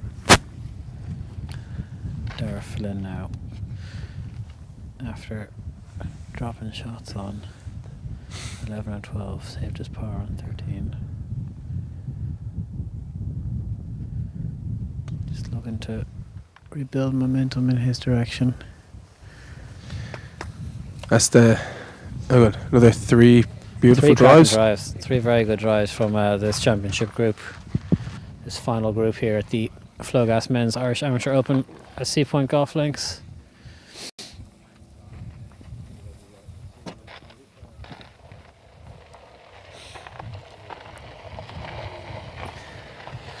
So what we did a little bit earlier on yesterday, as we spoke with Ger Kelly from Seapoint Golf Links, all about what it means to the club and how the championship has been going and hosting this championship. And let's hear from him now. Absolutely fantastic to have this event here. Really strong field. Both players from Ireland and the international lads adding to the occasion this week, and you can see that by the vibrancy in the crowd that are here and walking the fairways with the locals who are doing well, and also to have a look at the international players that are with us. Yeah, incredible scoring really on the links yesterday. No wind and very good greens, which really helped. You could see a lot of putts going in. Today you can see it's a little bit more breezy. Conditions are a bit tougher. I don't think the guys will be going just so low today. they add to the history. It's a very young club, and it helps us develop the profile both domestically and internationally, and it's something we're quite proud to hold. You know, it is a real privilege to us to have the Irish Amateur Championship here, and we hope in the future to hold many more. So yeah, great to have a little chat there with Ger and just have a very few words with him just about what it means to this club to host this championship, not only this year but hosting the Flogas Men's Irish Amateur Open Championship last year as well. Obviously this is a venue that's hosted the Legends Tour event previously, and it's a great venue. It's one that is a serious test, as we've seen throughout today, but also throughout the week. From that point of view, I think it's really entertainment value, as in when benign conditions you have absolute birdie fests and you have people shooting low, and that's entertaining, and then the next day it's a really, really hard test when the wind picks up. And I think for a championship or Legends Tour, that makes it really entertaining, and you get to see different types of golf even within the same day when weather changes. So it's from that point of view, I think it's a really, really good championship course. Like we've said numerous times, you've got a low score on record was in round 2, and then lads play their game is exactly the same, and there's 12-13 shots in the difference. So I think it's a great golf course. I really like this golf course, and we've also have a very nice personal relationship with. Yeah, it's special. With this course. Yeah. I mean, it was one of the first places that you did some content around when you joined the Bogeymen a couple of years ago, 4 years ago now at this point nearly. I've got two victories on this golf course in different capacities. All right, yeah. Well, moving on from that. Yeah. Just an update on scoring. We had a par for Jared Dunn on 14, so he remains at 19 under. At 19, excuse me, he remains at 9 under par. Patrick Keeling remains at 10 under through 13. He is coming down 14 now. Patrick's tee ball just went out to the right hand side into the rough there. He's gone for the direct line at this flag. Everything falls from right to left up around this green. So, I mean, in classic Keeling fashion, he's probably going to throw this one high up in the air. He does indeed. He is going right at this flag. And there we go. Nice, polite. That's a polite applause. I'm being told that that's very good, much closer than what the applause is probably giving it credit for. We have a camera that we will be getting to that shortly. But yeah, very good approach from Keelan, from Patrick Keelan. I haven't eaten today. All right, my brain's starting to fry in this blistering heat that we're in. My God. You wouldn't be long getting frostbite. Thomas Avon from the rough here. I've just seen the image here from Patrick Keelan's shot. It's to a foot, if even a super shot from Patrick Keelan, and he's going to move himself. You reckon it's a gimme? Could you imagine? Thanks, lads. That's good. I'll pick that one up. Boom. Game over. Thomas Abom here now with his approach. Brilliant shot there from Patrick Keelan. That no idea how important that shot could have been. I think that's really good from Thomas Abom. From where I'm standing, looks good. Nice shot from Thomas Abom, just on the front of the green. Yeah. Okay, so he's going to have about 30 or so foot, and there's Dara Flynn. Gorgeous shot. In the middle of the fairway. He's leaning a bit right, so it's probably just going to miss the green to the right-hand side, possibly. He's not happy with it. No, it's like pulled it to the left. So the exact opposite to what I was saying, but that's okay.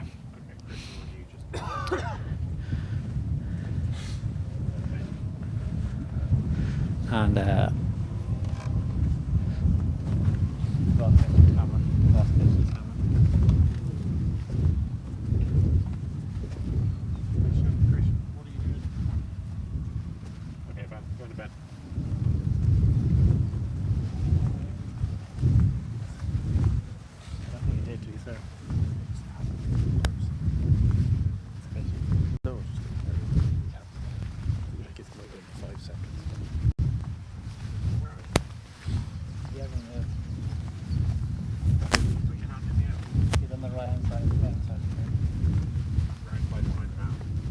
trees up there. See the buggy over there. So that was a super shot in from Patrick Keeling. He's definitely going to move himself to 11 under par there. Give himself, there we go, that 2-shot cushion over Jared Dunn. Massive shot in the tournament. Yeah, it's a great shot, and not just massive in the sense of like just how good a shot it was. In this championship, that could be it. That could be the. I think that could very well be the winner of it. If Patrick can just par his way in from 15 now, he doesn't need to do anything flashy. Doesn't need to push himself at all. So I've just got a text there. I think Davey Howard has birdied the 17th, which would bring him to 9 under. It's all very tense. So interesting. Davey Howard getting a birdie there on 17. Yeah, 17. Just tightening everything up.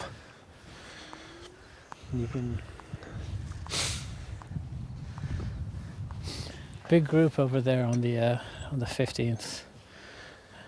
Local man. That's it. I mean, and as we were saying earlier on, a few of the red jumpers making an appearance. The County Louth Mafia. So, yeah.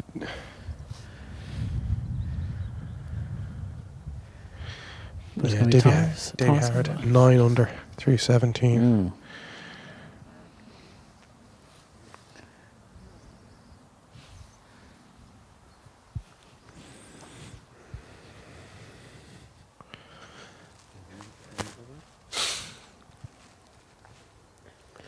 So Thomas Abom here with a long range putt. This again.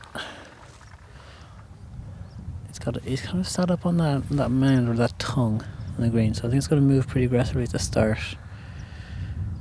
and hopefully fall back to the right of the hole. But good putt. I mean, he's going to give himself a 1, maybe 2 foot putt for par, but it was a good attempt. It's good roll. Just hasn't really been his day on the greens.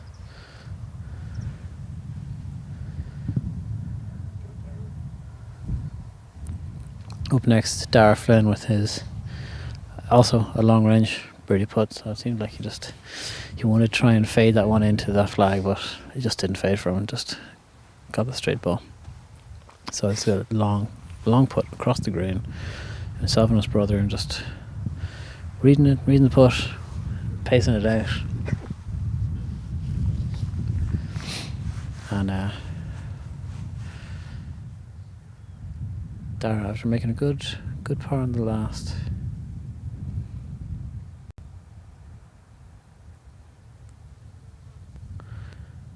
hold your head again. Another good roll. Two good putts from both Dara and Thomas there, but Patrick Keeling is still the closest of the three. Dara taps in for his par. Nice par, and he has remained at 6 under par. 4 shots back with his playing partner, Patrick Keeling. Thomas Abom also tapping in. Patrick Keeling here now with what's realistically a formality. This little tap in. And very nice.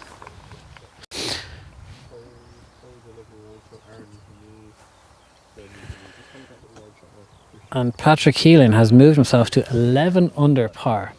It's 2-shot lead as it stands at the moment over Jared Dunn and David Howard. The group in front are still putting out, so we're going to get a camera to the 15th tee box and try and get a shot for you of the group in front. But from the sounds of things there, Jared Dunn has parred in from that. That's what it seems, or at least given a good look for a par. So there you can see the, I don't want to call it favoritism, but definitely local support for the local man. Yeah, it's a great shot there. Just It's a got lovely all kind of shot. people all around the dunes. You can even see more and more people kind of traversing through the dunes, the long grass, making their way over to the group. As they probably won't be aware just yet as to what the updated scoring situation is. But Patrick Keeling, as we have all seen, hit a beautiful approach into the 14th green, tapped in that little 1 foot putt to get himself to 11 under par. Excuse me. And has now got a 2-shot lead over both David Howard and over Jared Dunn.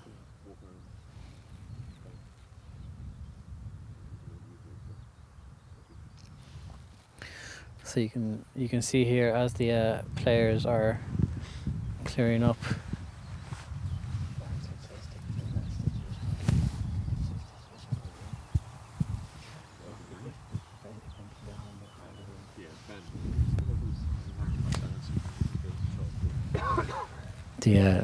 The leaders there, you can see them just waiting on the tee box for the action to clear in front of them. But one more hole to go before your Seapoint stretch, Johnny. Seapoint stretch, that's it. Yeah, exactly. That's Greg Holmes there, and then you can there's another aspect of that 15th green and the support around it. Great to see. And this is Jared Dunn here. It's currently the man tied for second place.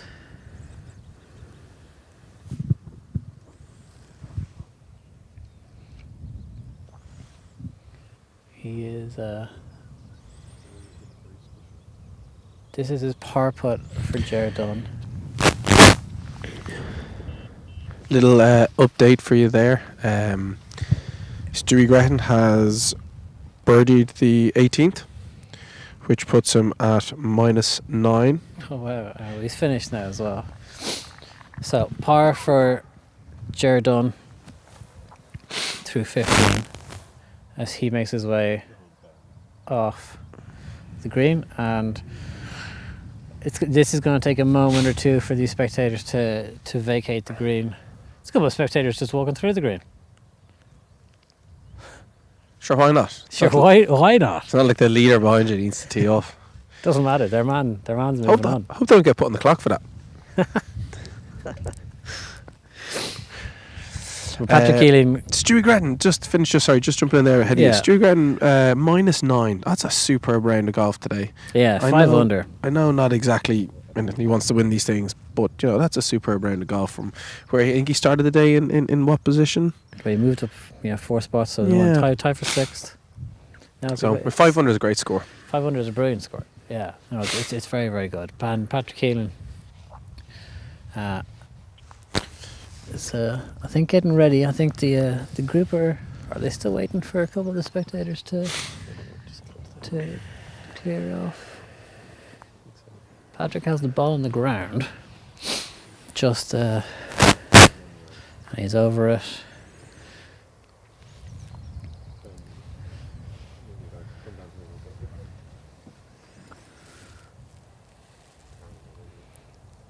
So that ball's away.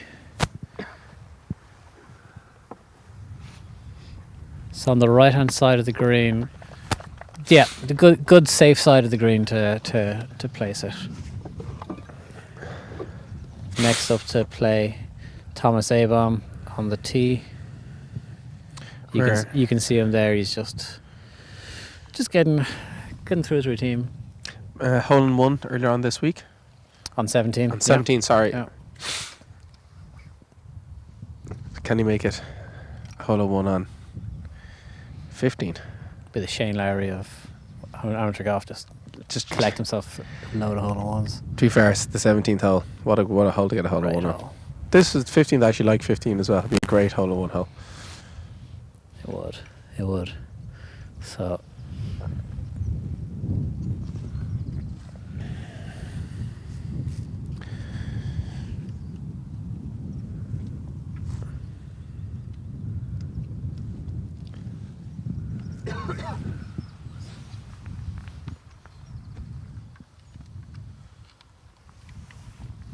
Thomas Avon has hit the ball to the back of the green.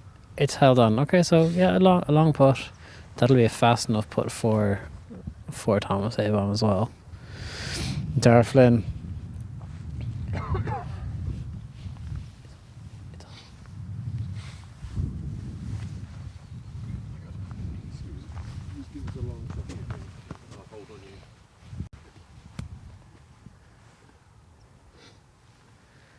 Dara Flynn now, third person to tee off. And I'm just getting word that Jared Dunn is in trouble off the tee on 16. He's up in the high grass near the 17th tee box apparently. So Jared Dunn is pressure possibly getting to Jared Dunn a little bit. As his tee ball on 16 goes up to the right hand side up toward the 17th tee box. But Patrick Keelan, after hitting the green, all 3 balls here on the green on 15, this par 3. And Patrick Keelan, with just the 4 holes left to play, has a 2-shot lead. You can see there, gorgeous day, lovely and sunny, as we're just making our way around to this hole.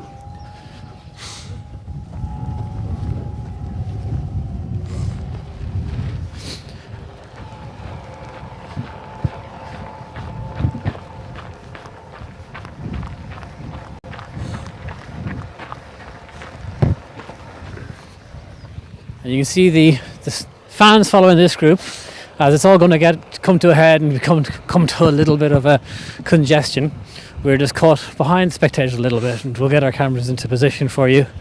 But lovely day, lots of fans out, and the tight nature of this championship is making it a very interesting, very exciting watch, very exciting one to follow.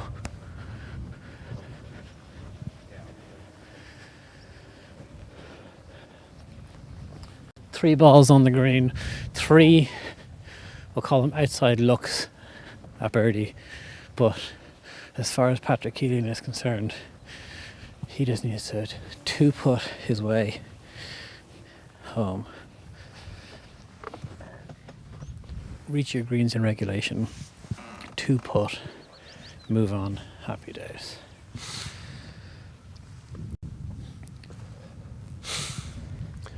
Yeah. As for his compatriots, you think too much of a hill to climb realistically at this point for certainly for Thomas Avon. And Dara Flynn, both of them at 6 under par, 5 shots back is we were saying how far back is too far back. 5 back really was the number. Stuart Graham gave it a very good run, shooting 5 under par, getting to 9 under, which is obviously what Patrick started the day on, but from there on, it just... I think it's just interesting to see what Davey Howard does on 18, and if Jared Dunn can do anything as well, just to push that little bit more. So I don't know if you heard, but Jared Dunn went into a bit of trouble off the tee on 16. He's up in the high grass near the 17th tee box. So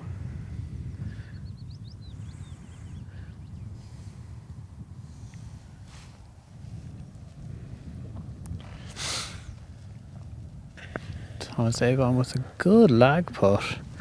Yeah, very nice lag putt. Very good. Just a couple of feet.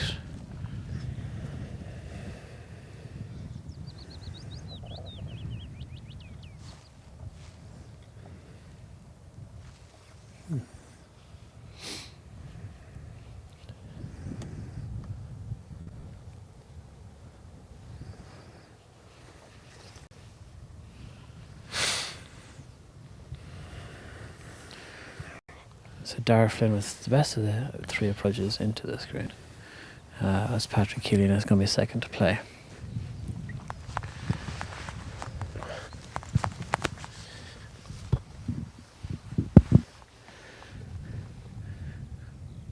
So this putt is going to run away from him back toward the front left of the green. So it's going to run from Patrick's right to left.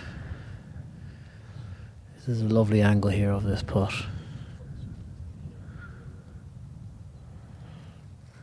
falls away. There it is, up over that ridge. It does just fall down to his left-hand side. It's just it's not a gimme. It's not a kick in. There's a little bit left there. That's. I mean, his putting's been very good, but these ones get a little bit nervy, and it's coming to. He's been making those all. Holes. He's been making those all day long, but you know you can look at it two ways. He's been making those all day long, and he's going to continue making them, or he's going to run. You can only make them for so long. I also think pressure then comes into it as well when it comes into the last couple of putts. The man doesn't feel pressure. What are you talking about? Young, courageous man like that. Man of faith. Playing in Louisville. Exactly. Yeah. Doesn't feel fear.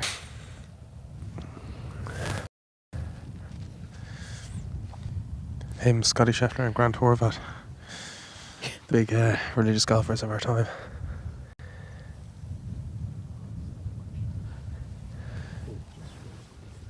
So that's rolled on a good bit, about 4 foot, similar distance to what Sean has, but that just ran on a little bit.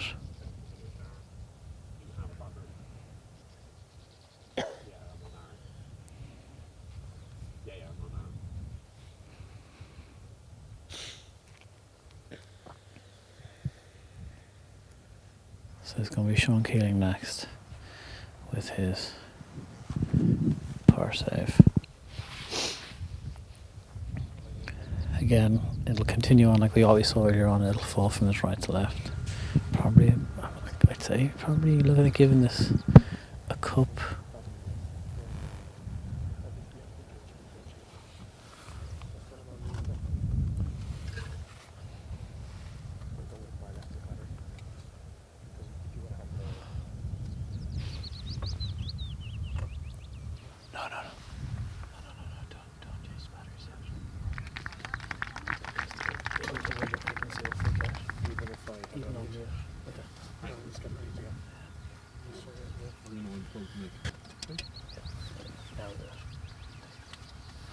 So great par save from Patrick Keeling there, doing what has to be done, doing what is required, making a great par. Obviously, Patrick Keeling from Roganstown has had a very good, very strong underage boys career. A lot of success to his name so far. This will be the first of his men's titles, if I'm correct. And then Thomas Avon here just to tidy up.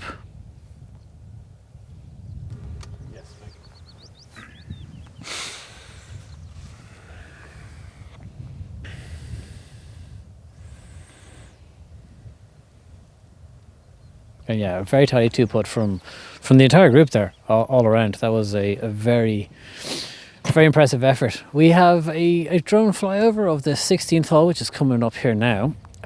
This is a great hole. One of the more picturesque tee boxes on the property as well.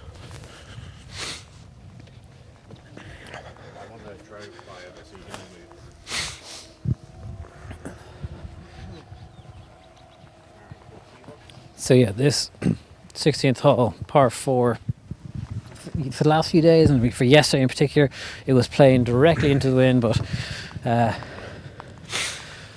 wind, as we were saying earlier on today, has just shifted and it's a bit more coming in a bit more from the right, and it's just eastern wind directly in from the sea. The 16th hole, so it's a very different. I don't want to say the stats or the scoring is entirely different, but or irrelevant, but it is certainly different.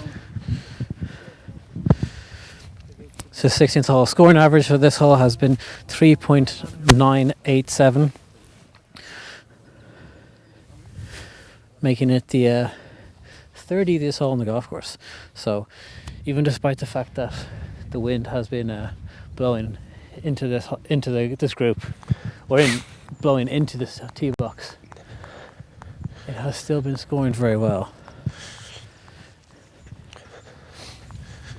Sorry, Johnny, just meeting a local there from when I played in the Legends Tour Pro, which I'm not sure if you remember, but I played with Teddy Sheringham and we won.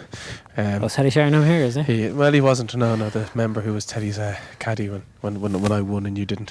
But just wanted to say hello and say the coverage was great and reminisce about our win. That's good, I'm delighted for you. Yeah, I think I have the trophy. I think I still have the painting at home I won. If I ever win anything, I'll be sure to constantly bring it up to you. I gave you that bottle of whiskey I won, just to make you feel better. So as you have dubbed this the Seapoint stretch, we are at arguably the best tee box in the whole golf course. I really like 17 as well. But it's different though. But I like it. You're the furthest part of the property. You can see the entire course from back there. Full kind of vista. For someone who plays a fade or a slice occasionally, I think this is a very scary tee box. Oh, horrendous. Yeah, it's horrendous. And especially now that I'm trying to hit a draw. So now it's like started on the right without, hopefully not, a slice. But then again, you could hit it and aim so far left that it'll come back into the fairway.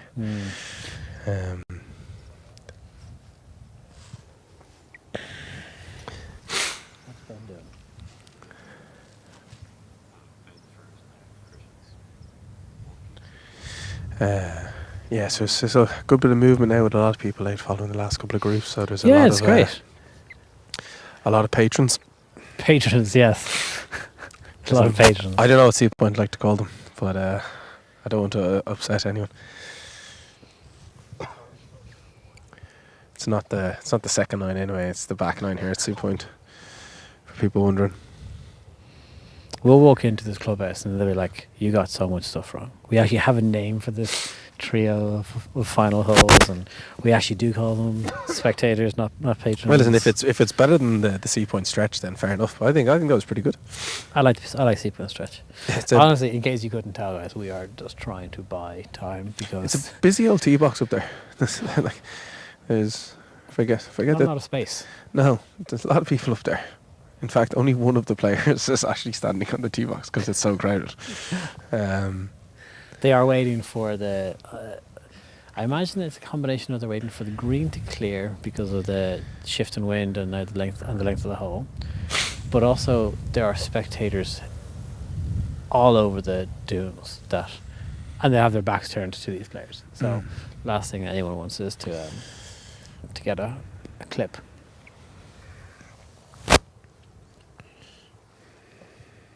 Whilst we're waiting, we might as well say that, of course, as you guys know, as we said a few times there today, that all of our coverage is brought to you by Flogas.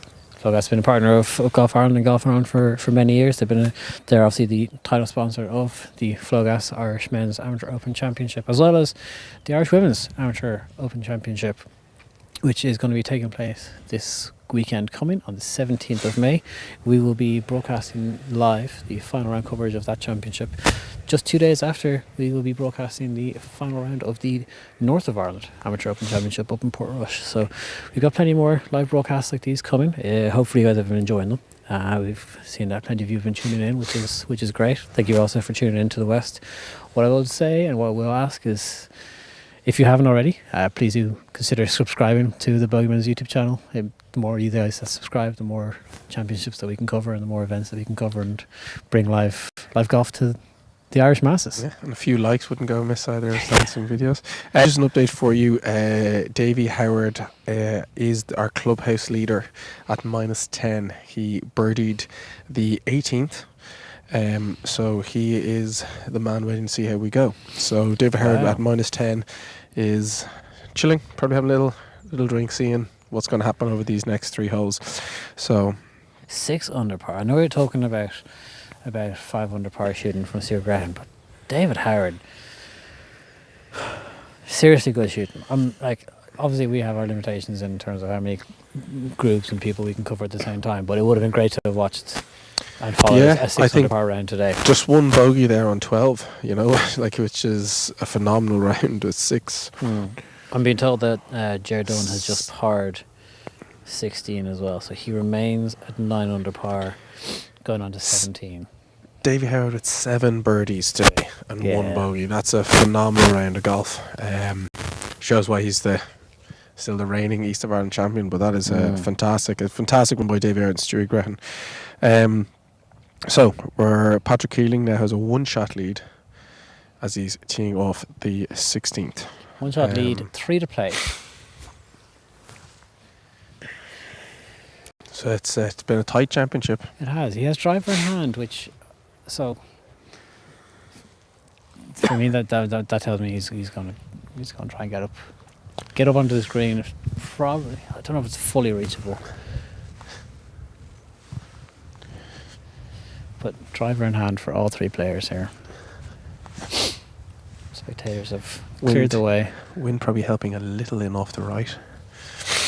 He likes to hit a draw, so that should help push it as well. Flag's in a friendly enough position as well. Found around yesterday, it was tucked back right over that bunker. It's a very tricky position.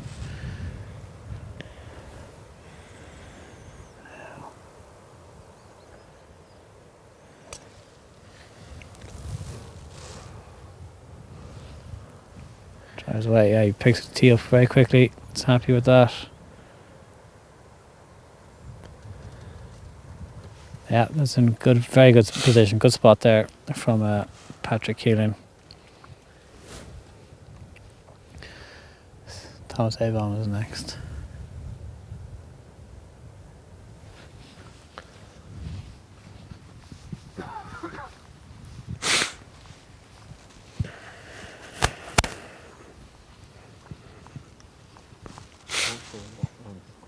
Christian, can you give me a shot of some sort?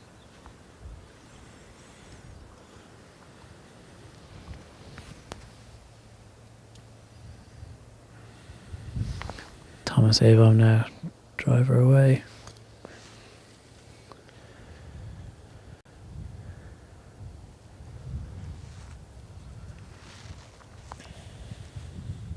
Down the middle, they get just tell you what, Thomas Avon's driving today has just been fantastic. His tee game has been brilliant. That was right down the middle of the fairways, like centre stripe. That was a very, very good drive.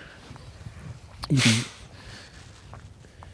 see there now that Dara Flynn stepping up on the tee, also driver in hand. Driver's away. Hanging on to a little bit. I think he's gone a little bit left. He's just watching on. But no, it's been getting a clap, getting a nice applause. There's Anna Abom, sister of Thomas, winner of the Women's South of Ireland Amateur Open Championship.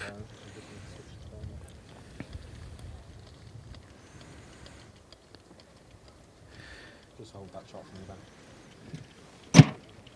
Yeah.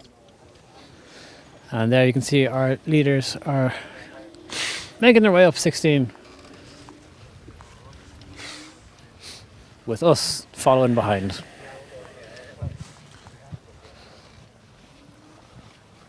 We'll get confirmed positions for those balls for you as soon as we can get them. But all 3 players look relatively happy with their shots. So Patrick Keeling with a 1-shot lead over David Howard, 3 holes to play. His nearest competitors, nearest rivals, David Howard finished for the day at 10 under par. Stuart Grehan also in at 9 under. So if there is going to be a playoff, Stuart Grehan will be taking no part. Jared Dunn made a good par by all accounts on 16 after apparently going over into the right hand side up towards the 17th tee box. So that's a very good par there for him. And then Owen Murphy, Connor Stapleton, Josh Doyle and Liam Abom have all finished today at 6 under par. Ryan Griffin is on the 18th hole. He is also 6 under par. And then it is Dara Flynn and Thomas Abom, also 6 under par. Last few people on the golf course now, but really it is between Patrick Keeling and whether he can maintain this lead ahead of David Howard and his nearest competitor of Jared Dunn, who's on the golf course.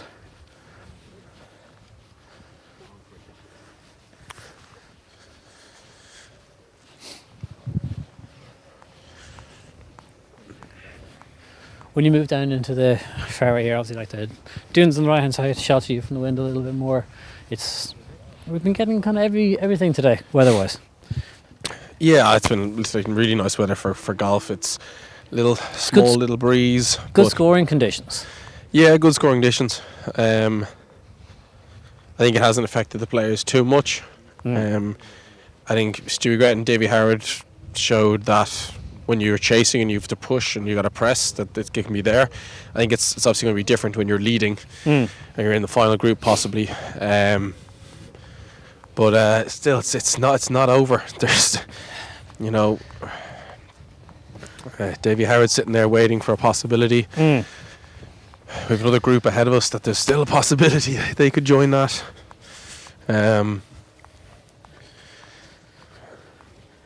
But it's all in it's all in Patrick's hands here. Yep, absolutely. And I think that is some drive by Thomas Abom. He's saying that he's just been driving it so well. Just short of the green. Yeah, brilliant drive from Thomas Abom. Like we're saying, he's just been driving so well all day. But this hole has been playing 3.987 strokes on average. So it is, like we were saying earlier on, third easiest hole on the course. Patrick Keelan giving himself a very nice chip up the green. Do you know what? Maybe the fact that he's in the rough here on the right hand side, and the fact that he won't get too much spin or much grab off of this will be a good thing, and it'll help him just kind of roll the ball up there and get it up to the hole. A birdie here would be a big dagger. Stevie Harris probably just kind of waiting to see if he a big dagger, so he will go first here.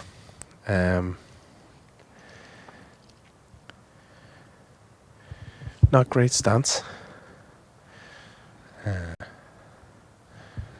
But yeah, you're probably right. Do you think a bump and run here, or will you try fly it a bit? Well, I'm just looking at his practice swings there. He had his face very open with his wedge. So I'm actually going to say that he is, because the wind's kind of coming off the right hand side, the breeze. Maybe he's just going to try and put this into the air, let the wind hold it up a bit.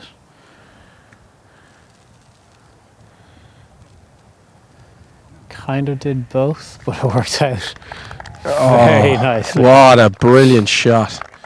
Super shot there from Patrick Keelan, leaving it to about 4 foot again. He's let himself putts like these all day long, and like we were saying on the last hole, he's been making them all day long.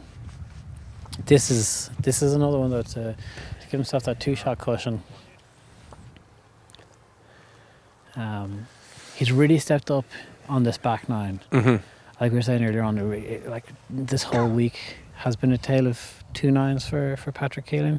Yeah. He kind of struggled with scoring on the first day. Obviously, second day he just went berserk. Then yesterday he struggled in the front nine. Again, it's another very, very good shot. Yeah. And do you know what? From Patrick's perspective, probably going to get a little bit of a read, or at least a decent idea from what Darfur's putt's going to do.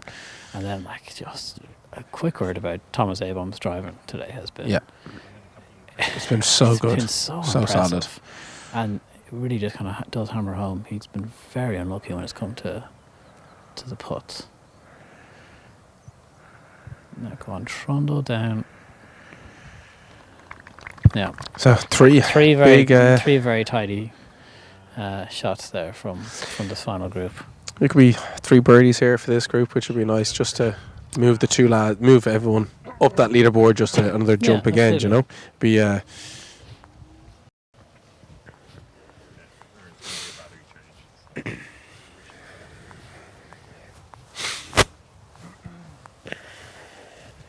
it'll be Dara Flynn, who I think is first to go.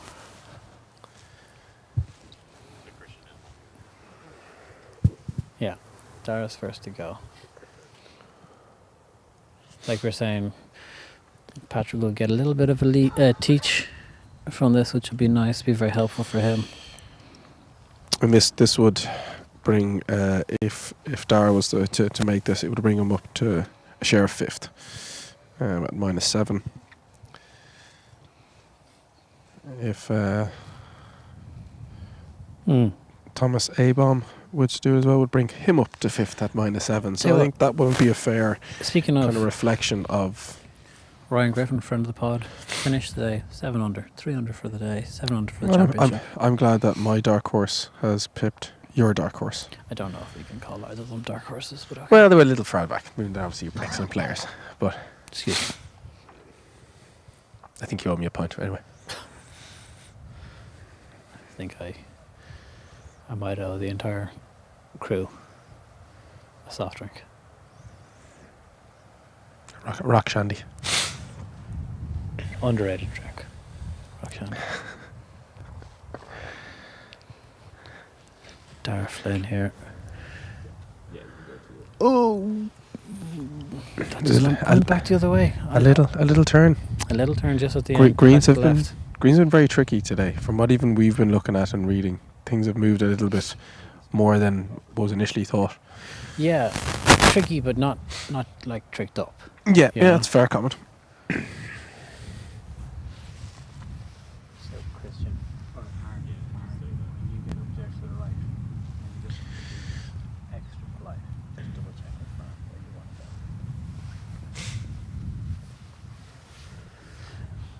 And Thomas Abom now with his birdie attempt. He deserves a birdie here. He does. He's had it for that drive alone. Well done. That's a superb. That's a very well earned birdie. Here's Patrick Keelan now. Chance to move on up to 12 under par. Give himself a 2-shot lead, 2 holes to play.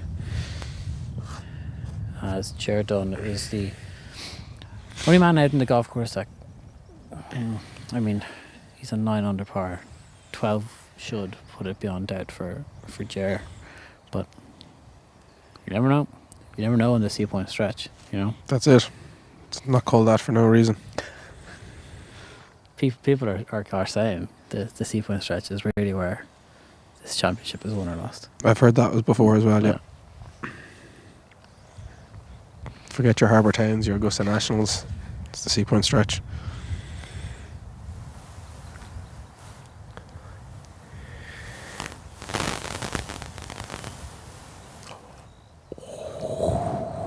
Ooh. Interesting. Oh, no. I've been informed that there's a par for Jared Dunn on 17. So he remains at 9 under par. He will need help from Patrick Keelan if Jared Dunn is to win this championship. I think he spent a little bit too long over that other putt. A little bit nervy, maybe. I didn't want to say, but he 3-putted the green yesterday. So. No, sorry, he didn't 3-putt it. He was out on the rough on the right hand side and then chipped it to like 3-foot and 2-putted it, but it kind of felt like a 3-foot.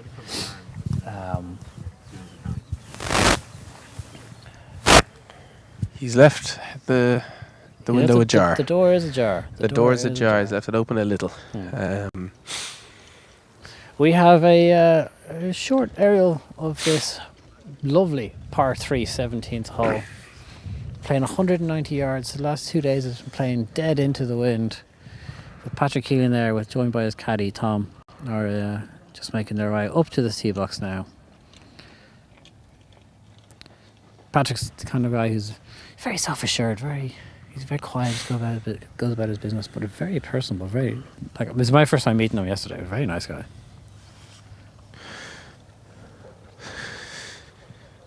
Yeah, I absolutely love this hole. You could argue it's the signature hole of the golf course. A fantastic par 3. Yeah, it's been it's just so tricky. And for Thomas Abom to get a hole in one on this hole during the other rounds is just absolutely favourite. Second round. It's a lovely, it's a very narrow green. Kind of the little fall off to the right hand side. There's a bunker short right. This obviously is just kind of looping around this drone shot. Where is Ben? Ben?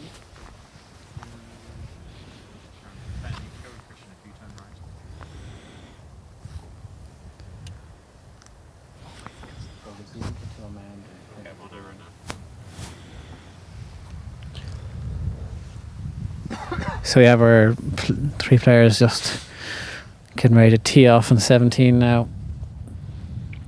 Sorry, my apologies. Thomas Abom, after a brilliant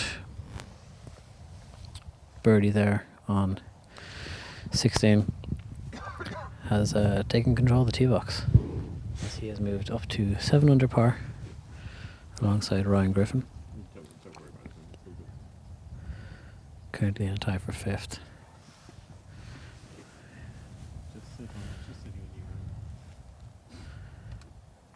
And Thomas moving back to 7 under has 1 over for the day, which it's been a very good fight back for him, particularly when, like we were saying, things didn't go didn't like his that way. one. He missed out to the left yesterday, but it wasn't nearly as bad as his reaction kind of suggested. But he really didn't seem to like that one. So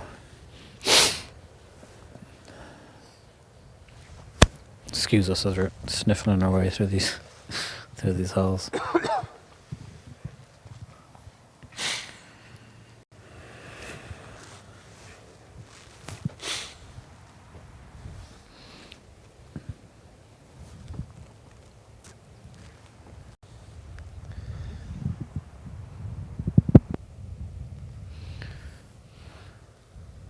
Patrick Keelan just being very deliberate as he's working his way through this process. I'm sure he's well aware of the 1-shot lead that he has going down these final 2 holes.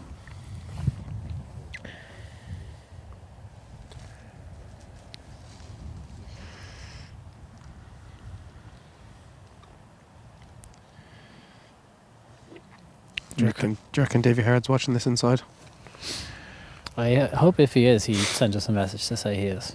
We had Keelan talking us to his not so 5-a-side football antics that rolled his ankle. I hope that someone is watching this from there, like the competitive side. It's hard to tell after reaction, isn't it? He's a hard man to read. Yeah, but he hit a beautiful stinger on this hole yesterday. Just like gorgeous, like low draw stinger. Well, the glove has come off to the middle of the green. I would say he's put the glove in the back pocket, which normally means it's a putter.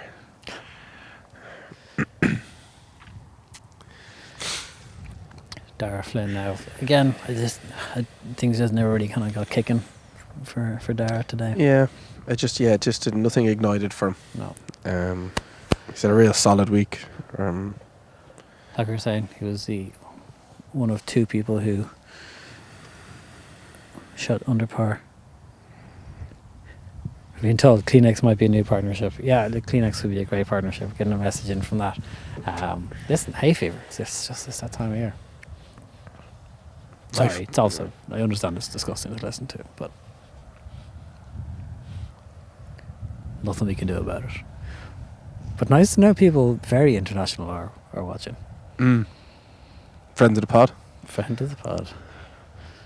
Formerly of this parish. And so as Dara Flynn tees off there on the 17th, we're going to take a quick ad break here from the Flogas Irish Men's Amateur Open Championship. We'll be back in just a couple of moments. Coverage of the 2026 Flogas Irish Men's Amateur Open Championship on the Bogeymen is brought to you by Flogas.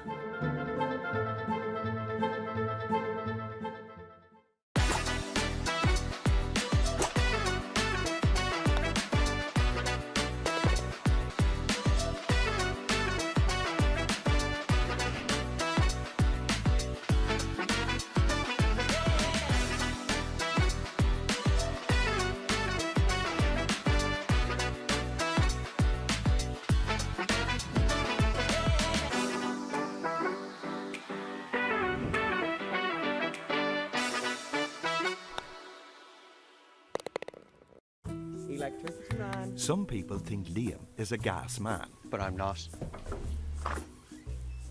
Electricity? Yes, we're called Flogas, but we do electricity too. The gas part about it is that the gas part of Flogas is only part of it. What the gas, man? He says the gas part is only part of it. Well, that's gas. No, it's electricity. Take it. Go on. When you think electricity, think Flogas. Switch now at flogas.ie. AIG are there for many customers' firsts. First impressions.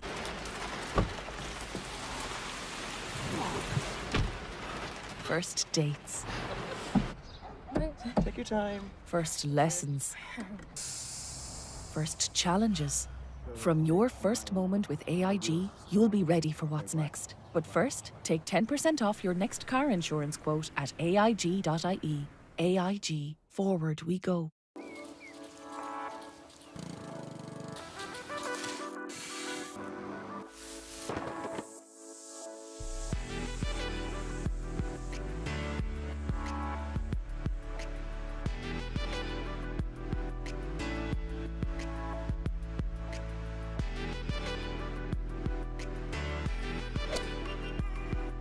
Did that go in?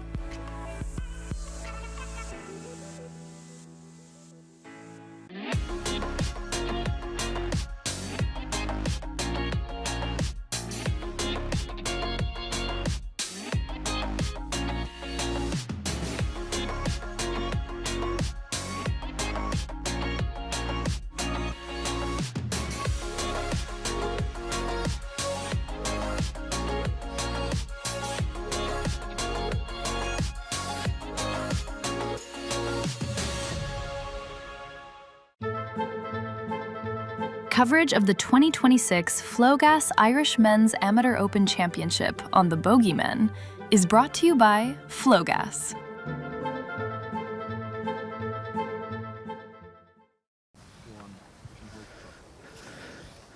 And welcome back to the Bogeymen's live coverage of the Flogas Irish Men's Amateur Open Championship here at Seapoint. I don't want us to get into this game of taking requests, but we did get a very interesting, very fun request. We had Ben, Jack, and Anna Maria from TaylorMade over in California, who are watching live. What a great place to live, TaylorMade. So over here on the right hand side of the green, we have Thomas Abom just looking to chip on out.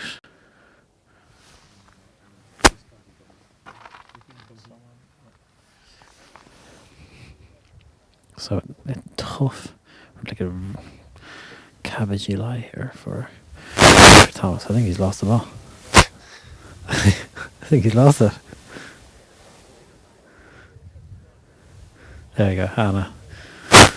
Anna, caddy coming in clutch.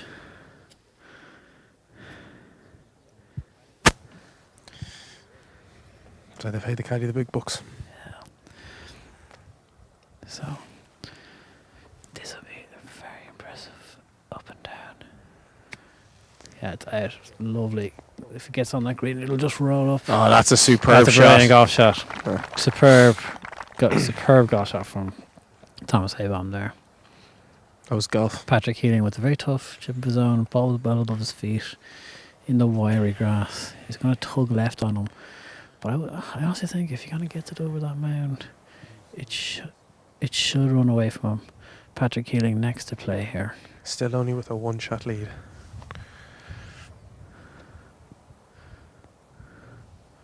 Nice and high. Stop. Oh, gave it a good run, gave it a look. Very nice. And he'll have that for his power and to maintain his one-shot lead. What do you think that we can start charging for that shout out to TaylorMade? Like, surely some kind of conversation could be formed off the back of that. Yeah. The team in California want to get in touch. I want to know what all their sports teams are called in that town. It's like a TaylorMade FC.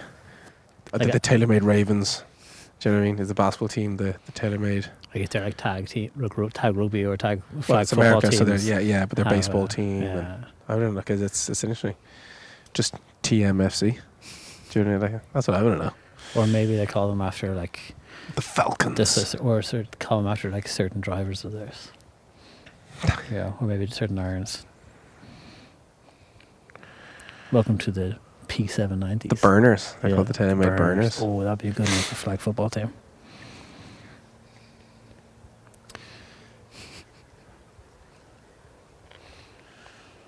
So Dara Flynn here now. The only man of the three to find the green in regulation. He's got to put it over this mound, and it'll all run away from him pretty quickly. So there it is up. He nearly held a putt like this yesterday, and it just slid by. Another good effort though, coming up just shy. But 3 good looks at par for 3 contenders.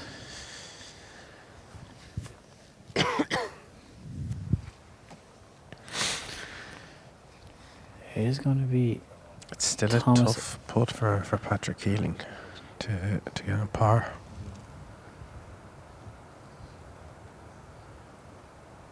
So I'm getting word that Jared Dunn's second shot on 18 went out to the right off the green.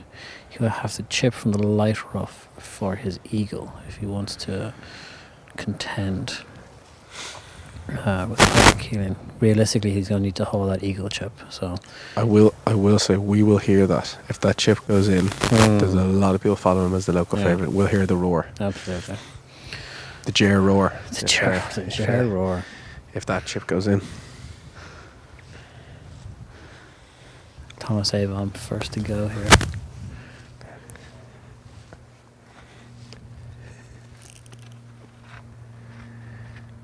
Oh, it's a sublime up and down for Thomas Up Avon. and down of a lifetime Oh for Thomas Avon there. Super putt. That was so clutch. Especially after losing the ball temporarily.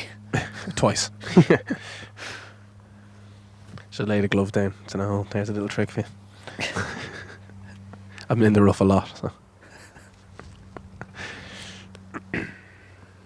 Patrick Keeling now here with his own par save.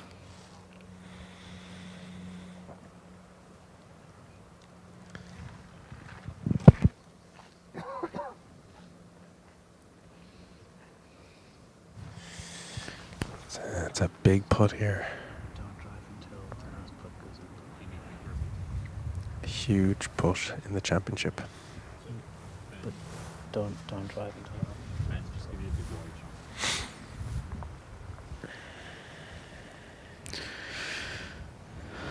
In the last 3 holes, Patrick Keeling has given himself a lot of work to do across either par saves or.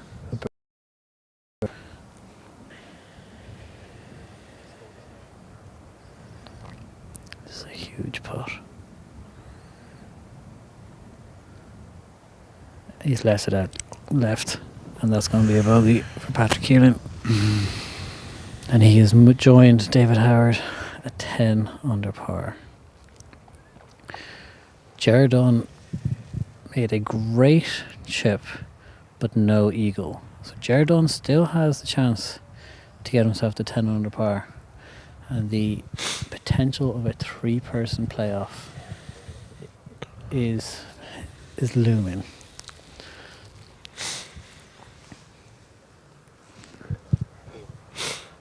So yeah, after a very good... We'll be here all night if we have to be, folks. After a very good eagle chip attempt by Jared Dunn, looks like he's going to get himself to 10 under par as well. We will could well have a 3-person playoff. We will crown champions tonight, so we will be here. I think we have a flyover ourselves of the 18th hole, this final hole here. A great hole, great par 5. Scoring on this hole has been very good as well throughout the championship, over the first 3 rounds anyway.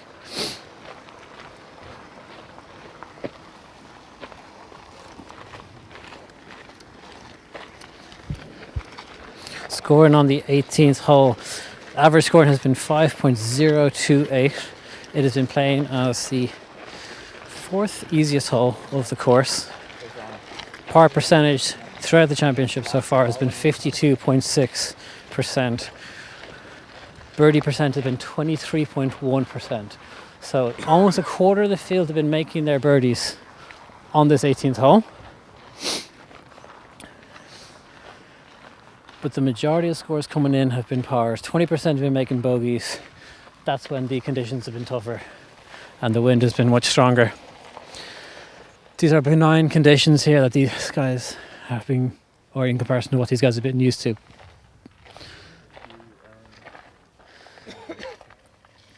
And Thomas Abom is going to be the first to play after making par on the hole and making birdie there on 16, so it's still Thomas Abom's honour.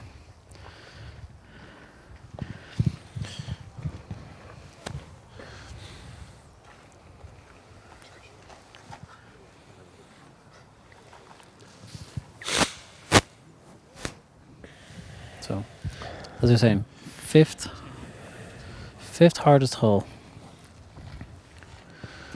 Oof. And Jared Dunn has missed the birdie putt as well. So Jared Dunn going to have tapped in for a final round of 2 under par. So the way it'll stand, David Howard at 10 under. Patrick Keelan also 10 under after a bogey there on 17. So birdie will win it for Keeling. A par will get him to a playoff, and a bogey will lose it. In one way, does it settle your mind and go, this is what I have to do? There's a certainty about it, all you right. gotta go hit the shots, you know. Yeah. You're not, oh, should I risk it? You know, you gotta just go and get a birdie. Like, if it's just needed a par to win, then do you change your routine a bit, you know? Just to you wonder if Patrick's more comfortable with playing the aggressor. Mm-hmm. Put the foot down and just press on. From today alone, he has the game to hit long irons in, you know, close. You know, he's done it. You hope it doesn't go back to that missed putt on 16. Well, I mean, 2 missed putts, 16 on 17. Good drive there from Dara Flynn, right hand side of the fairway, in line with that tree, all the way down the hole. Driver in hand now for Patrick Keeling. He has 4 very important things coming up.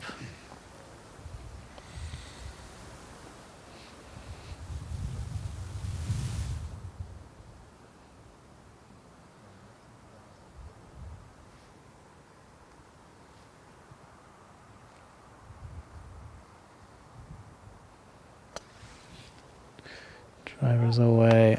Yeah, it's getting good cheer from the spectators. Yeah, middle of the fairway. Running up there. Yeah, it's a super shot there from Patrick Keeling.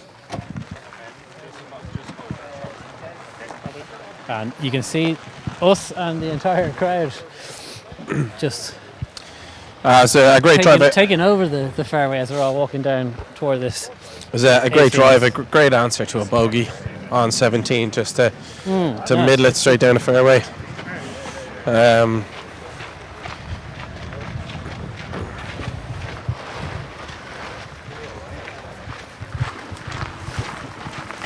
We're just making our way to get ahead of the spectators there a little bit.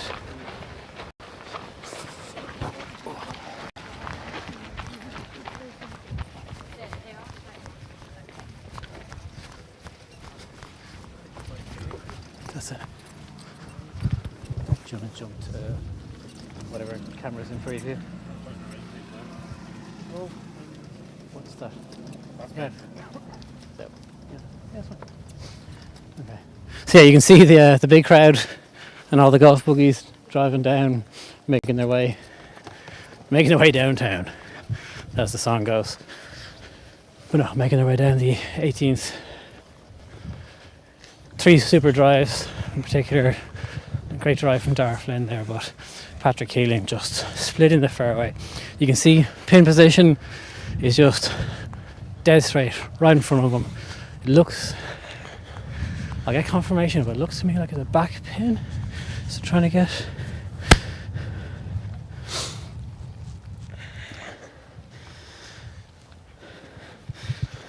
I will get you an exact yardage, Johnny, of a shot in. So you can see there the way that this 18th plays, the sea and the dunes don't come into play as as a feature, but they're definitely there as an aesthetic. They're a lovely hole, really nice. The bunker on the left hand side, and the tree on the left hand side, good visual intimidation. We spoke about how that's been a very good factor, a very big factor throughout this championship, and how this course is designed. Two great drives in particular from Patrick and from Dara.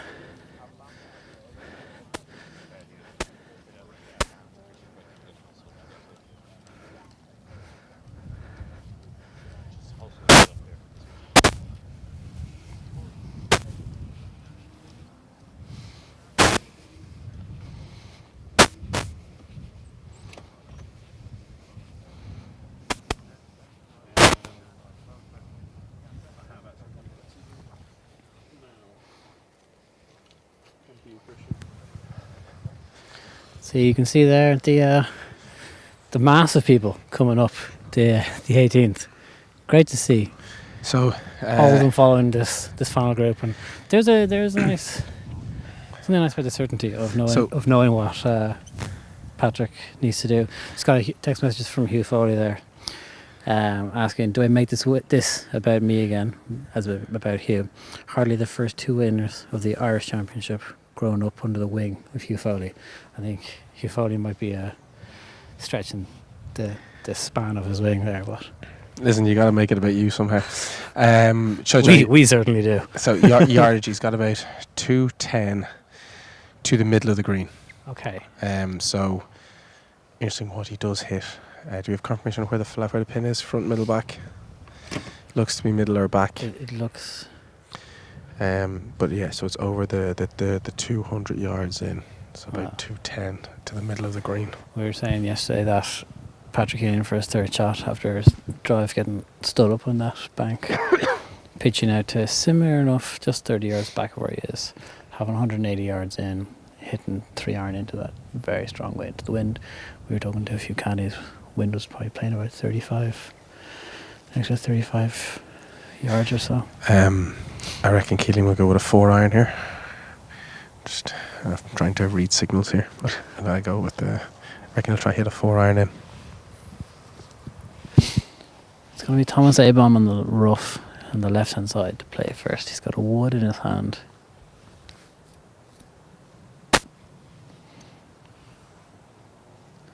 It's a good shot. Left to the green. Left to the bunker as well? Yeah, left the bunkers. It's just bobble and bounce, just left it. I'll have not an easy chip on, but a makeable little pitch.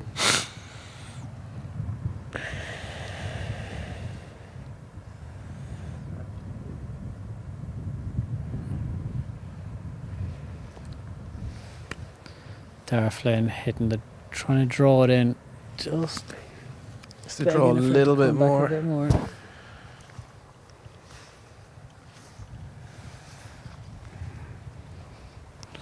So that ball.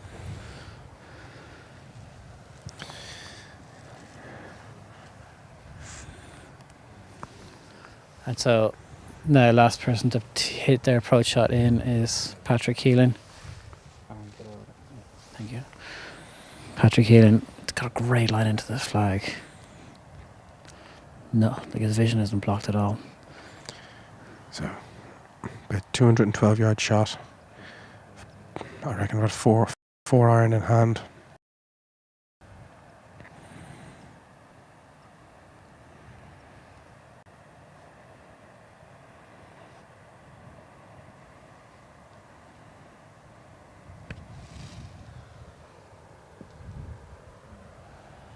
He's pulled it left. 4 called. That's where the nerves of the championship come in. The last 2 times that Patrick played this hole, he finished off in that front left bunker. Yesterday, he managed to get up and down for his first birdie. He's going to have to do the same again. He's going to have to. I don't know what the lie is just like and what it looks like, but obviously just nerves got the better of him there, pulling it to the left.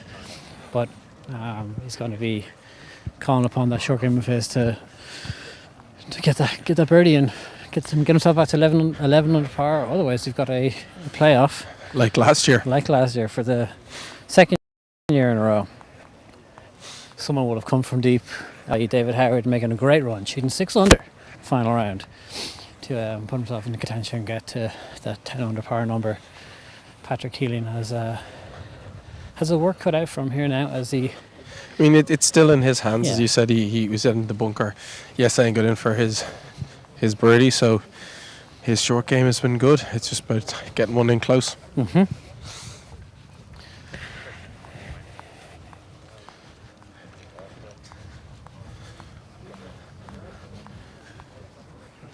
So once we get kind of word as to what his lie is like, that should help us inform how difficult his up and down for birdie. Is that it just there, just long left? Hopefully that's it there, just long left, kind of on the walkway. If it is, it's, I don't want to say easy enough, but at least it's not caught up in any kind of long, crappy grass. He won't have an awkward stance. But at the same time, we know like Thomas Abam also went left, so that could well be him. Dara Flynn, on the other hand, just managed to hang on to the right hand side of the green, just off. But all of the drama, all of the tension is firmly sat with Patrick Keeling.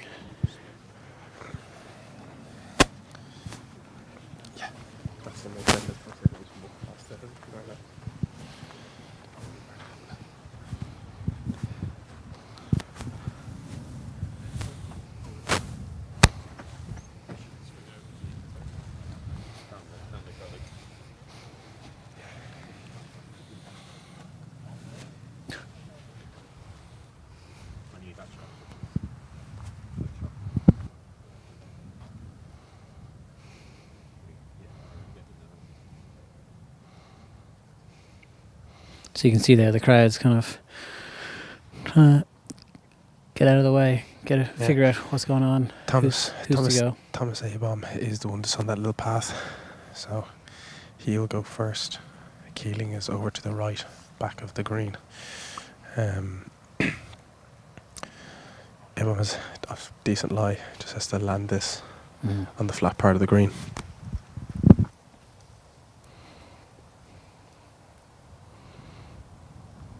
Good chip from Thomas Abam. Oof, gave it a little scare as it's just run on by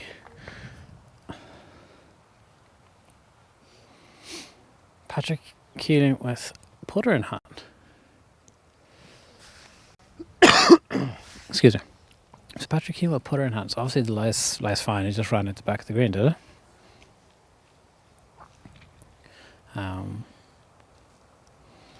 Very dramatic. Yeah, he's. I mean, we've said it already on the broadcast. He's Texas wedged it a few times, so if he's out a bit, I think a really tight chip with this amount of pressure would not, I don't think, be ideal. Easier to roll a putter on it if he has the room. Yeah, listen, I'm always a big fan of the phrase, "Get the shot." A bad putt is better than a bad chip. It's actually fine. He's got plenty of space.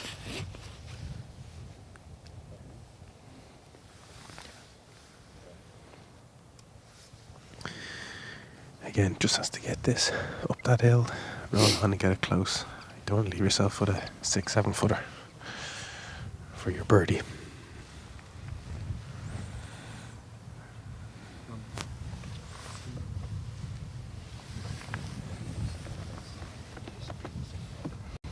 So putter for get it up. Stop. Okay, so he's left him sort of 10, 11 foot. Yeah, it's longer than obviously you'd want, but he has that putt to win. Have a good time to look at it. Again, it's a dramatic way to win it outright. You look at the birdie putt on 16, should have dropped. You had the par putt on 17, should have dropped. As you said, he's left himself work to do, especially on this Seapoint stretch, as we've coined it. The Seapoint stretch at the risk of claiming another victim.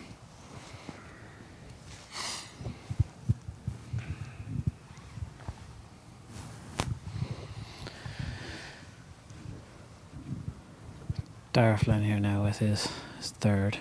So, long eagle putt to come.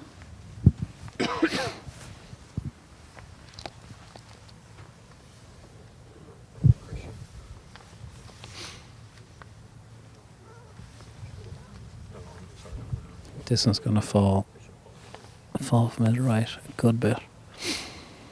As Dara Flynn has the chance to get himself up to that 7 under par number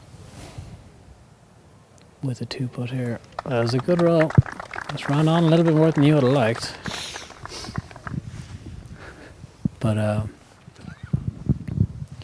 was a very good third shot there from Dara.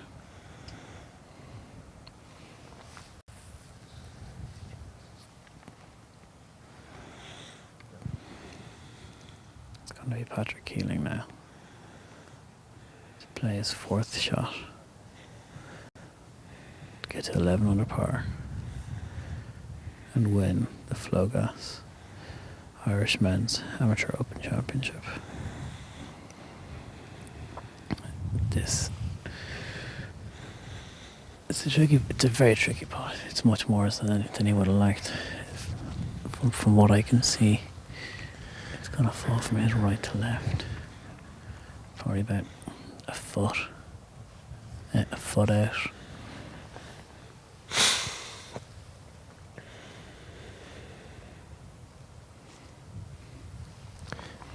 The tension in the air is actually quite palpable, to be fair. You can feel it. Absolutely.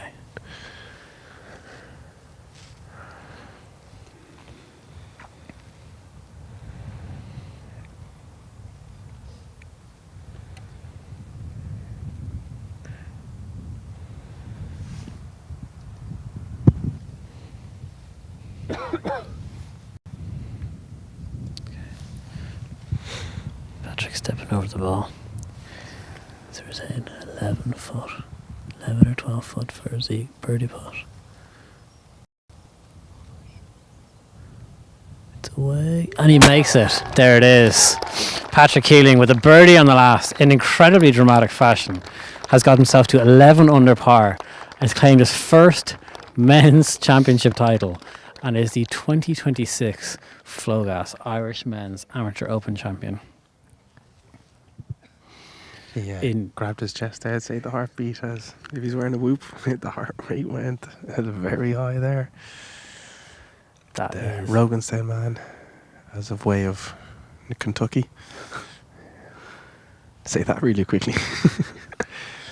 It's the second championship of the year to have been won by a member of Roganstown Golf Club. That stable are doing very, very well. I think it's just sinking in on him as he's standing there trying to be quiet. To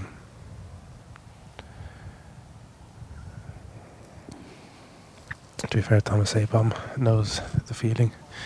Previous winner of the close. Mm.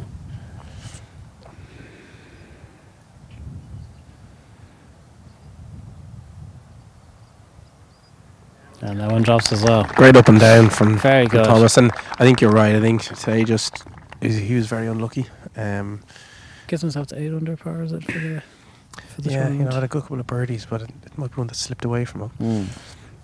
But finishes the day even par. Probably two pars, like 2 birdies left out there, and they nipped off the hole. And now for Dara Flynn. Getting himself 7 under. And again, a day that never really just fully got going for him. There we go. Nice to see 3 birdies in the last.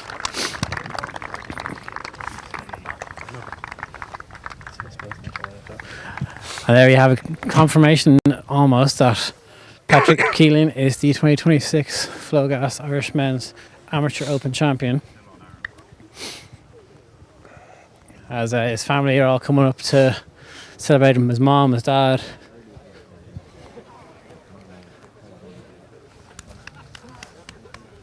The backdrop, just for the glass over there, just get him over there. And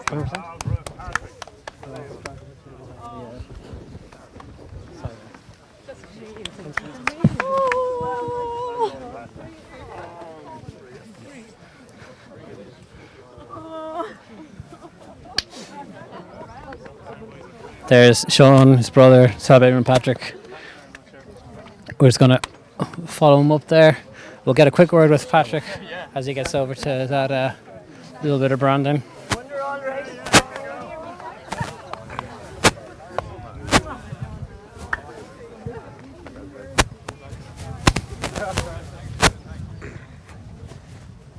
He's got scoring, doesn't he? Yeah. So we're going to have Patrick Keeling in just a moment. But what we'll do as he's going to head over to scoring is we'll take a quick ad break and then we'll be back to you just after this. Coverage of the 2026 Flogas Irish Men's Amateur Open Championship on the Bogeymen is brought to you by Flogas.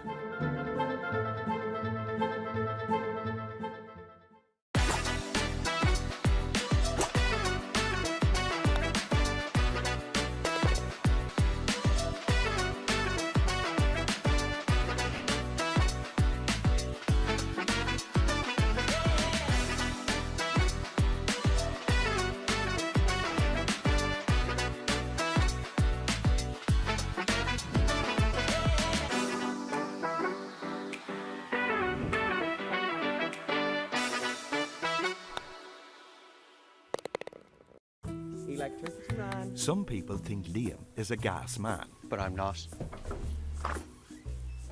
Electricity? Yes, we're called Flogas, but we do electricity too. The gas part about it is that the gas part of Flogas is only part of it. What the gas, man? He says the gas part is only part of it. Well, that's gas. No, it's electricity. Take it. Go on. When you think electricity, think Flogas. Switch now at flogas.ie. AIG are there for many customers' firsts. First impressions.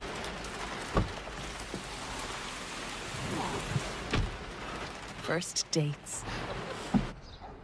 Take your time. First lessons. First challenges. From your first moment with AIG, you'll be ready for what's next. But first, take 10% off your next car insurance quote at aig.ie. AIG. Forward we go.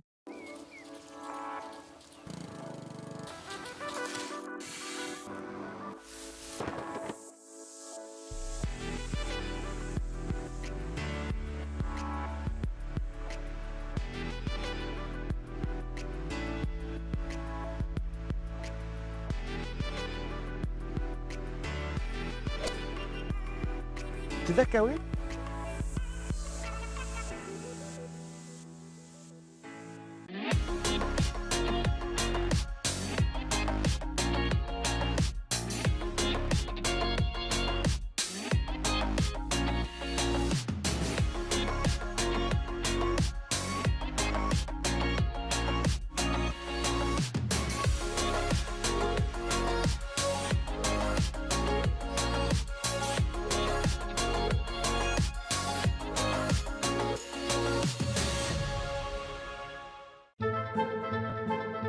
Coverage of the 2026 Flogas Irish Men's Amateur Open Championship on the Bogeymen is brought to you by Flogas.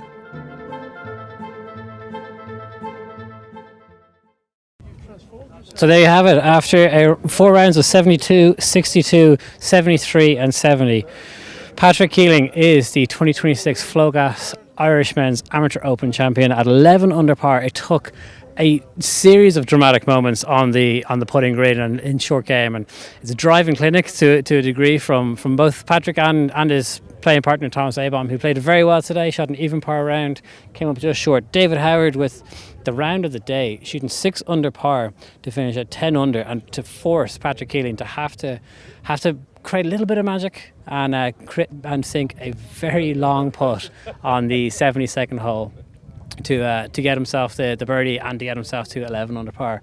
Patrick and his playing companions are just going through scoring at the moment, but it was a very exciting day. It was to and fro throughout the entire day. Patrick had the lead on his own there for the first hole, and then after a couple of holes it became very tight as a number of players, I'm just going to check the score here, as a number of players started to make a number of very, very serious and very impressive runs. Like Jared Dunn shooting 2 under for the day, 9 under. He's performed here regularly very, very well. Last year he was in contention again. He's in contention at the East as well, if memory serves. Stuart Grattan, winner here last year, shooting 5 under par on the day to also get himself to 9 under par. Greg Holmes shooting 4 under today to get himself to 8 under par. Thomas Abom, as you're saying, is tied for 5th with an even par round today, finished at 8 under par. After that, Ryan Griffin and Dara Flynn, 7 under par, both of them for the championship. But Dylan Keating, it took him all the way to the very last hole to create a little bit of magic after a couple of putts sliding by for him on 16 and 17. 16, the birdie attempt to just sliding by to get him to the 12 under, the 11 under number, and then the bogey on 17. But we can say here now that the winner is straight in. Thank you very much. We are indeed. Patrick, congratulations. Thank you. Have you had a moment to let sink in just yet? Not really. I mean, didn't really know how to celebrate when that putt went in. I felt really, really comfortable all day. I don't know what came over me, but I do know what it is, and I think it's just completely down to faith in Christ. And the Bible talks about like a peace that transcends all human understanding, and it was like a wave that came over me. Never really felt that, and to do it, today, maybe the biggest round of golf I've ever had to play, was just it was incredible. So yeah, very, very fulfilled. Yeah, and it seemed to be for the entire week rounds of 2 halves. Front 9 probably a little bit slow. Same thing again today, but then you really got firing then toward that back 9. Yeah, I think I love that back 9, and the second round I started on the back 9. That's the only time I started on the back 9. So I think it was easier going to the front 9, being a couple under par already. And so how aware were you of the situation of what was going on around you? A few players made a few charges. Jared Dunn obviously in the group in front of you, with Stuart Graham going 5 under, David Howard going 6 under to really push you. How aware were you of any of that? I didn't look at a single leaderboard all day. I asked Tom after I missed a 6-footer on 16, 8-footer on 17. Both felt like great putts. I hit my line, just completely misread them. But I asked Tom on 18, I was like, where do we stand? And he was like, we're tied. I was like, all right, need a birdie now. It was nice to hold up for the win. Is always special too. Lovely stuff. You've got a queue of people here waiting to talk to you. But when you're standing over that final putt there to win your first men's championship, what were you thinking? What were you feeling? I was talking to myself. I think that was the theme for the week. Is one of my coaches, Ted in America, always says, talk to yourself, don't listen to yourself. When that internal chatter starts going, it's just enforcing positive thought, just constructive. And I was just like, bit of faith being everything to me. I was just like, win or lose here, if this putt goes in, Jesus, like, you already won. I've already won, because of him, no matter what the result was in golf today. And I think that's just what brought so much peace going out, to be honest. Yeah. Congratulations. Well, you certainly won today. Thanks very much. Go enjoy it. You've got plenty of people to talk to, but make sure to celebrate. Yeah, thanks. Thank you very much. All right, guys, thank you very much for watching. That is it. That is the end of our coverage for the 2026 Flogas Irish Men's Amateur Open Championship. Congratulations to Patrick Keeling, the first of many championships, I'm sure. Coverage of the 2026 Flogas Irish Men's Amateur Open Championship on the Bogeymen